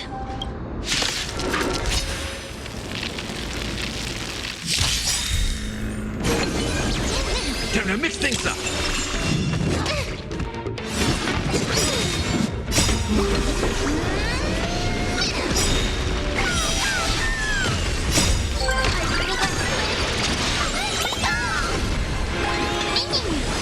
Here. My friends, indulge yourselves! Embrace a new life.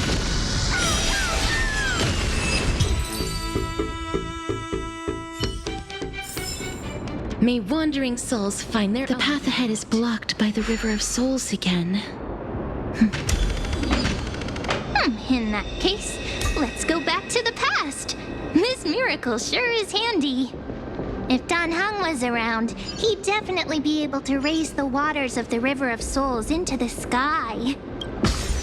If Lady Hycelens was still alive, I think she might be able to do that too.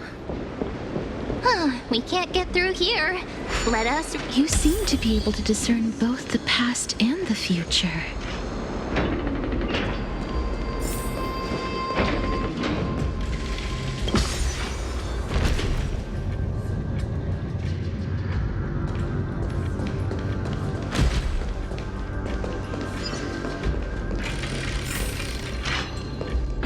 Oh, this place. Must have been a beautiful courtyard in the past.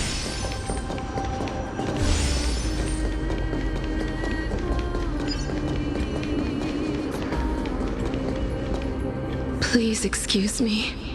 I am but a scholar from a distant land who had the misfortune of falling into the River of Souls and turned into a member of the dead. Huh? This one seems to know that she's already dead. Oh, I was merely speculating, but it seems I was right. And you... I recognize you. You're the Holy Maiden of Death from Idonia, right? I'm sorry. I cannot bring you back to life. However, should you desire it, I can end your prolonged limbo. I'm well aware of that. Even if you were able to revive me, I would never choose that option. That's because I didn't fall into the River of Souls by accident. Instead, I leaped into it to seek my death. Why? If you could see the life I've led, then you would not reproach me so. My life was far too miserable, but I did not expect things to stay the same even in death. What a joke. In escaping my mortal life, I've entered a millennium of pain instead. Circe's above. What cowards humans are. For we fear both life and death simultaneously. I'm sorry. I'm also powerless to answer that question. That's all right, Holy Maiden. At least you are able to respond to me. Please, grant me death. Circe's above. Does this count as thinking till the moment I die?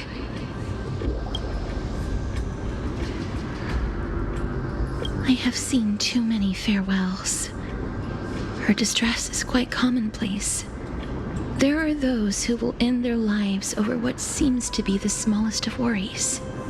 For some people, this power that I possess is a blessing rather than a curse. But I never managed to convince myself of that. Cass, are you still trying to create a world without death? Yes, because when placed under time's vast scales, there is no worry in this world that cannot be solved. This is a wish that I've held for almost a millennium.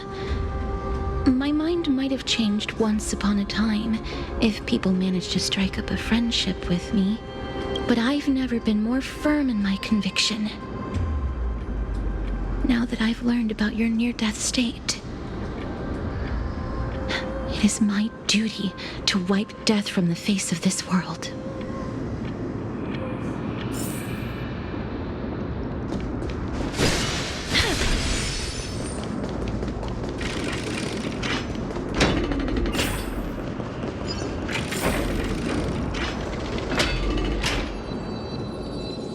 Wow, this place is so spacious.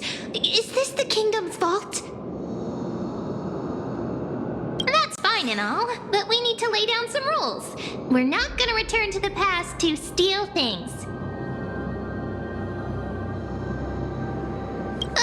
Do we need to enter that doorway to climb even higher? There seems to be a person. Oh, more like a soul guarding it. But how should we get up there?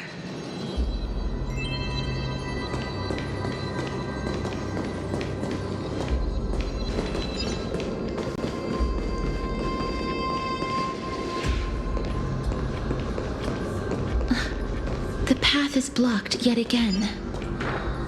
Orynyx's 8 always appears in times like this. How convenient.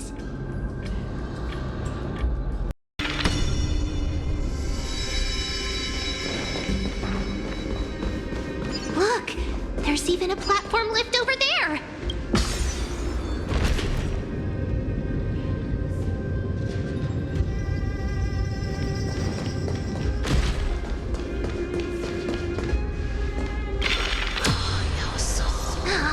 A chest of the past has been left behind, but none of its treasures remain inside.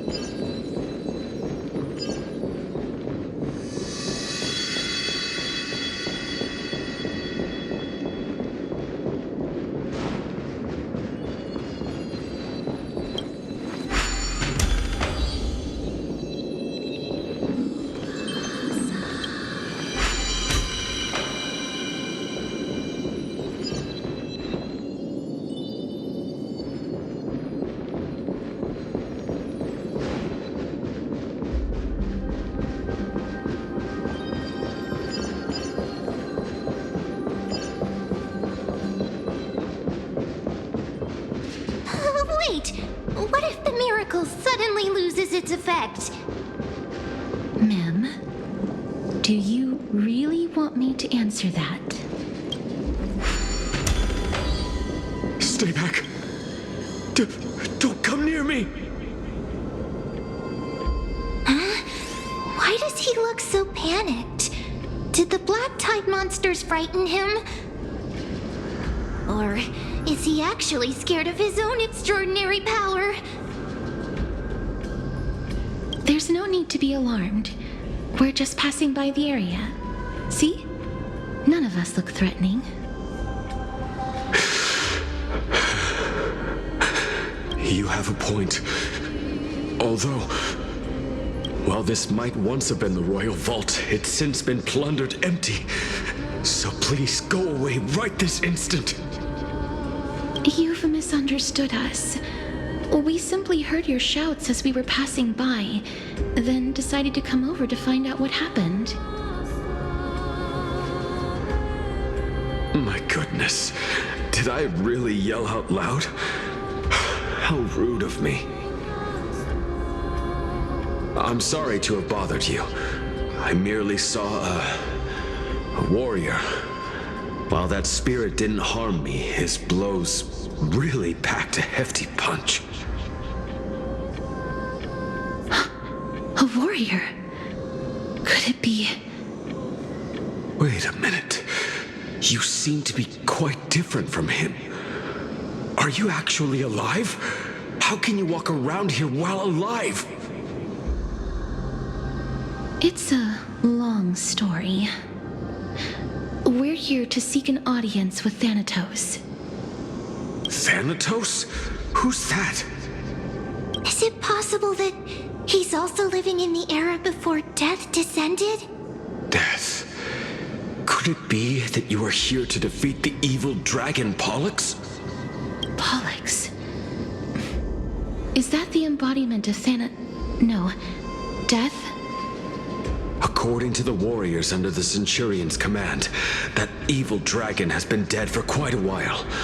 The curse that condemns people to death didn't originate from it.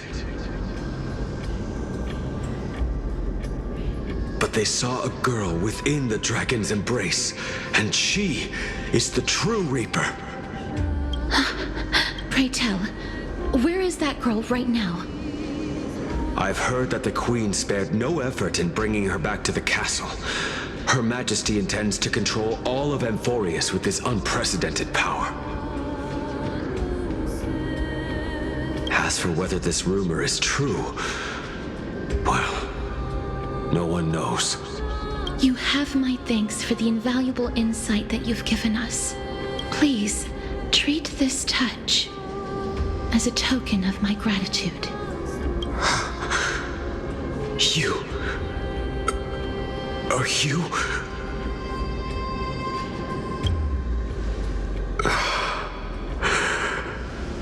Thank you.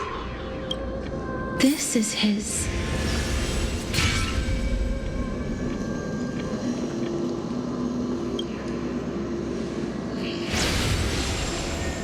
Then you granted him death? That isn't like you. You would have refused even if I commanded you to do so. I don't know. I did it out of sympathy, believing that I wouldn't be racked with agony, but I am still in a state of turmoil. Sympathy? Sympathy for that youth who triumphed in every battle? That young man was favored by Talantin, who taught him a move that will defeat any mortal enemy with a single blow and emerge victorious every time. He could rely on that move to always achieve victory during Era Chrysia. However, now that death has descended upon the mortal realm, that divine swordplay also means he can send others to death at will. In other words...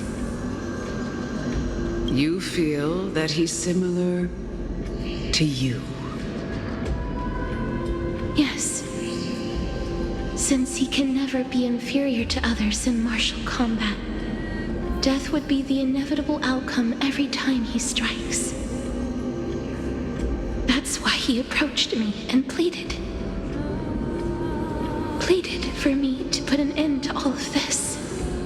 You are perhaps feeling lost from making your peace with death in so abrupt a manner. I have not made peace with death.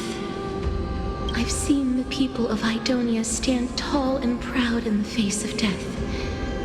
Even before the fated finale arrived, they were already content with the lives that they'd lived. They had such proud expressions. Expressions that made me believe death would be an insult to these mortals if the concept is truly a power that a god had carelessly cast down upon the world. Perhaps death's authority was never meant to exist in this world. Just like how I shouldn't exist. I won't refute your beliefs for now, but would you be interested in listening to a story of mine? It's a fairy tale from foreign lands, told by the person who brought you to me in that ice field long ago. A tale told by the Queen of Styxia.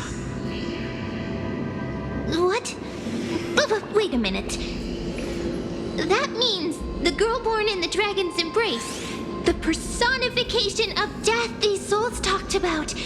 That's you, Cass?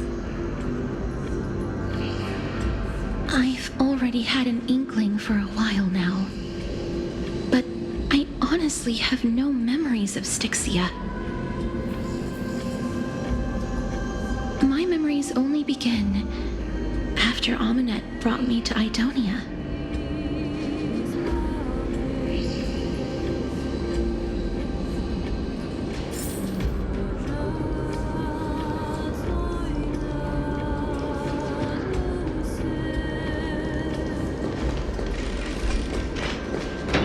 Don't look back. Keep moving forward. Always.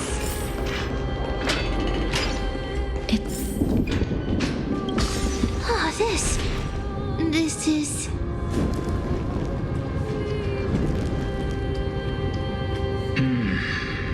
Living ones? Oh, could you be the scions of Styxia?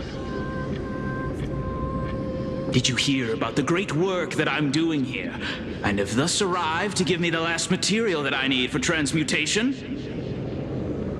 Great work? Have you heard of the great name of Pollux, perchance?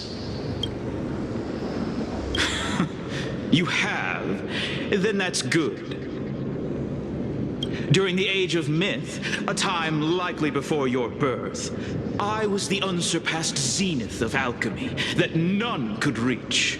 On the shoals of the River of Souls, I shall make Pollux soar again and bring death back to the world.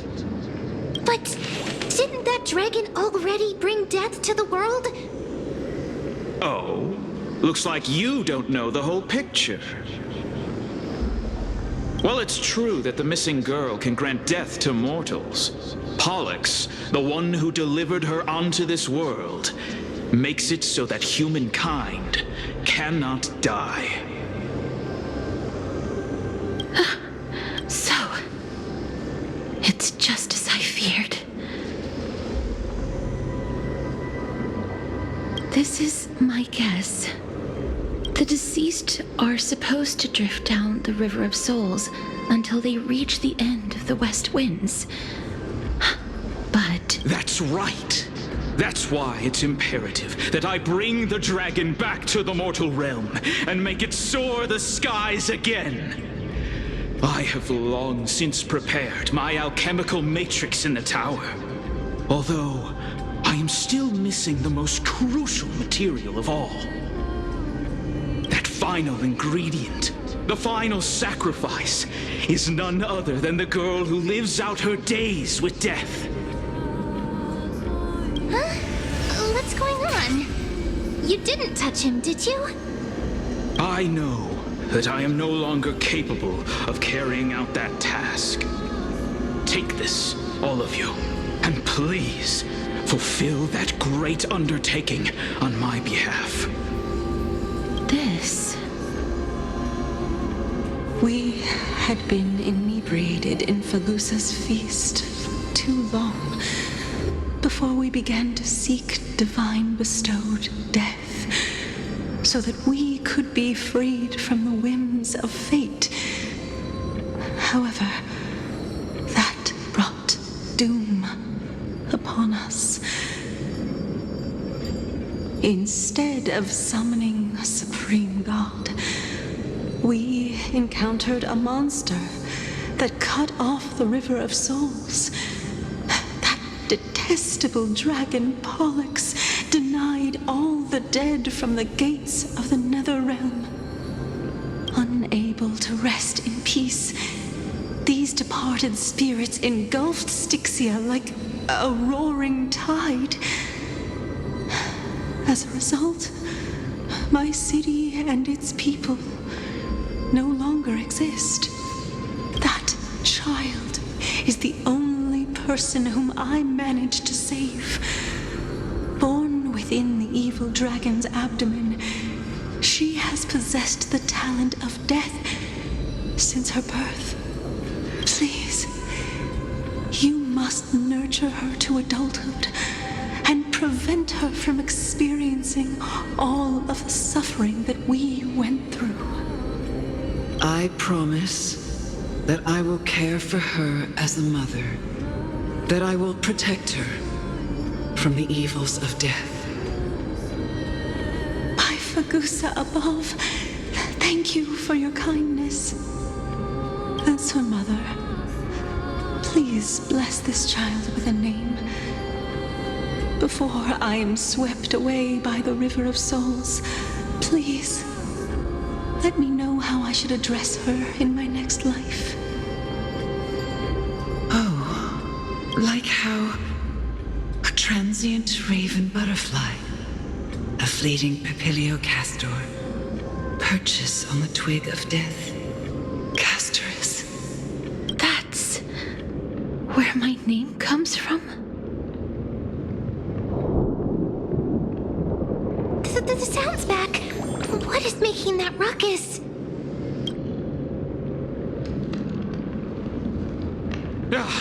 The living ones, don't waste your time bickering. The Netherrealm's wrath is falling upon you. Black Tide creations. When did they... Miss, please fight them with caution. Be careful not to suffer the same fate as those Black Tide creatures! Everyone, hide behind me!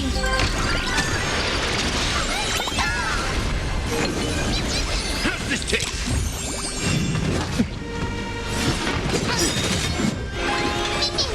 Who's here?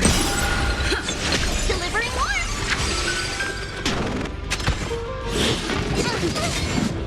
My friends, indulge yourselves! Embrace a new life.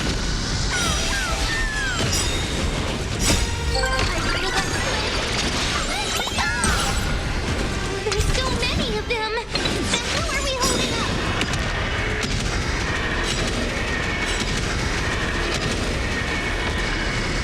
Here. Our souls. For the feast of strife. Upon the triumphant return.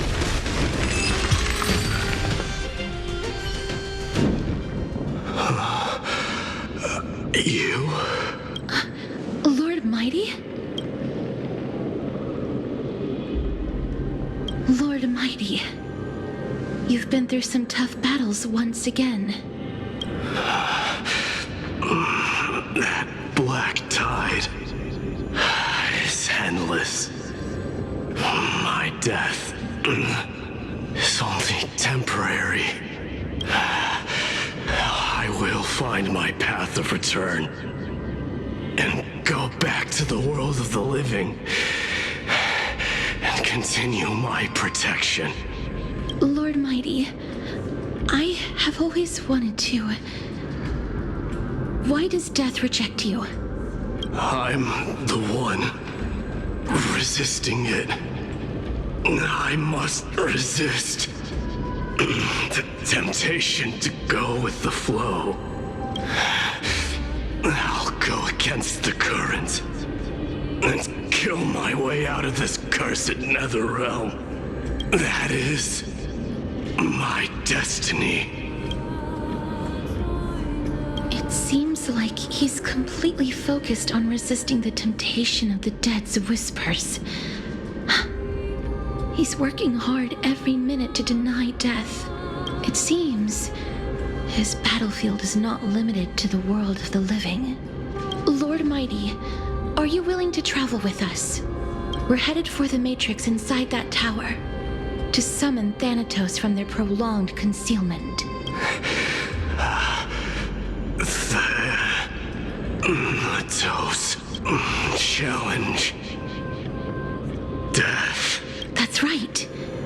If we can work together and defeat them, you won't have to be troubled by the curse of immortality any longer.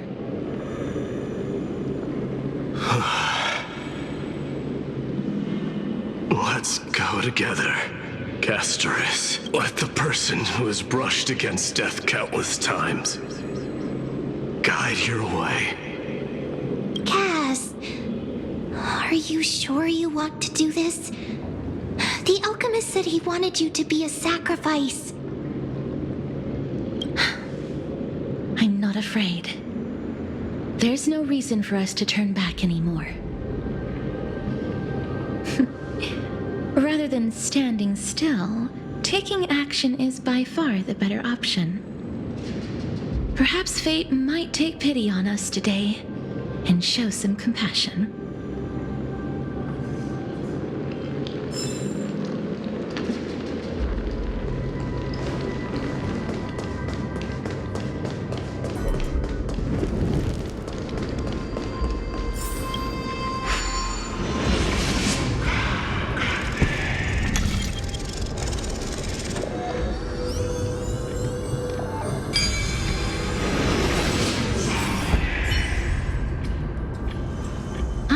Puzzles like this in books.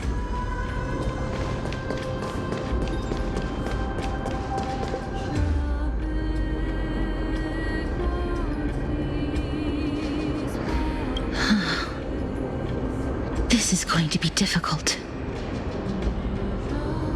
Please calm down. If you were to fall into the icy cold river of souls, I'm afraid that you really would die here. If I was more powerful, I would be able to carry one person with each limb and fly the four of us to the other side. The Rune of Recollection is here, but I can't find the miracle orb anywhere. So weird. Oh, could it be in that collapsed tower in the distance? It's still up to me to step up in a crisis. Wait here. I'll go check things out.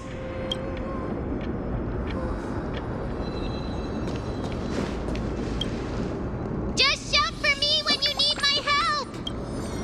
Got it! Just leave it to me!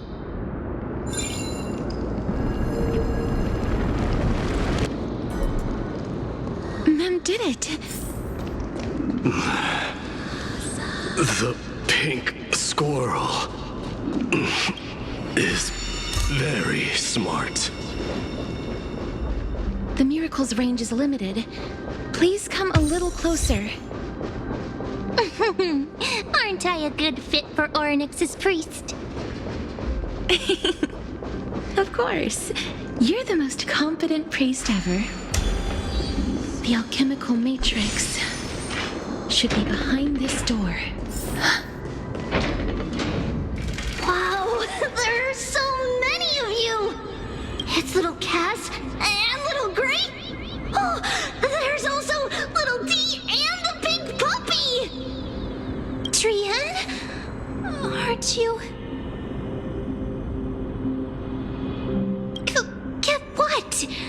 I'm getting even more confused.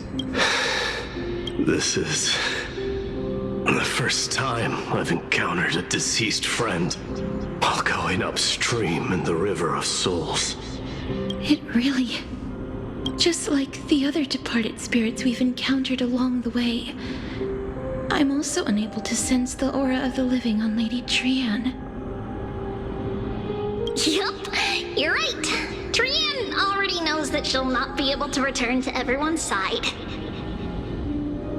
But Trian believed that little Cass would eventually return to the Netherrealm.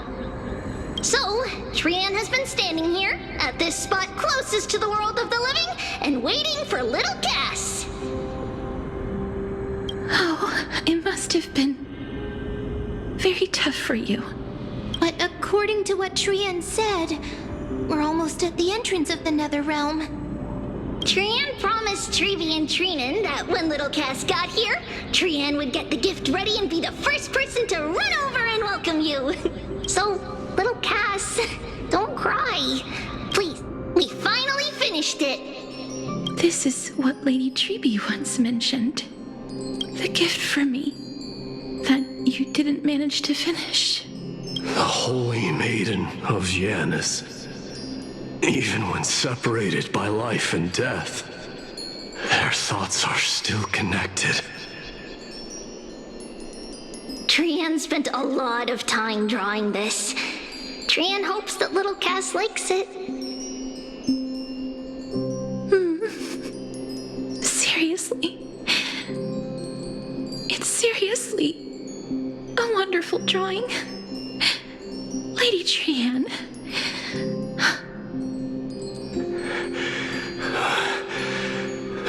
This is our flame chase journey. Little Cass, we don't know what your journey was like before. Trevi has always said that it must have been a very harsh and frightening journey. But little Cass no longer has anything to fear now, because everyone is here with you in this flame chase journey! That's right. Only now, when I see Lady Trian's gift, do I realize that I've already obtained so many things I would never have dared to dream of since I embarked on the flame chase journey. It's the first time I've gained so many companions. The first time I picked up the hobbies of crafting and photography. The first time I had dinner with someone else. The first time I went to the market to buy the Chimera doll I'd liked for a very long time and hugged it to sleep. The first time I wore a dress personally made by Lady Aglaya. The first time I went for a walk with Lady Trevi, Lady Trian, and Lady Trinan. The first time I enjoyed the night breeze and looked up at the stars with Miss Hyacin. The first time I took care of Dromesis with the Trailblazer. Looking back at all these experiences I never thought were possible, it feels as though the scales of my life had shrunk from centuries and decades down to minutes and seconds. And all of them are so precious. I took countless photos in the past, but they're all black and white landscapes. I don't have a single one with friends. If I had known, I would have taken more pictures.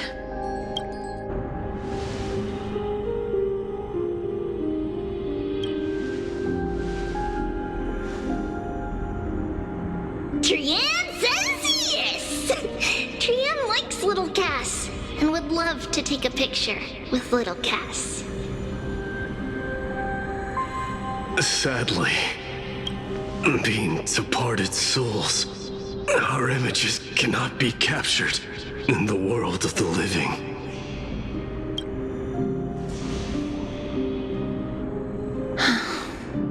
I thought so too. What? Are we seriously going to leave any room for regret?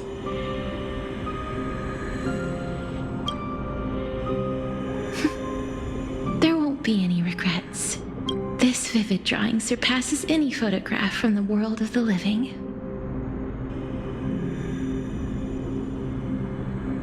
Little Kes smiled. Treevee, Trinen, and Trian's wishes finally come true! I remember you once said that fate is not the flowers that bloom at the end of the road, but where people tread beyond the gate. Now, the path that belongs to me is about to reach the end. Thank you for bringing me the final key. Key? Little Kes, why are you talking in riddles all of a sudden? I have a feeling that soon, this gift of yours will become the key to saving Mrs. Life. Wow, that's amazing! Then keep smiling and carry on bravely! Little Kes, Little Gray, everyone, see you tomorrow!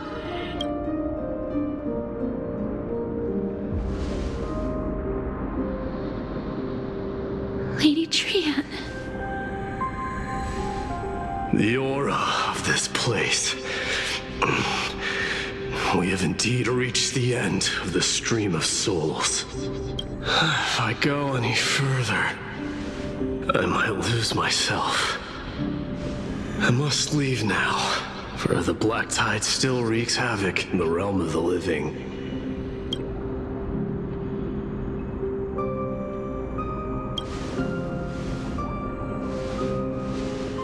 I have broken free from the chains of death countless times.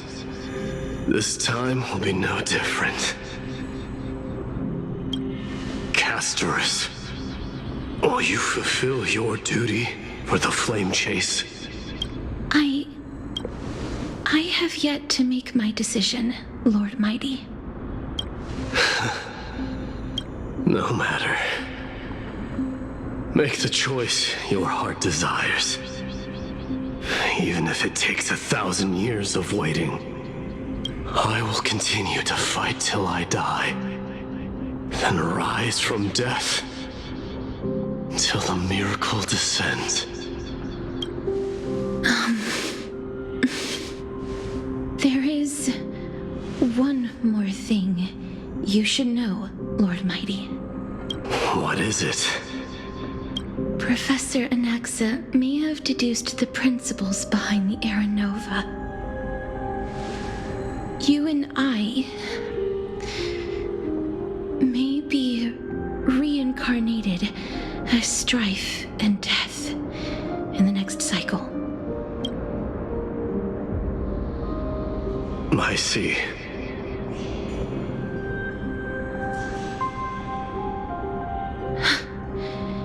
Is that all? Are you going to accept such a fate without complaints? Do you have a strategy to shatter the shackles of our fate? I haven't found it yet. Perhaps I never will. Then, cease wasting your thoughts on futile matters. Control what little you can. And when fate's inescapable grasp comes, resist it with the strength of your mighty will.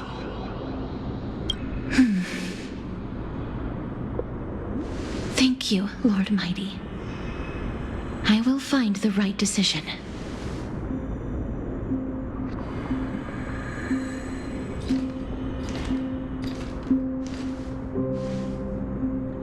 In the name of strife, may you meet a fitting end.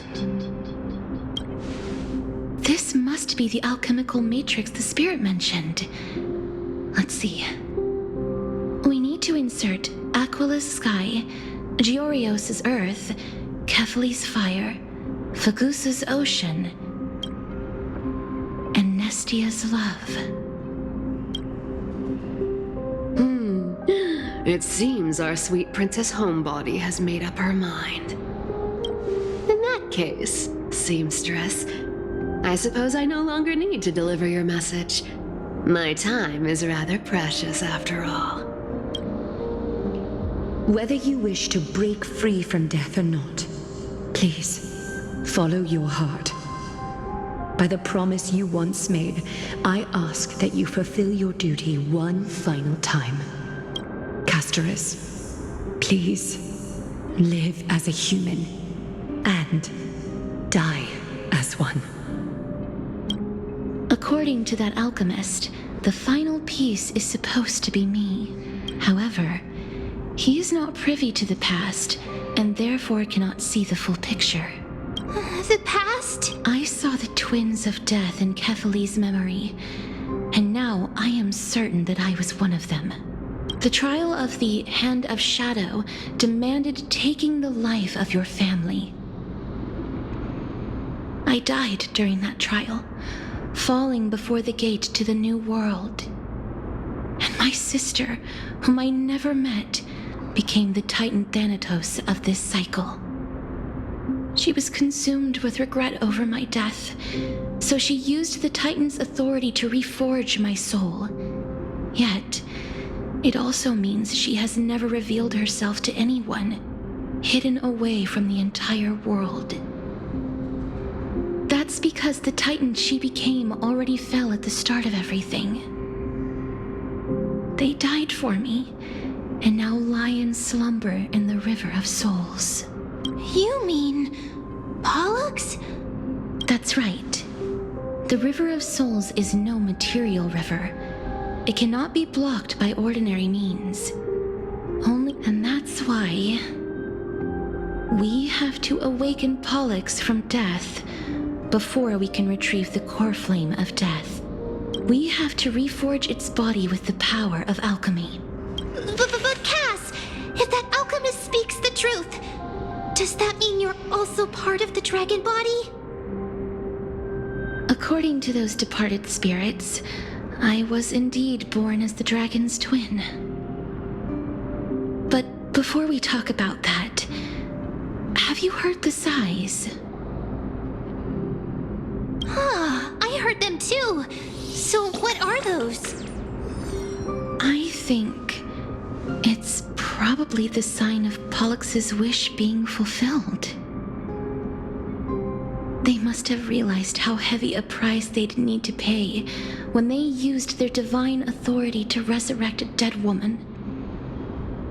That's why they exerted every ounce of their strength to send me to Styxia, a city that called for death, a land where none is hostile to death. They never saw their wish fulfilled and fell so prematurely, all because they wanted to give me a new life. Pollux must really want to know how their sister has been after giving their all to save her. That wish is the reason Pollux's soul still lingers in the mortal realm even after their fall, quietly watching and documenting every detail of their sister's life. So instead of picking up objects on the way here, we were instead showing things to a strand of yearning that lingers here. Now, we must weave these yearnings together and restore them into Pollux's complete soul. But all of this is just a hypothesis, right? What if we go through with the ritual and it turns out totally different? That's fine. As Professor Anaxa often reminds us, such is the nature of alchemy. The true outcome can only be known once the process is complete. This is why alchemy is also known as the miracle of creation. Now, the puzzle of Pollux's yearnings is nearly complete, with only one final piece remaining. I shall reveal what they have been yearning to know in the alchemical matrix. I will show them my whole life since I left Styxia. Lady Trianne has already drawn a picture of my entire life, and it is now in my hands.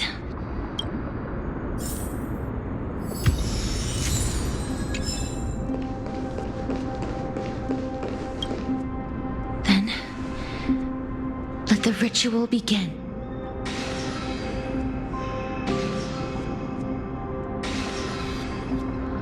And now, the objective is complete. That is all. Such is what Professor Anaxa always says after preparing for an alchemical ritual. And now...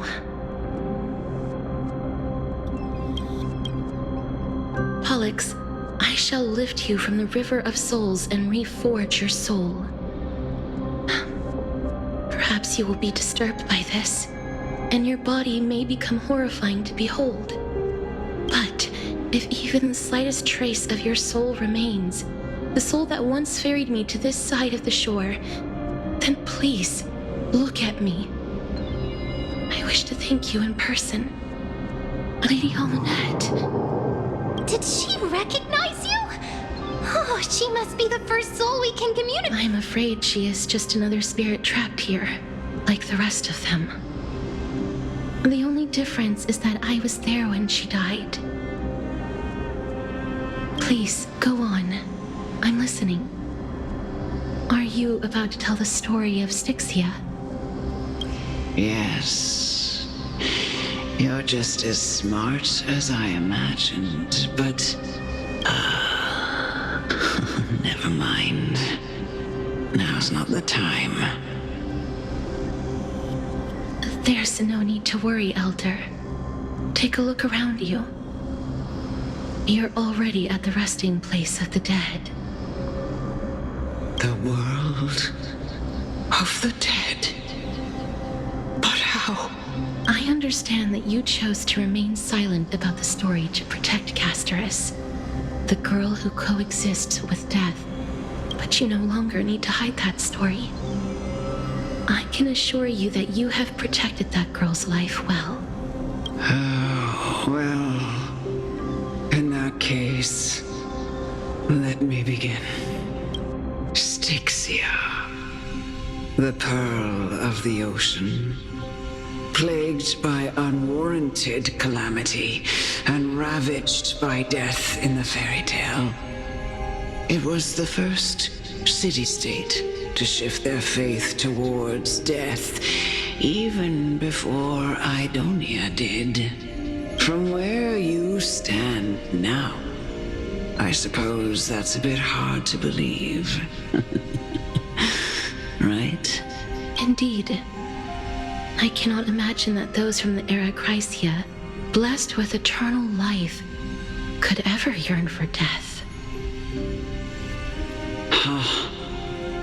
I have pondered the same question, child. But I am afraid there is no clear answer to it. Journeys and epics are only glorious and magnificent because all things eventually fade to dust. That's how someone once explained to me why death is necessary to the world. But I still can't take that as the final answer. Would a world without journeys and epics be worse off? I take it the one who spoke this line was a general, or perhaps a warrior. I, however, did find some inspiration in these words.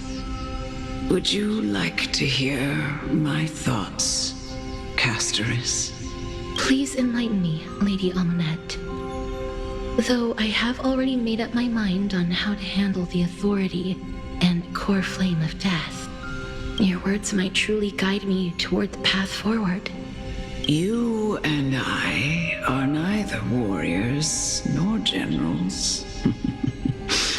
Therefore, journeys and epics cannot truly resonate with us. But what if I reframe it like this? What if love is not a trait bestowed upon mortals by Nestia, but a blessing from death? Love. No one ever invented the word cherish in the era when life was eternal. For all the good things in the world can be revisited endlessly. and every bond formed carried no risk of being severed. The so-called Era Chrysia was an age devoid of both virtue and sin. People did not truly live. They simply existed, going through the motions without passion or purpose, then waiting for something to happen. Perhaps the people of Styxia chose to embrace death not out of fascination with its cruel and fearsome side, but instead became fixated and obsessed with the impulses and desires tied to a finite existence. Therefore, death is not a thing of fear and desperation, but... That's right, Castorus. It is the reason we shed tears when parting ways, and also the original spark that ignited the passion of mortals. If you truly intend to deprive the world of death, then be prepared to witness it return to a state of stagnation. I understand, Lady Amunet. Our limited lifespan shapes all that we know and love. Not even the Death Titan has the right to take that away from humankind again. Nestia's love was the chrysalis of Gold's first blessing, but it most likely wasn't understood by mankind. We only learned to interpret this wonderful gift after Thanatos' arrival. If the world was bereft of death, then the Queen of Styxia wouldn't have played a midwife in delivering me into this world. You wouldn't have welcomed me into Idonia, and Aglaya would never have invited me to join the Flame Chase journey. None of these stories would ever have happened, and I would never have lived, let alone found happiness. Thank you, Mother. I will use all the love I've experienced in this long life to complete the final miracle. That's right. My teacher, Anaxagoras, grant me the wisdom of all things. I call upon thee, the stripped dead dragon's corpse.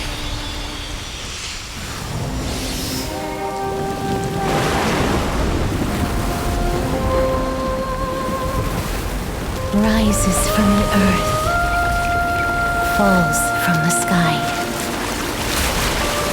As above, so below. This is the greatest power of all powers. Unstoppable in this world.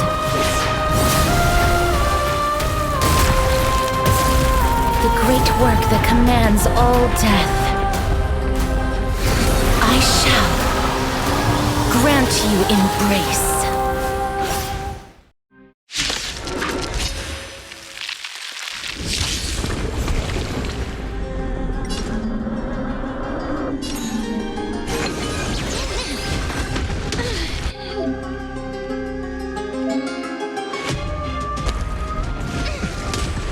Is the girl who once saved my life truly gone?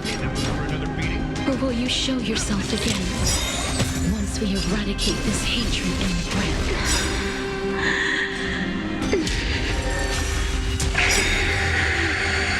And I know you're anxious.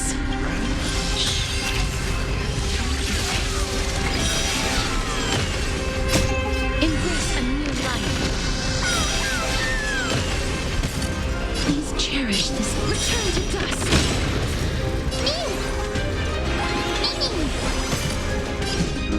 Darkness with me.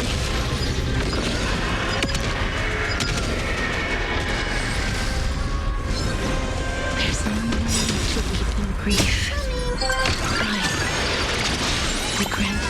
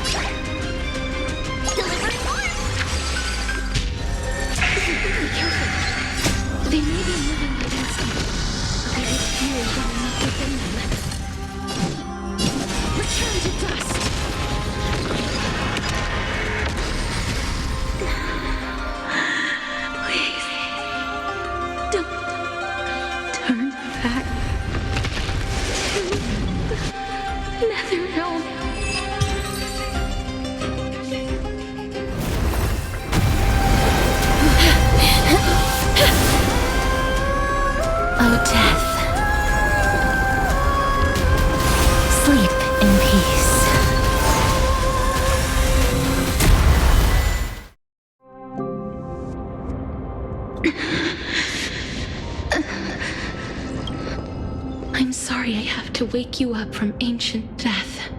And I know you're anxious. Shh. Don't be afraid. Do you remember me? I'm the girl you once carried across the Sea of Souls.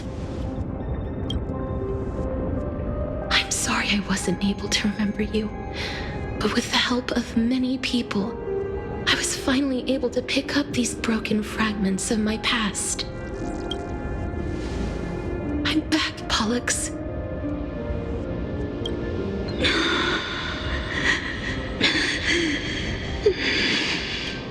I know this might not be what you wanted, but I have to do this.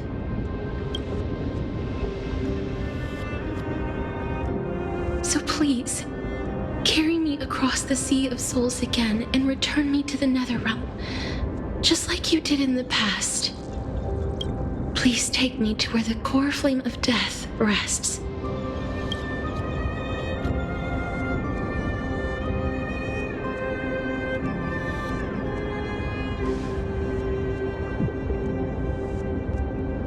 I'll be going now.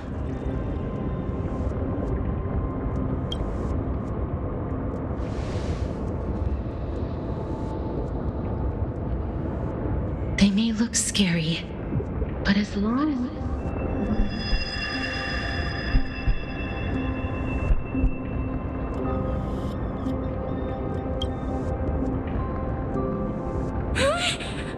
What's wrong?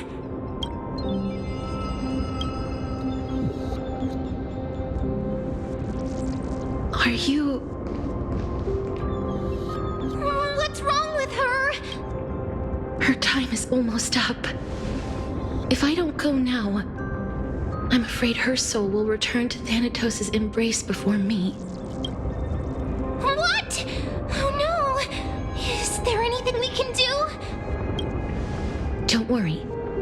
I promised I would ask Thanatos for the Trailblazers' right to roam the Earth again.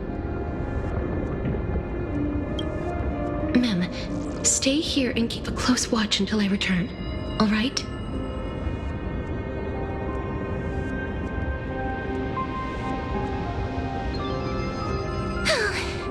All right. I'm the best at taking care of others. Go on, Cass. Make sure not to leave yourself with any regrets.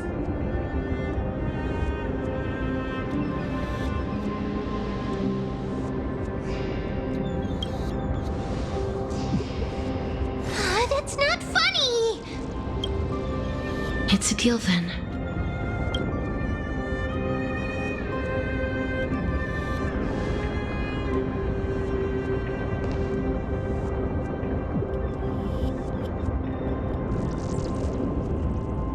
Please.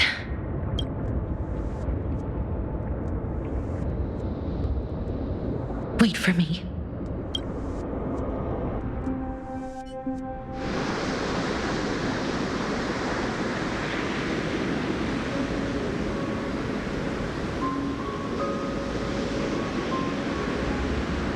After all that, you still ended up back here.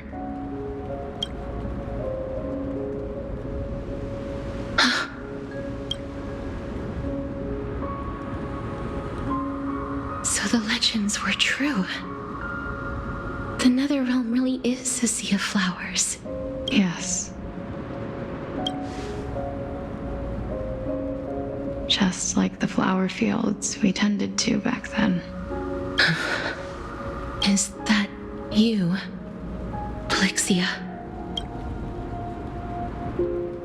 Do you remember me? I don't have the memories from that time, but I've seen you before during an experiment.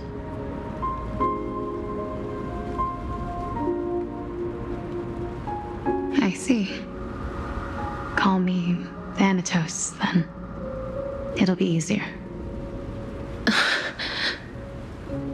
However, since you recognize the name, You must already know everything about Thanatos, right?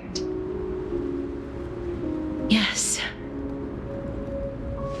I'm here to reforge the order of life and death in Amphorius.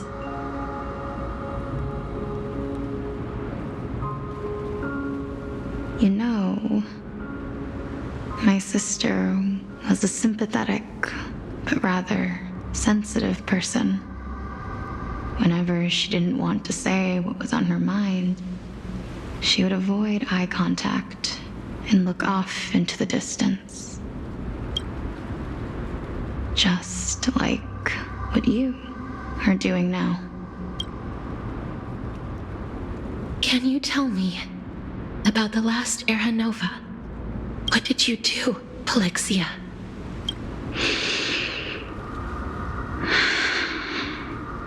Where should I begin?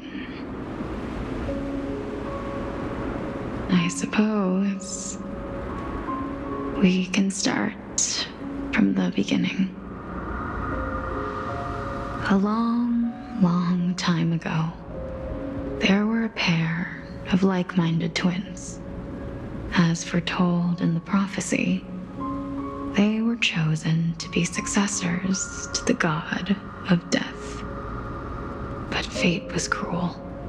The price of attaining divinity was to take the life of a family member with our own hands. That trial was indeed recorded in that memory. Then you should already know that my sister voluntarily gave up her own life so that I could ascend as the demigod of death. But I couldn't accept that. Why did we have to kill each other for a future she'd never see herself? That's not fair. So, while weaving the laws of the new world, I shattered the forbidden bottom line for life and death.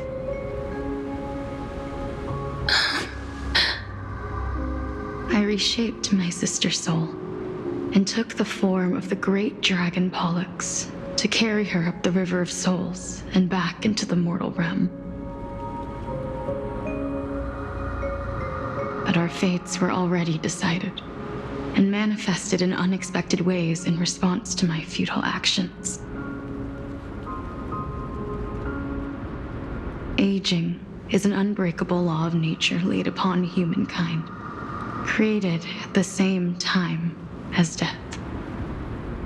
When the living die, their souls will meet Thanatos, who would determine where every soul goes. If the Reaper raises their left hand, the soul is granted death and allowed to enter the Netherrealm to await reincarnation.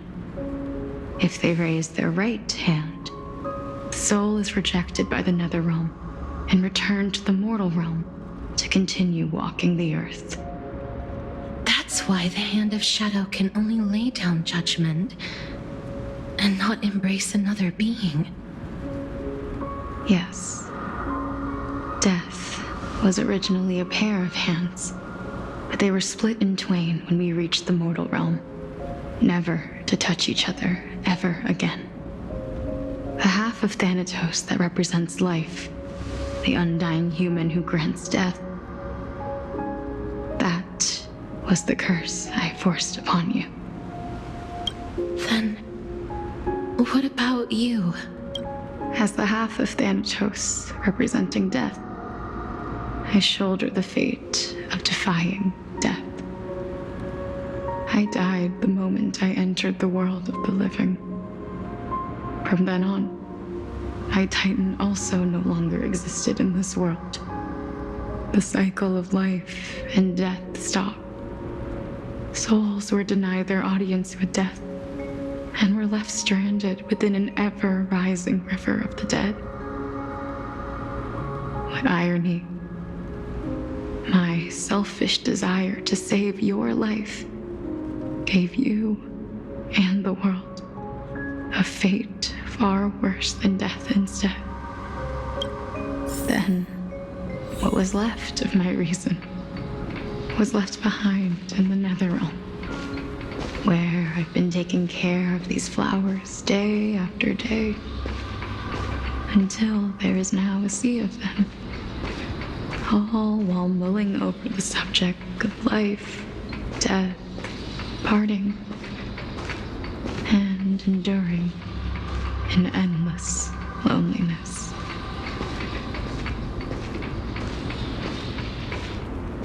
Fate is absurd indeed. Our lives were a mirrored image of one another, like a pair of hands. Even so, we arrived at the same destination. We walked different paths, yet experienced the same pain. I had hoped that maybe you would at least have a good life in this cycle. I'm sorry.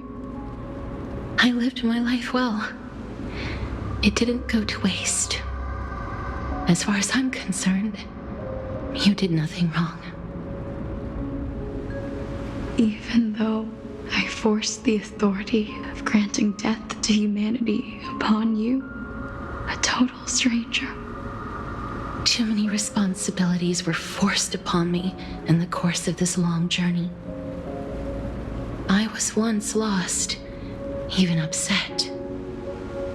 But I realized recently that if it weren't for your blessing, I wouldn't have understood the source of these emotions, nor would I have realized my purpose. I wouldn't have made it here to reunite with my missing half. And we wouldn't be discussing our past while sharing the same view of this landscape.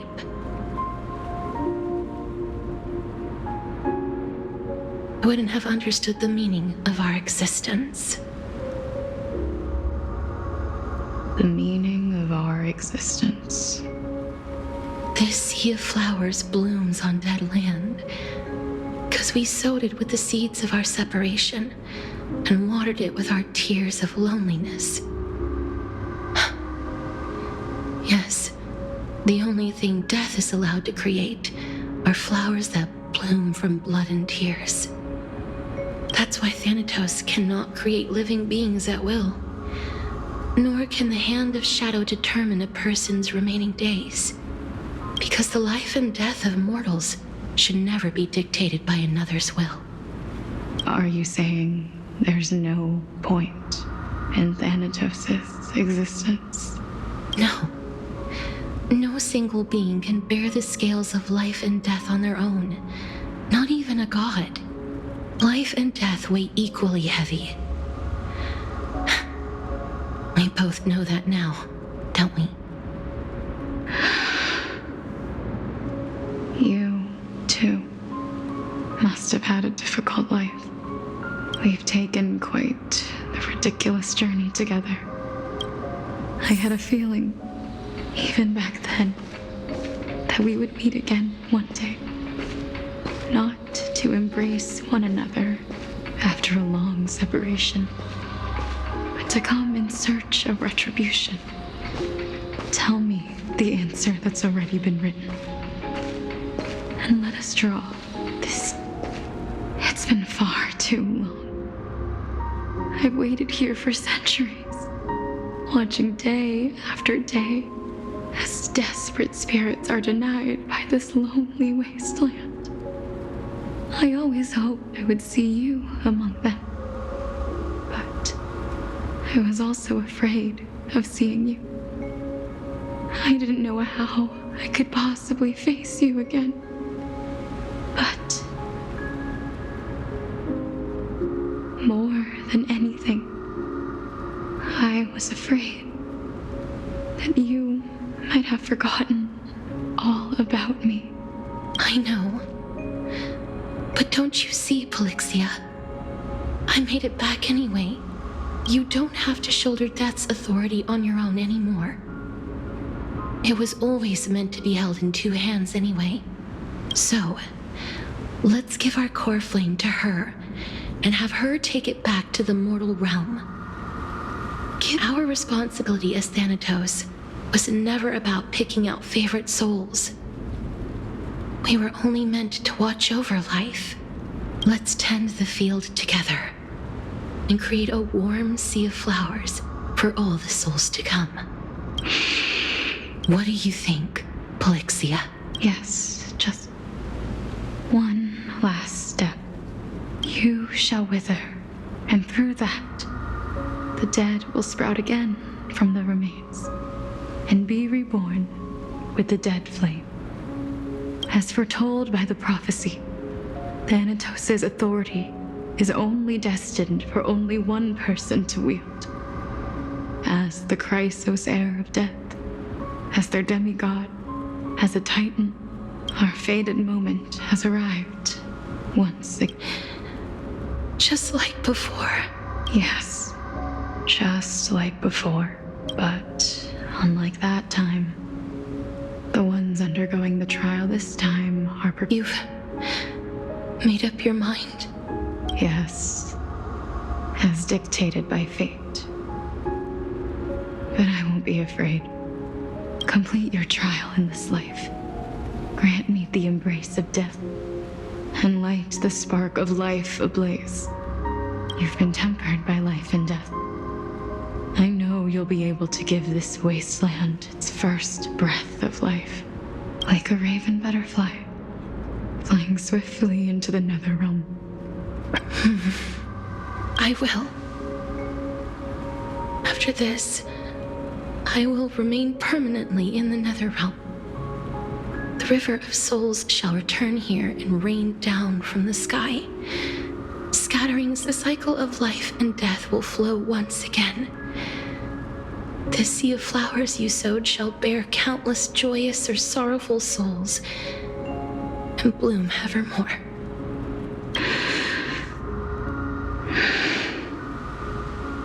Thank you. Just one last thing. Can you grant me one wish? Of course. What is it? Please, don't forget me. I promise you, when we meet in the next world, even if I have endured another reincarnation, even if we do not know each other's names, I will still hold you tightly in my arms. Just like what I did when we were born. Castorus. Castorus, you're as beautiful as a fleeting butterfly.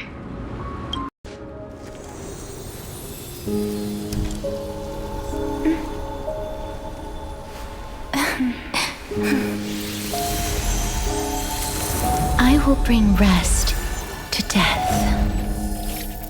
And from now on, stagnant life will once again flow.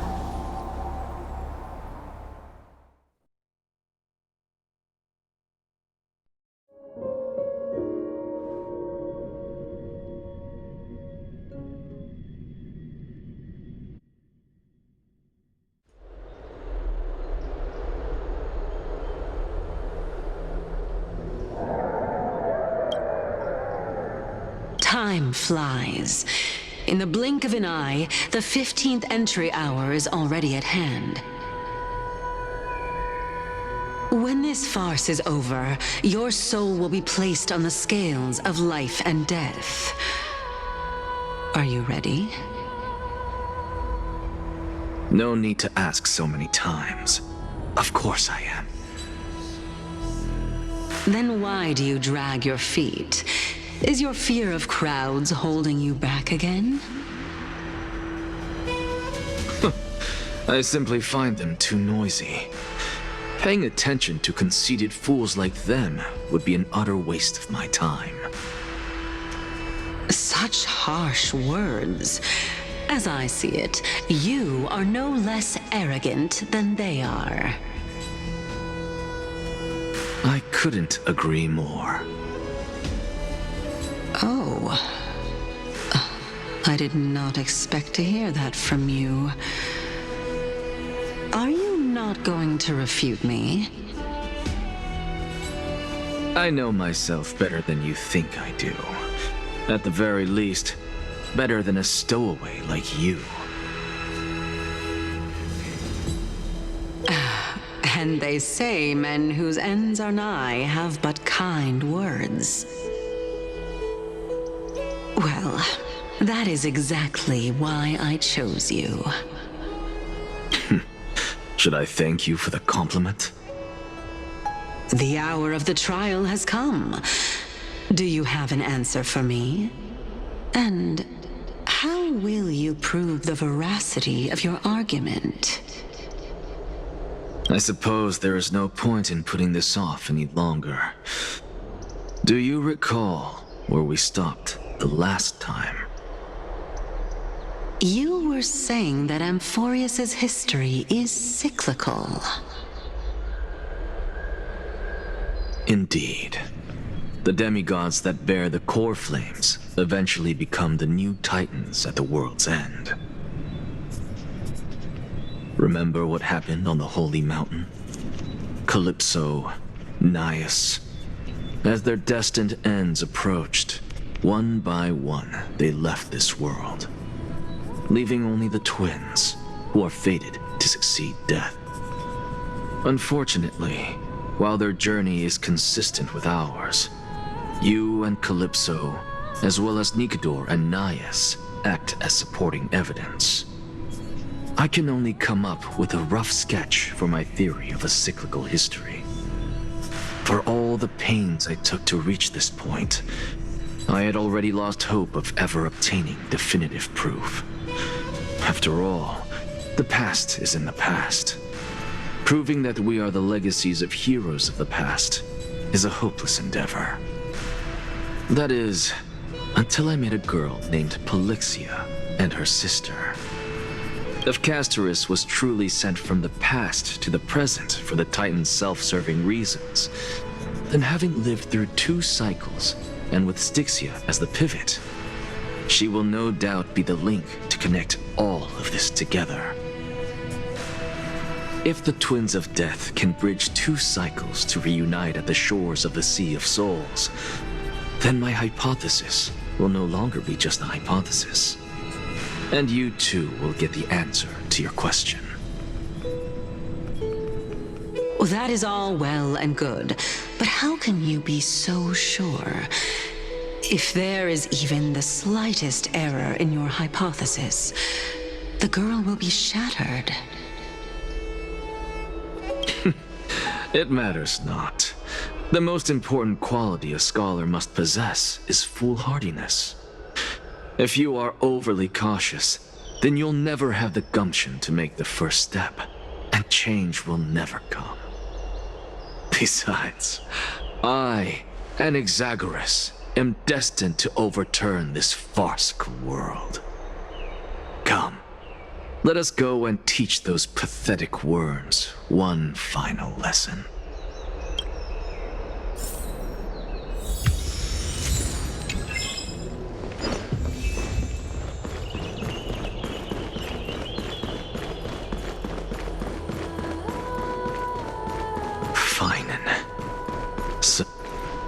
Let those Chrysos heirs who started this terrible war hear you. Let them hear the voices of the people!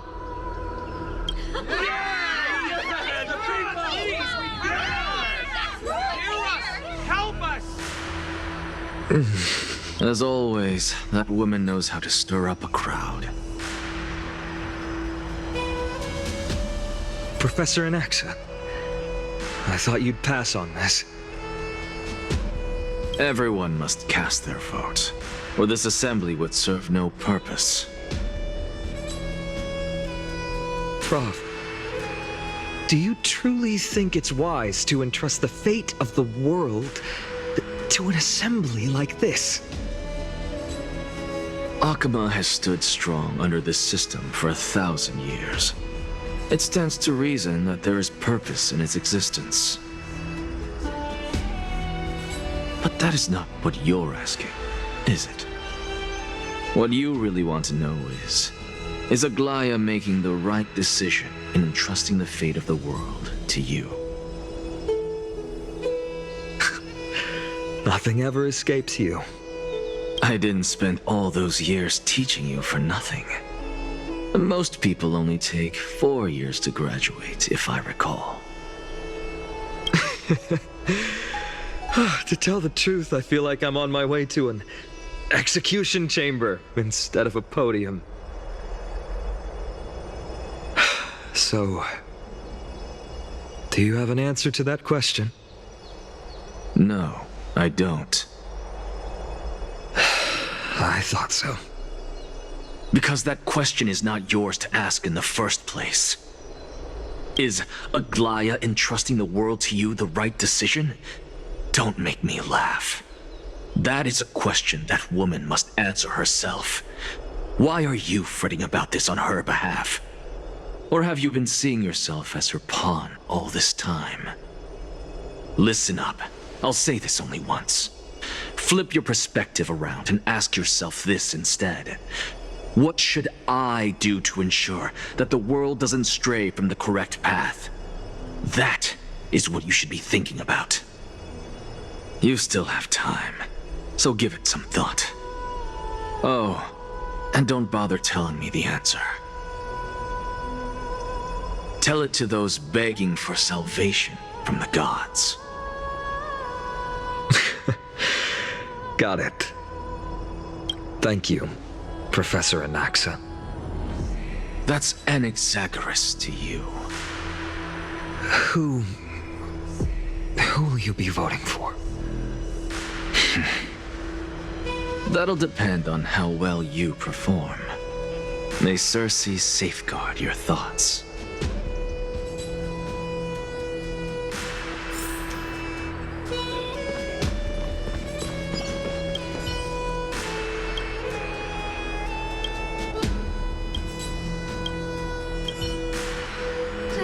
Actually, don't necessarily find things remaining the way they are. Really safe. I'm a little nervous. Thank you. Elders and citizens, silence, if you please. As the Theoros, I present to you Finan of Ides Elysiae, virtuous citizen of Akima, and the last speaker of the assembly. Much obliged, Lord Lycus. I remember him. He's the penniless lad working for Aglaya. Where's Lady Goldweaver? Why is she sending this guy to give the last speech? Is this really the end of the Flame Chase journey?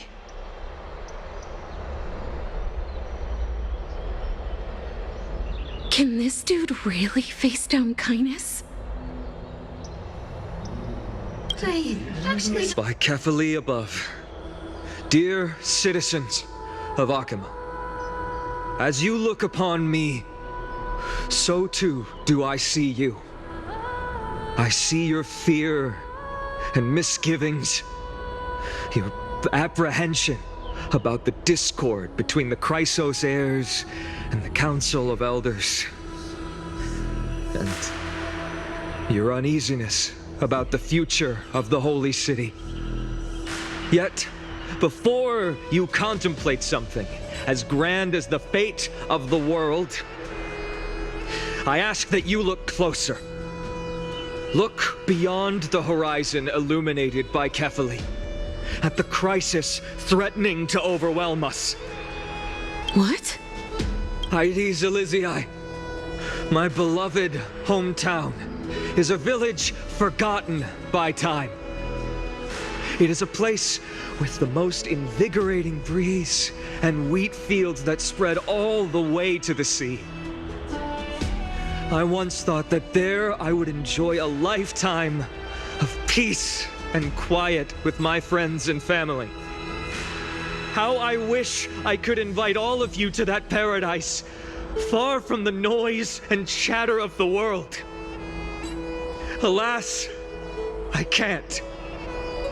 Because she, and all that she nurtured, all that I loved. They have long been devoured by the black tide. My beloved home is no more.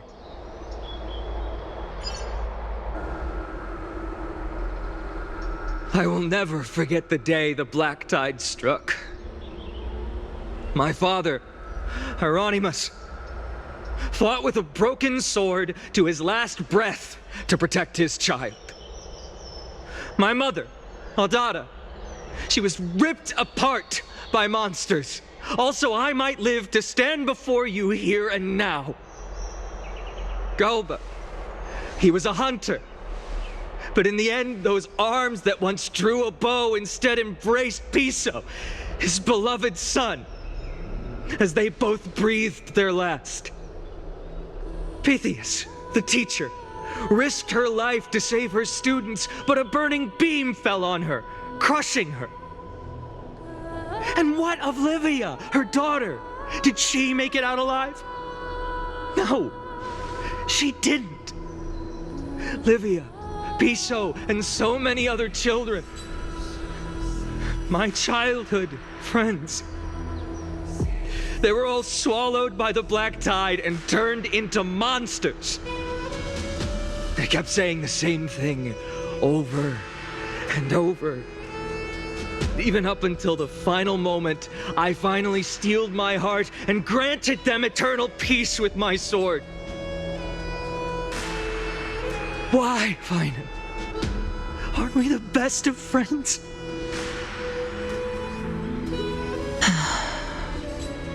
That is the black tide. A looming threat that can bring Akuma to its knees any time. Kindness may have promised that with the 3 Titans of Calamity Con, Akuma will return to an era Chrysia once more, but much as it pains me, I must disappoint you. While the demigod of strife has done everything in his power to hold them back, they are still coming. By now, the name of that black-robed swordmaster, the Flame Reaper, has likely echoed throughout the city already. The roaring thunder is a message from the strife demigod. The Flame Reaper has risen from death, and they hunger for the core flames of the gods.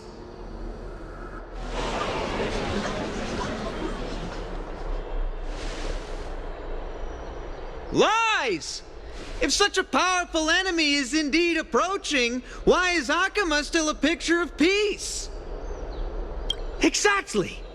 The city of Akuma shows no signs of pandemonium or chaos. And why is that? I beg you, spare a moment to think about this. Are we able to stand here and hold this assembly in peace today because the danger has passed? No! This peace we enjoy is no gift of fate. We are able to stand here today only because the Chrysos heirs have stepped up and shielded Akuma from calamity. With her golden threads, Aglaya has preserved and continues to preserve these idyllic days that all of you hold dear. The Council of Elders claims that Aglaya will one day forsake the people because her divinity is eroding her body and soul. But ask yourselves this. Rather than offering her aid and support, why do they choose to watch and push Akuma away from the Flame Chase journey? The answer that no one can bring themselves to speak of. A truth stained in blood and buried in greed, fear, and vanity. Allow me to lay it bare before you. It is because the Council of Elders, which bears Akuma's history and honor, along with this citizens' assembly we once took so much pride in, are now infested with vermin.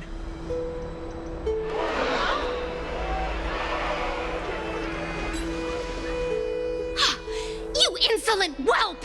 How dare you! It is true that Aglaya has reached her limit. Why? Because she has been working tirelessly to weave the defenses of our holy city against the encroaching evil. All while these vermin are making up baseless accusations about her and scheming in the shadows. Not once has she ever failed Akama. Yet these vermin attempt to tear her apart, tarnishing her name with unfounded allegations. She may have been blessed by divinity, but hasn't her heart always stayed true to humanity? They attempt to mislead you and reduce this assembly to a crude standoff between gods and humans, but citizens of Akama. Once more, I implore you to open your eyes and look at those around you. Examine them closely. Beneath all that finery, do you see the good heart of a human or the poisonous glands of a pest?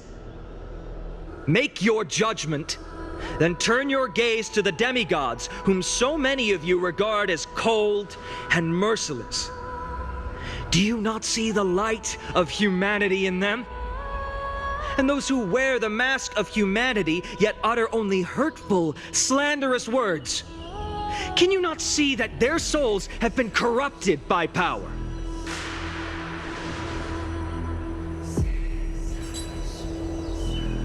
Yet, no matter what your answer is, and no matter who your vote goes to, rest assured that you have nothing to fear. For Aglaya, Tribios, and I will remain your faithful guardians and pledge our lives to upholding your decision. And this vow will stay true until the end of our days, where it will be passed on to future flame chasers. A steadfast and unwavering promise that shall endure through the ages. Absolutely right. The Chrysos heirs are the only adults.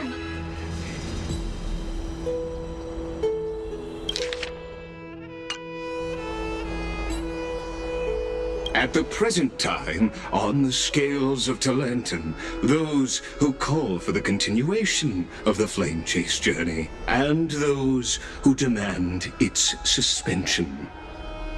Each faction holds an equal share of votes, resulting in a perfect balance. As expected, this is the moment when the Flame Chase journey is the closest to its end.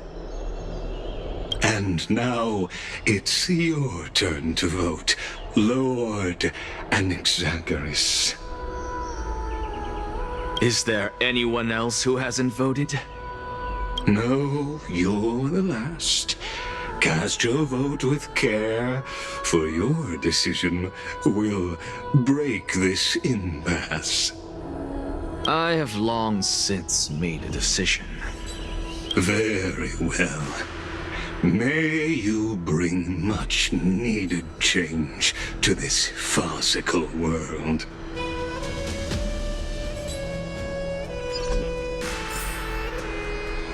last vote. Vote for kindness.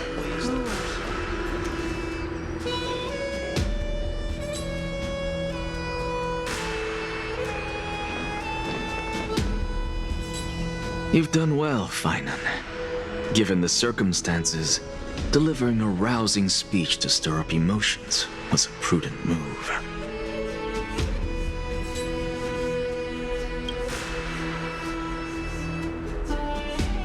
Thank you all for your patience. On behalf of the 7 sages of the Grove of Epiphany and the scholars of Amphorius, I, Anaxagoras, am ready to cast my vote.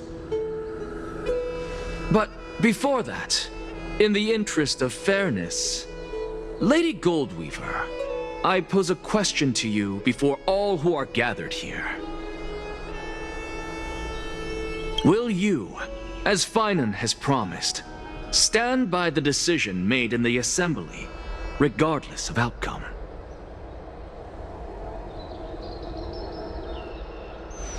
In the interest of fairness, I make no promises, lest it should influence your decision.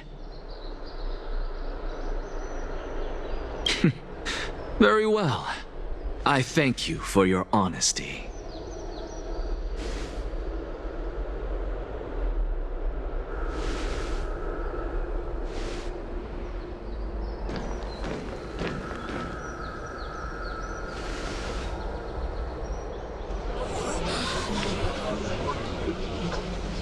What's he doing? The stakes are high. Let's be patient.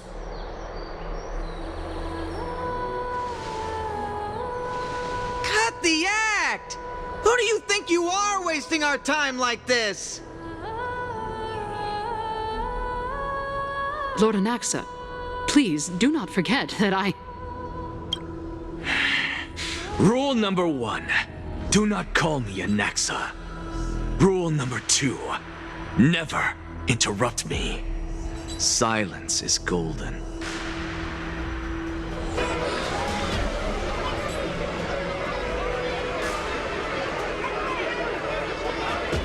Just vote already. What are you waiting for?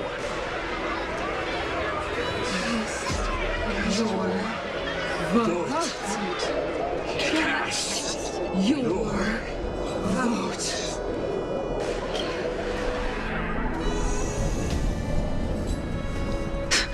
I cannot help but wonder, is every hardship in the world something you will exploit and use to your advantage? How else am I supposed to make use of this situation where my body and soul are separated? Oh, Circes. Or should I say Calypso? Accompany me on this final journey. Let us journey to the Netherrealm and see how she will substantiate the answer to your question and validate my decision. We need only to follow the sound of the tides.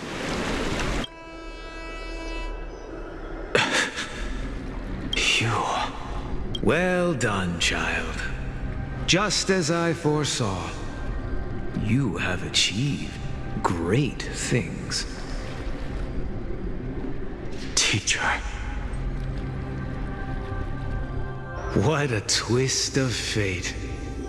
A blasphemer raised in the doctrines of the Venerationists.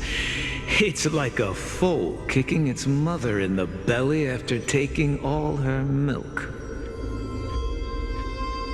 I respect you immensely, sir, but... You cherish the truth even more. So, child, do not be troubled by the criticisms I have borne. Do not let those voices hinder you as you forge ahead. As the sage of the Venerationists, I am duty-bound to oppose you. But, as your friend and mentor, Anaxagoras, I say, go forth, for the truth is already in your hands. I will keep that in mind. Go now, child. Your lonely pursuit is about to welcome a new chapter. And when you reach the end of this journey, may we meet again with the truth before us. You have my word, sir. May Circes safeguard your thoughts. May Circe safeguard your thoughts.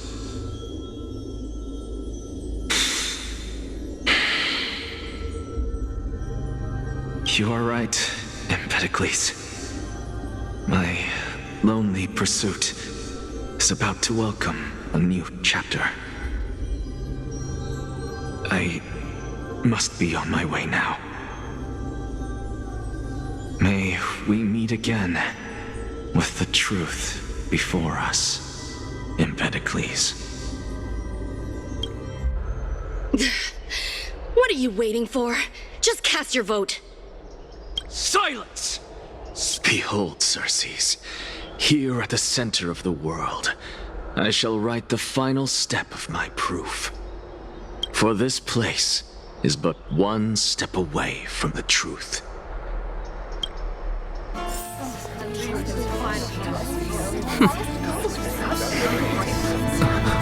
Professor, I completed the proof you wanted.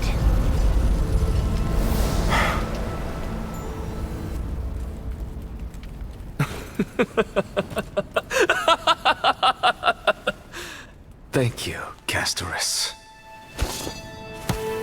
The answer is plain as day. My vote goes to the Flame Chase Journey and nothing else! Elder Kindness, I have deciphered the truth of this world!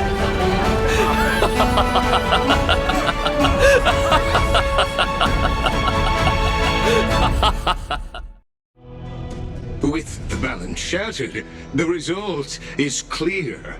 By carefully enter Lenten above, as the Theoros I have observed. No! Ligus, you can't! Onyxa, what have you done? Have you lost your mind? I hope you are prepared for the harsh punishment awaiting you. Mark my words, I will make sure that clever head of yours never forgets the price of betrayal. Have you forgotten? I told you that happens to be one of my rare talents. You put on such a grand performance just to aid their preposterous flame chase journey? Performance? No, you are quite mistaken. I may be paranoid by nature, but I've always been known for my honesty. If you really understood me, Lady Kindness, you'd realize that I never had any interest in your pathetic little game of politics. Factions, standpoints, they are jokes in my eyes. I have never once switched sides. Because I, and I alone, am the truth. Lady Kindness, with all the citizens here as witnesses, we should honor the spirit of democracy and respect the decision of this assembly. I have observed that Akama has chosen her destiny. This citizens' assembly has resolved to continue the flame chase journey. This resolution shall be put up on the wall of heroes, such that all citizens are aware of the city's way forward. You! It seems not everyone is ready for the assembly to end. Very well. Let me entertain you for a little longer. By your leave, Lord Ligus. Interesting. Elders and citizens, your attention, please. Stay for a moment more, if you will. Anaxagoras of the Grove of Epiphany has an announcement for the assembly. What is this performer up to now? Just moments ago, all of you made a decision on the fate of Amphorius. As a supporter of the Flame Chase journey, it pleases me to see the choice you have made. But I regret to say that I still harbor doubts about this outcome. Thus, I hereby challenge this resolution. Tell me, who among you dare swear to Kephales's name that Era Nova will truly welcome the fairy tale ending that the Chrysos heirs have promised? A beautiful new world free of calamity and madness? Nonsense! No one? Must I pick somebody to answer? Very well. You, the one acting so wise and profound. In front of all present here, do you dare swear that it will happen for sure? No? Fine. Next. You, the one with ignorance written all over your face. Yes, you. Do you dare swear by it in front of the Titan? What are you trying to do? Useless. Your turn, then. With that smug look of yours, You must be confident that the flame chase journey is the best course to take, right? Hey! Mind your tongue! So, no one? I see. In that case, Finan, answer me this. Your speech was filled with such passion just now. How confident, then, are you in making this promise? Professor, what are you doing? Let him continue with his performance.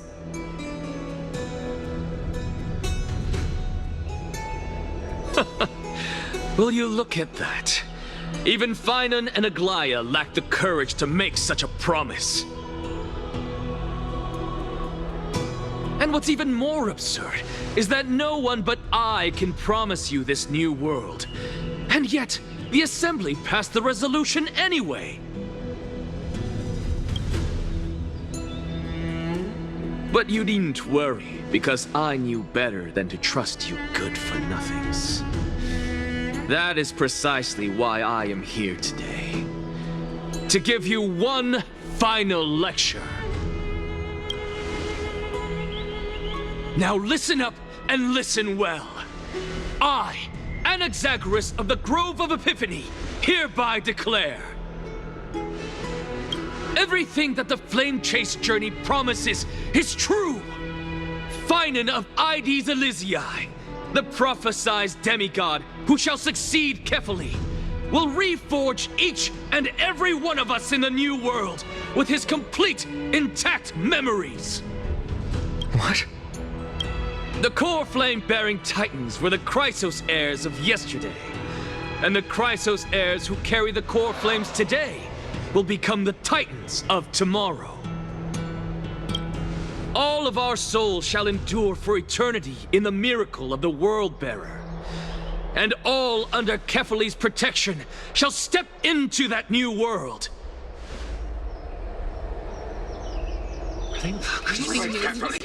This is your blasphemy! It's impossible. What?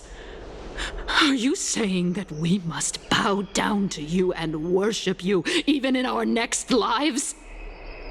Enough, you blasphemous imbecile! How dare you try to deceive us with all these lies? I told you, don't interrupt me. But since you've asked, I shall be kind and indulge you. My statements are based on my experiments on the divine body of Kefali themselves. You heard me correctly, everyone. With the tacit approval of kindness and the Council of Elders, I fused my soul with a god through alchemy and learned the truth behind Era Nova. What is he talking about? Isn't that pure blasphemy?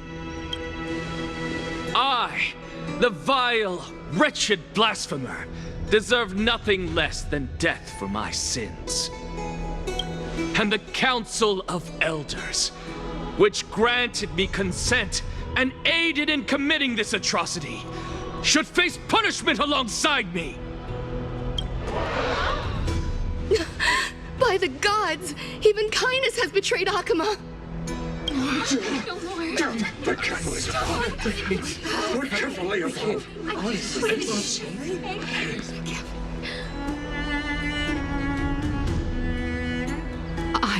I had no knowledge of his transgressions. He did that on his own. The Council of Elders bears no responsibility for his actions. Lord Lygus, as the esteemed Theoros, are you going to simply stand by and allow the Council of Elders to be dragged through the mud?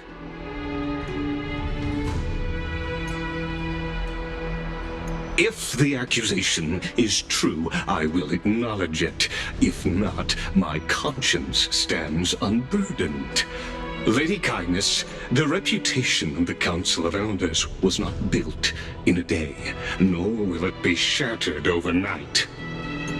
Repercussions await those who fool the people, and punishment must be meted out on those who abandon their vows. We should... You Lady Aglaya, the Gold Weaver, I humbly ask that you take on the responsibility of overseeing this judgment in the name of the fairness of Talantin and the just... Considering the circumstances, and in accordance with Akima's codex, as the only demigod among us, you shall rightfully wield this authority. The honor is mine to bear. Elders and citizens, silence, if you please. Anaxagoras of the Grove of Epiphany has made his statement clear. As per Akima's codex, I request all present citizens to stand with me in exercising the right of judgment. First, Elder Kindness of Akima and Ligus the Theoros stand accused of neglecting their duties and abusing the law, leading to the egregious blasphemy against a god. In the names of Talantin and Kefili, Akima is to form a committee before the 7th action hour to conduct an investigation and disclose the findings to the public for subsequent judgment. That's what we... Curse you! Now, concerning Anaxagoras of the Grove of Epiphany, he has confessed to grave blasphemy against Kefili. In the names of Talantin and Kefili, the accused must be allowed to hear the people's voice prior to the execution, for a chance at a reduced sentence and possible pardon. Professor. Let him! Let him! Let him! What decision will you make, Lady Goldweaver? Enough with the hesitation, Aglaya. This is not like you. Let him die! Let him die! Then, in light of the people's voice, O Talantin on high, may you bring death upon him.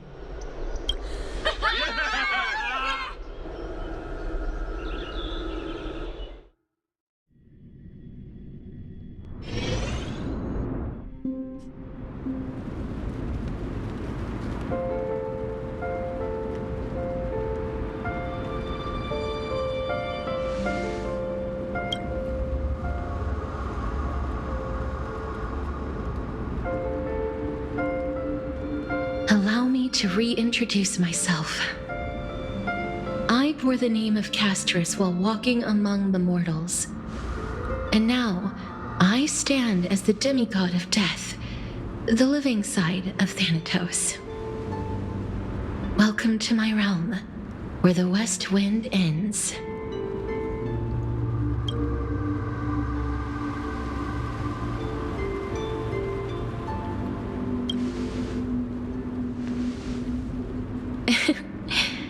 Every departed soul who has arrived here has expressed the same.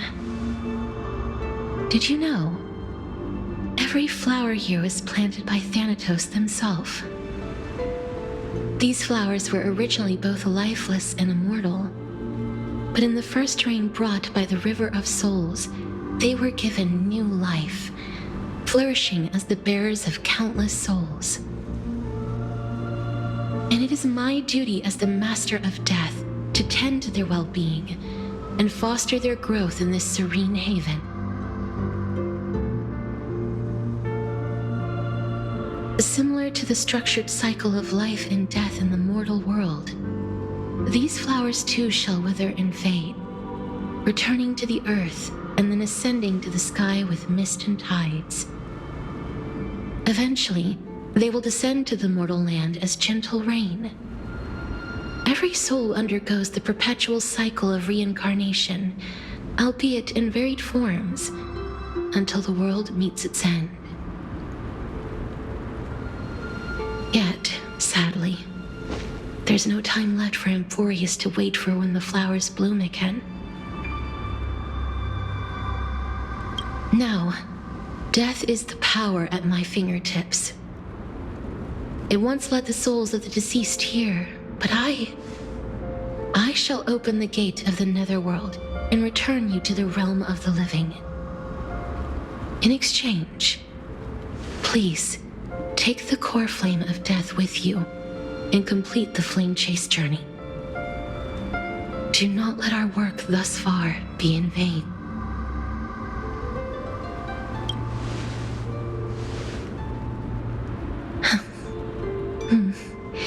Just like the other demigods, I will stay here and embrace my destiny.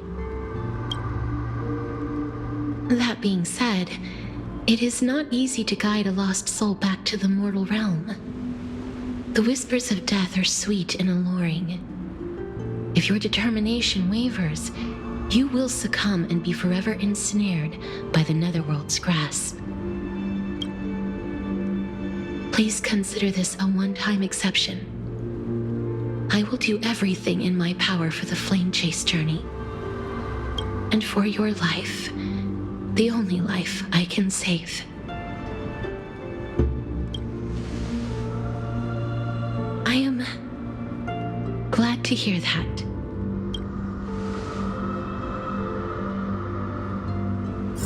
Over here!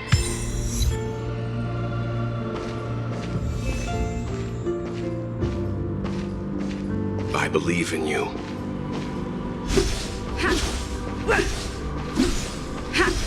Just forget about all the hardships. Grace awaits you. Lift your chin up high and step forward with us toward... That's right. Keep your eyes on the dawn. Onward. Show me your courage. Partner, we shall become heroes together.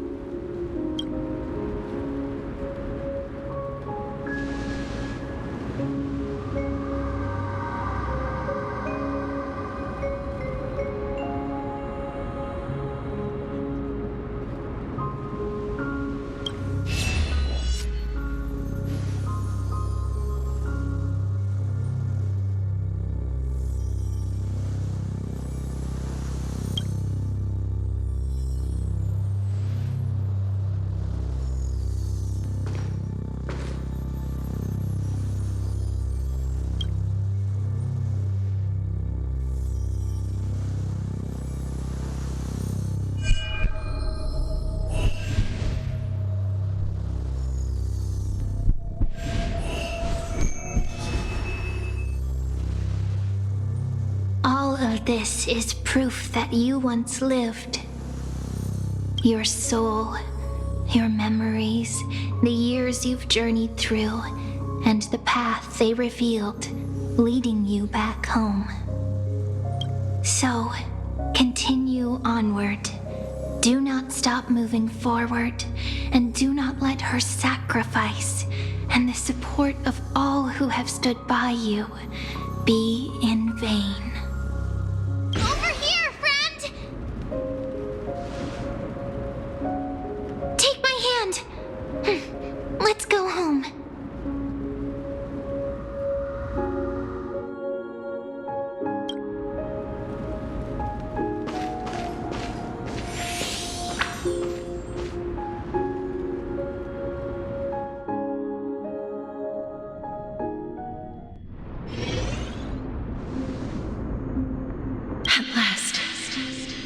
You could do it. Your soul is still perfectly whole, as if some kind of force is trying its best to keep it together. Is it Orynyx's final blessing? Or is it a miracle of your own? It's truly incredible. Such a strange surge of familiarity. So hard to describe. Perhaps it is fate, once again fulfilling its own design. Or perhaps it is the laws from beyond the sky, so familiar to you that intertwined our fates long ago. It seems that this is a riddle which cannot be solved anytime soon. The sensation of becoming a demigod is truly wondrous.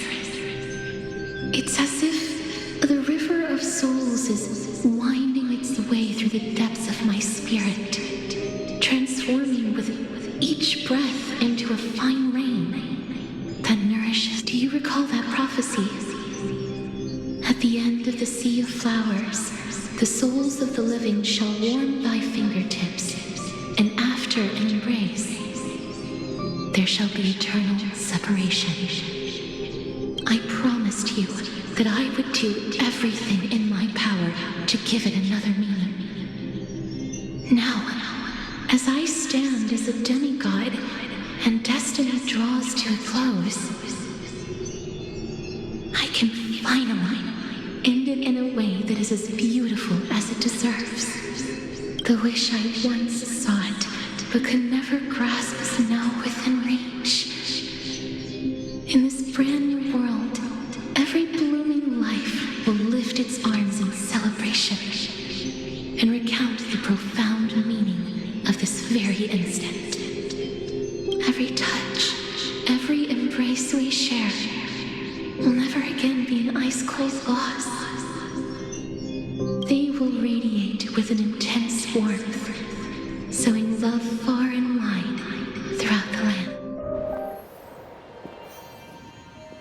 The other shore is very cold.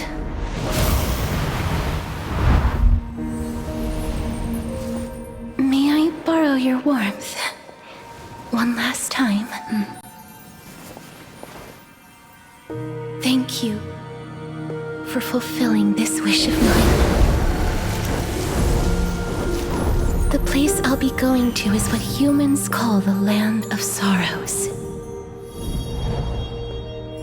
But with this heartbeat and the residual heat of this embrace, I shall turn the nether realm into a gentle place of rest.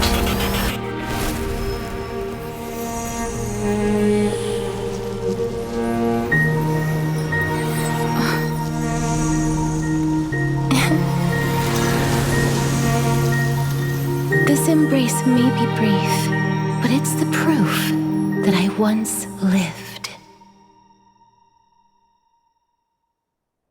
Farewell, then. May we reunite in the new world.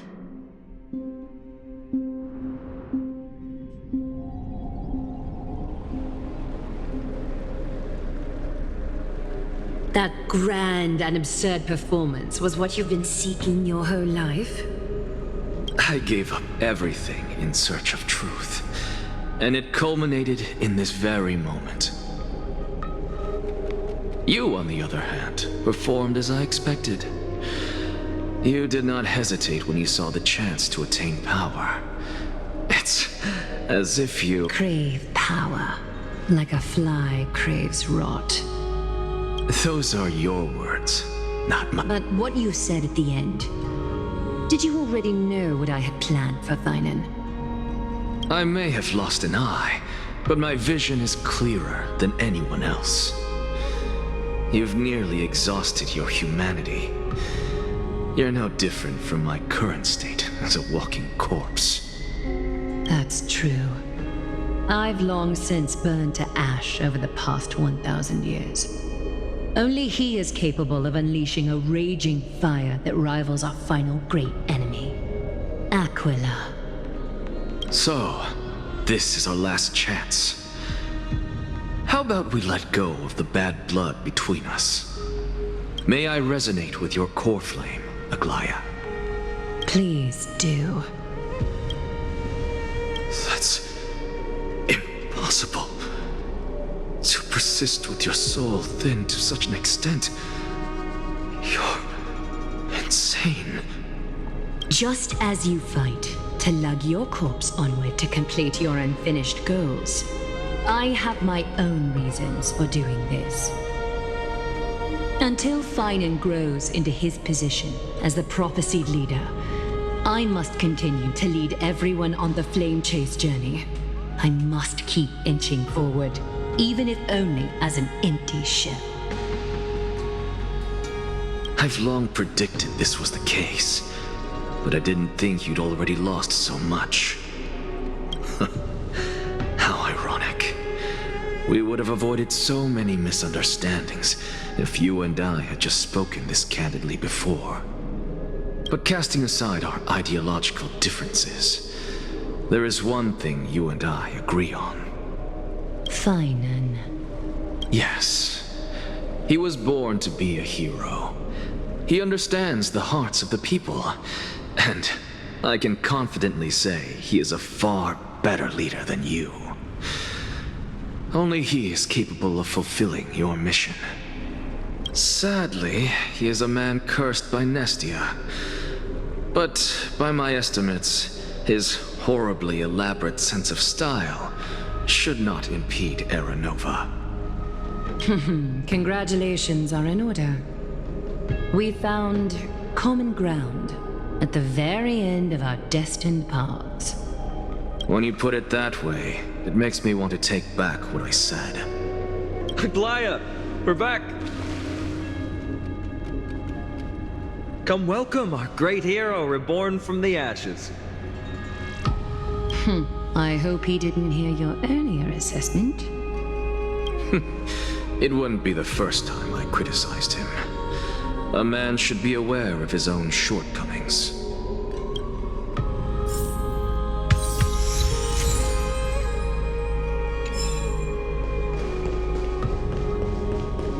I'm glad.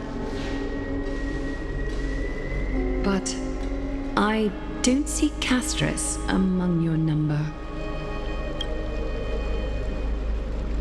It looks like she not only helped me prove my theory, but helped you fulfill your mission as well.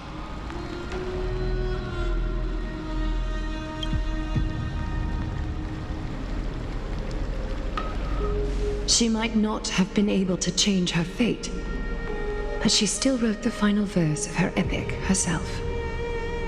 Trinan, please recite the prophecy for us. Trailblazer, please surrender that scalding cool flame for us as well. You are the only life she ever saved by her own hand in her 1,000 years on this earth. I believe no one is more qualified for this noble task.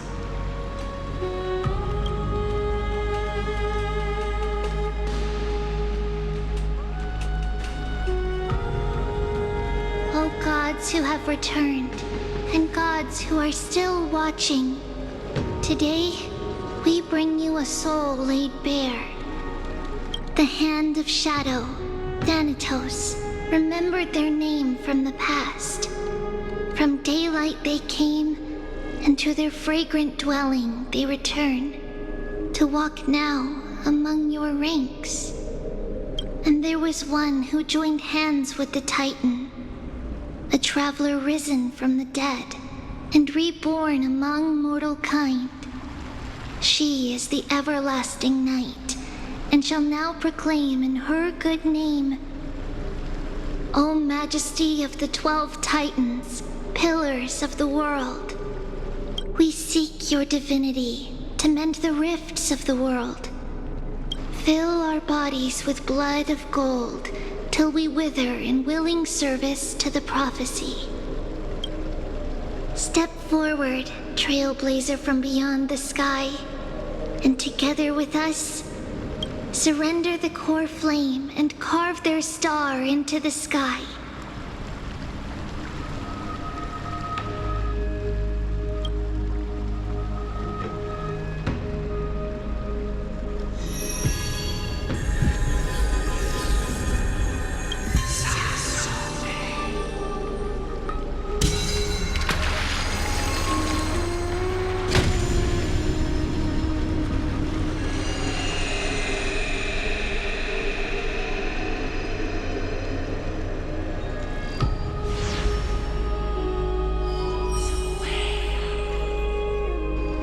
The constellation for death. For life and death, to be more precise.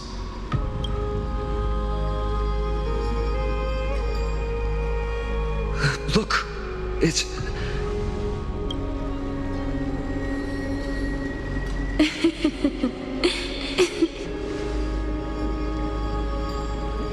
No, it's only a divine echo. I think she's here for the trial.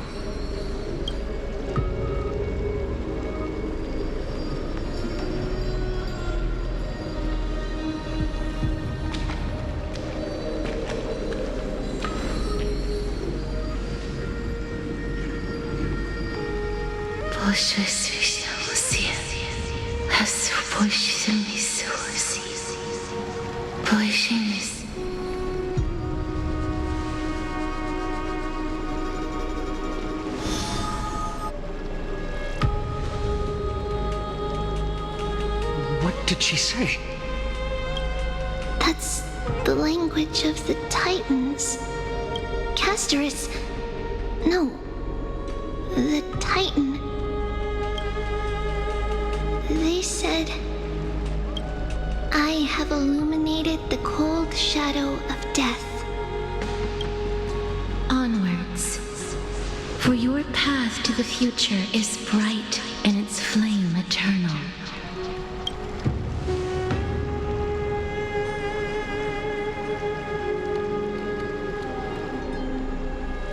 Do not forget.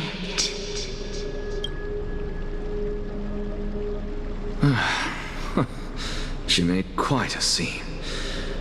I suppose it's my turn now. I won't stop you. Professor, you... What's with that look? You were present.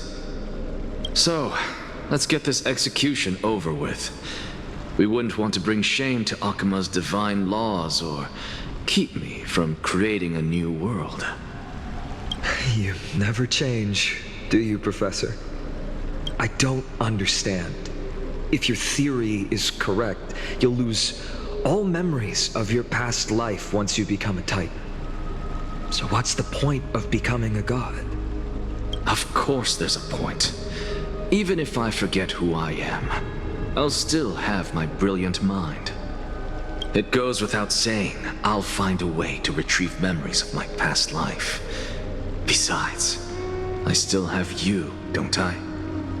I still don't really understand what you said during the assembly. Even if it were true, things reforged from memory could never be the same as the original anyway. Then allow me to tell you right now that you're wrong. What exactly are we? My answer is that the Chrysos heirs are the future Titans and vice versa. Of course, this answer only applies to us. So, what are we when it comes to regular mortals? The very essence of the world, our souls, are tiny invisible seeds that hold records of each person's memories of the world. And we are the buds that sprout from these seeds to grow into great trees. Is that what new sporism means? Correct. Once our physical bodies are born, we become new extensions of the world. From there, we plant our seeds into someone's memories and then scatter them into the hearts of countless people in the future. Just as seeds are affected by their environment, so too will our appearances differ across memories. But the partial memories we carry will always be the same, because that is just how the world is. To destroy our very existence, one must destroy the world itself. But we have someone who will still live on with his perfect memory. That person is you, child of Kefali. This is what it means to be the world-bearing Titan. So, carry everything of this world and live on. Don't disappoint those most precious to you. Don't disappoint Lady Goldweaver. And especially, don't bring dishonor to my theory.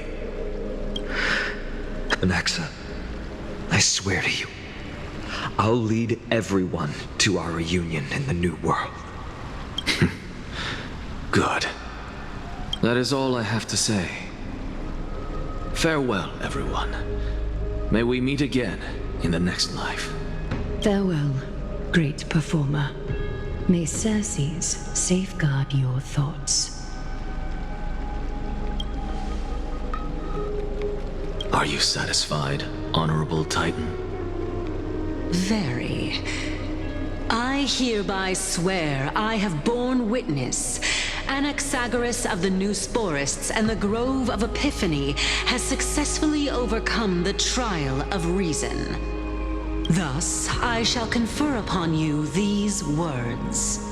You shall transcend the peaks of purity and return to corruption and hardship. Oh, so that's a god's prophecy. It sounds like you just rephrased my past, present, and future. Oh, Circes. Is that all you've got? Well, you've already transcended the peaks of purity, and you were never the type to give me any leeway. That is true. But I do still have one question. I knew it. What is it? Maybe we're thinking of the same thing. As you've so boldly stated, we and the world itself live on through the memories of others.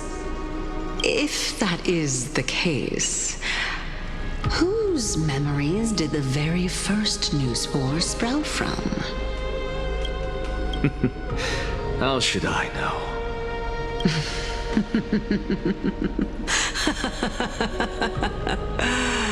Oh my. But since we are both equally curious, we should allow the children of humanity who come after us to invent.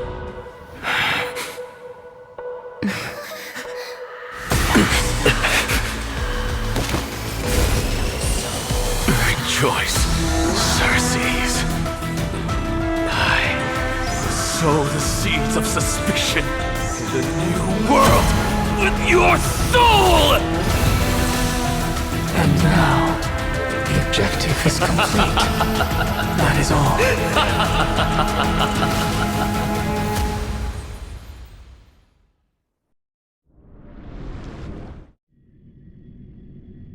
Thankfully, she's still alive.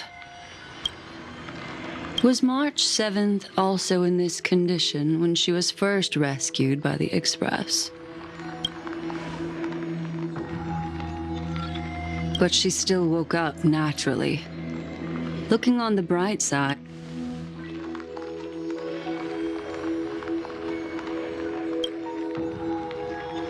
I do not have conclusive evidence, but judging by her current condition, perhaps March 7th's memories have been hijacked. Think about it, Miss Himiko. What will happen when someone loses their ability to remember?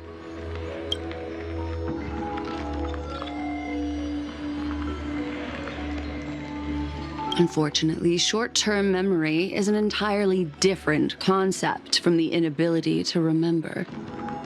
Perhaps it is difficult for you to imagine, but an individual who has lost their ability to remember turns into nothingness. The belief of the Garden is that everything in this universe can be interpreted through memories. This is the driving force behind the continuance of this path. The past is made up of memoria, while the future is a possibility that will eventually be converted to memoria. But the present, it doesn't really exist, and it's only an abstract expression. Therefore, when a person is affected by the path and loses their ability to remember, their physical form will also be affected. These ice crystals are a manifestation of that.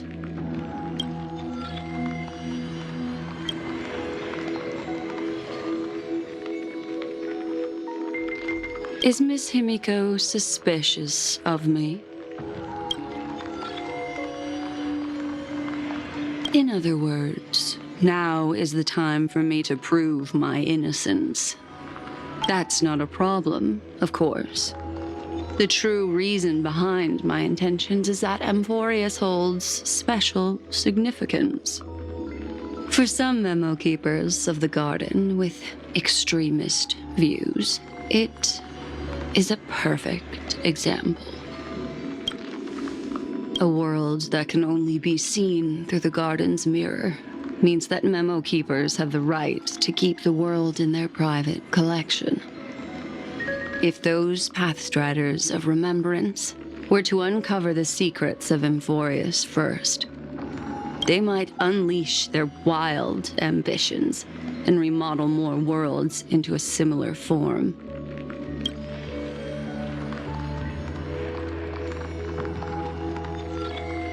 I chose to remain quiet before because I did not want to involve you in the garden's internal conflicts.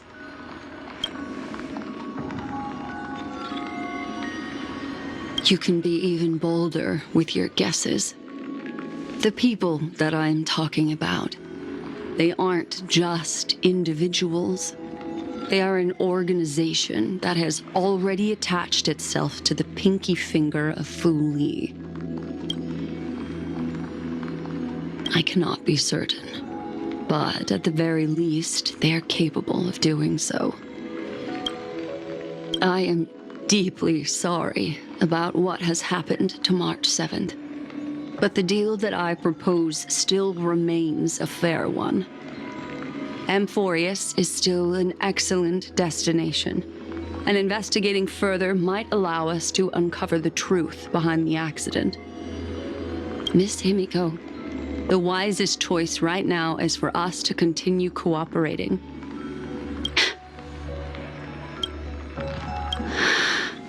Let me take back a part of what I said just now, Miss Himiko. Although we indeed struck a deal, it seems like I have involved you in some unforeseen danger. Please accept my deepest apologies. It's Fu Li. Their gaze has just swept across Amphorius.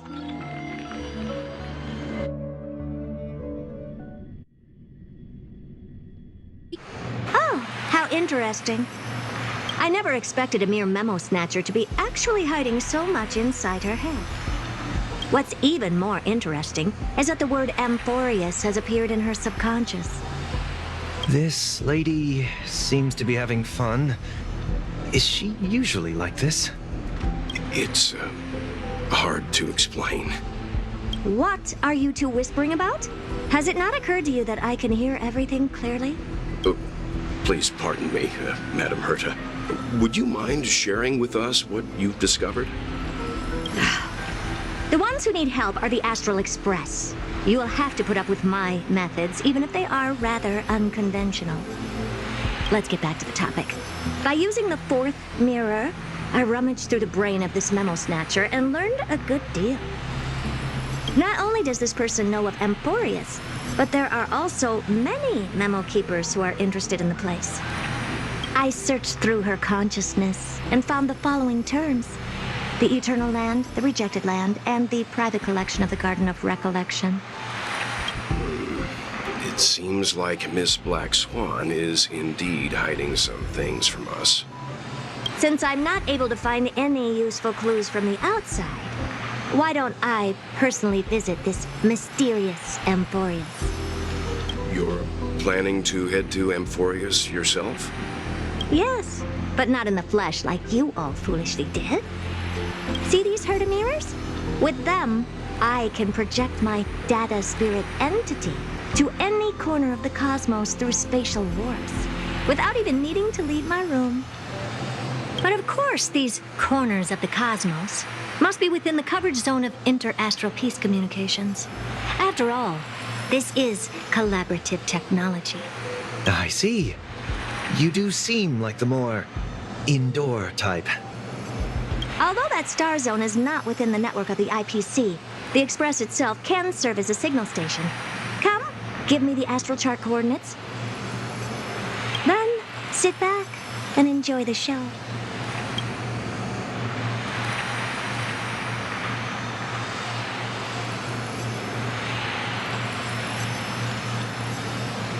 All right, now that everything is ready, mirrors, get to work. First mirror, input the coordinates. You'll be in charge of the spatial warp. As you command, Madam Herda. The preparations are complete. I wish you a pleasant journey ahead. Second mirror, prepare for the thought refraction. There's still some distance from the Astral Express to the Amphoria's celestial body. You're in charge of sending me over. This time, raise the power to the maximum. Don't be stingy. Oh, okay. I won't fail the mission, Madam Herda. Third mirror, you're in charge of generating the data spirit entity. I'm happy to help, Madam Herda. What kind of appearance are you planning to use this time? Good question. Let me think. Forget it. Just use my own appearance. There's no one there that'll recognize me anyway.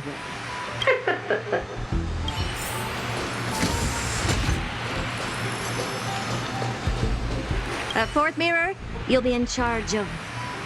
It seems like I have nothing for you. Just stand by and wait for orders. Ah, standing by again. That's so boring. Next time, can you count down from 4 instead? Preparation of the data spirit entity complete. Thought refraction at max power. Excellent. The first mirror. Let's get going. Have a safe trip, Madam Herta. May your journey yield good results. Coordinates input complete. Preparing to activate spatial warp. Destination, unknown celestial body. Amphorius. Spatial warp countdown. 5, 4, 3, 2, 1. Warp activated. Oh, so that's Amphorius? Its appearance is, well, sure is unique. Second mirror, prepare for thought refraction. It's time to send me in. All right, please read the safety protocols carefully. Can't you hurry up? Yes, ma'am.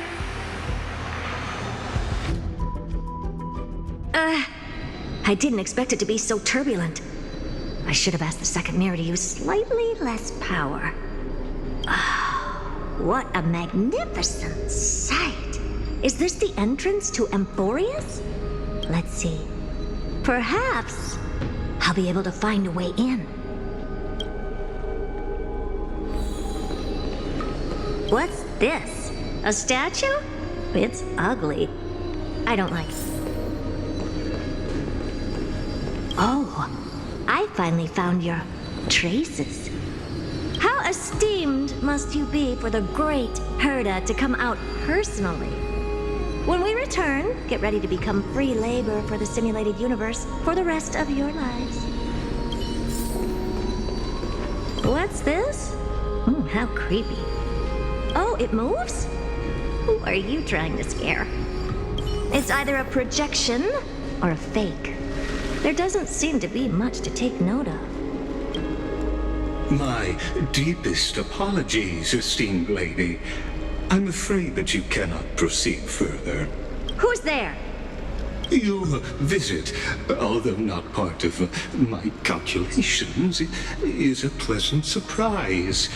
It's a pity that the preparations are not yet in place to receive you with the hospitality that someone of your status deserves. Are you not going to answer my question? Who are you? I have many identities, and I'm going to have even more in the future. But if you just need a form of address, you can use my common alias. Lycurgus. Lygus. All right, Lygus. But you can't possibly think that I'm just asking for a name, can you? Regrettably, I do not have the authority to share more information. However, standards are always flexible. While not violating the ultimate agreement, I'm able to disclose this piece of information. As you thought, this is the entrance to Amphorius. Now, please, kindly turn back. Amphorius is not a world that you should be involved with, regardless of what kind of magnificent achievements you have accomplished. This place will not open its doors so easily. You seem to understand me very well. Then you should know that I have no reason to listen to you. Your reaction is completely within my calculations.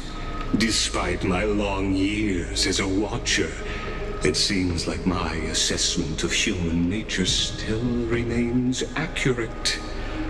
From you, I'm able to sense a beautiful desire for knowledge. But my answer remains unchanged. Madam, it is with the utmost goodwill that I suggest you return to where you came from. Let's assume for a second that I'm not so well-mannered, and that I insist on uncovering the secrets hidden behind you, Mr. Lygus. How do you plan to dispel this notion of mine?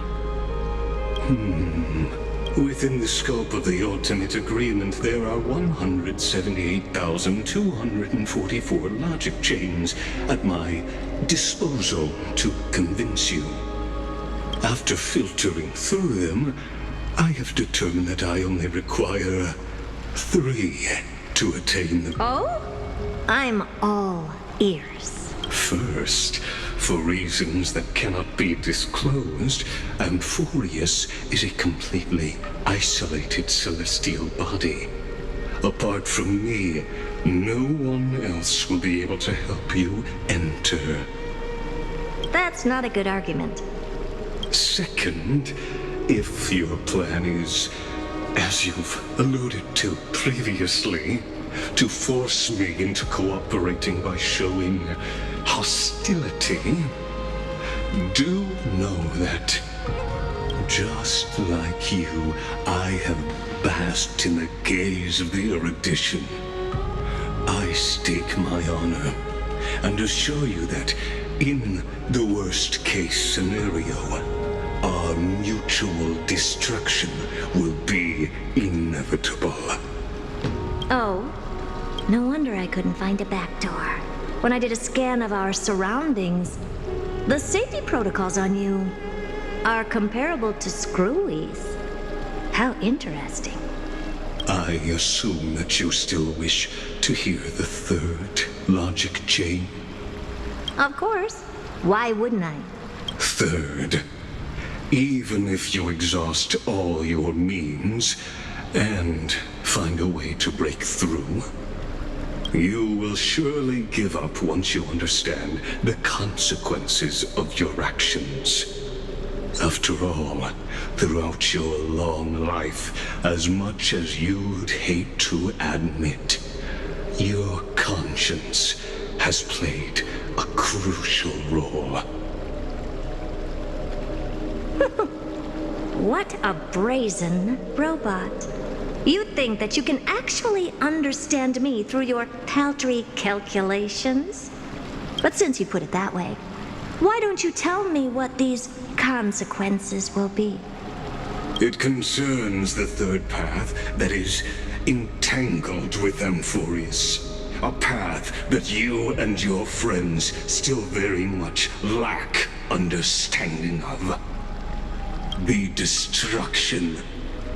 So, if you ignore my warnings and persist in your ways, you will break the shackles of a Lord Ravager. And when that happens, their fury will engulf the cosmos.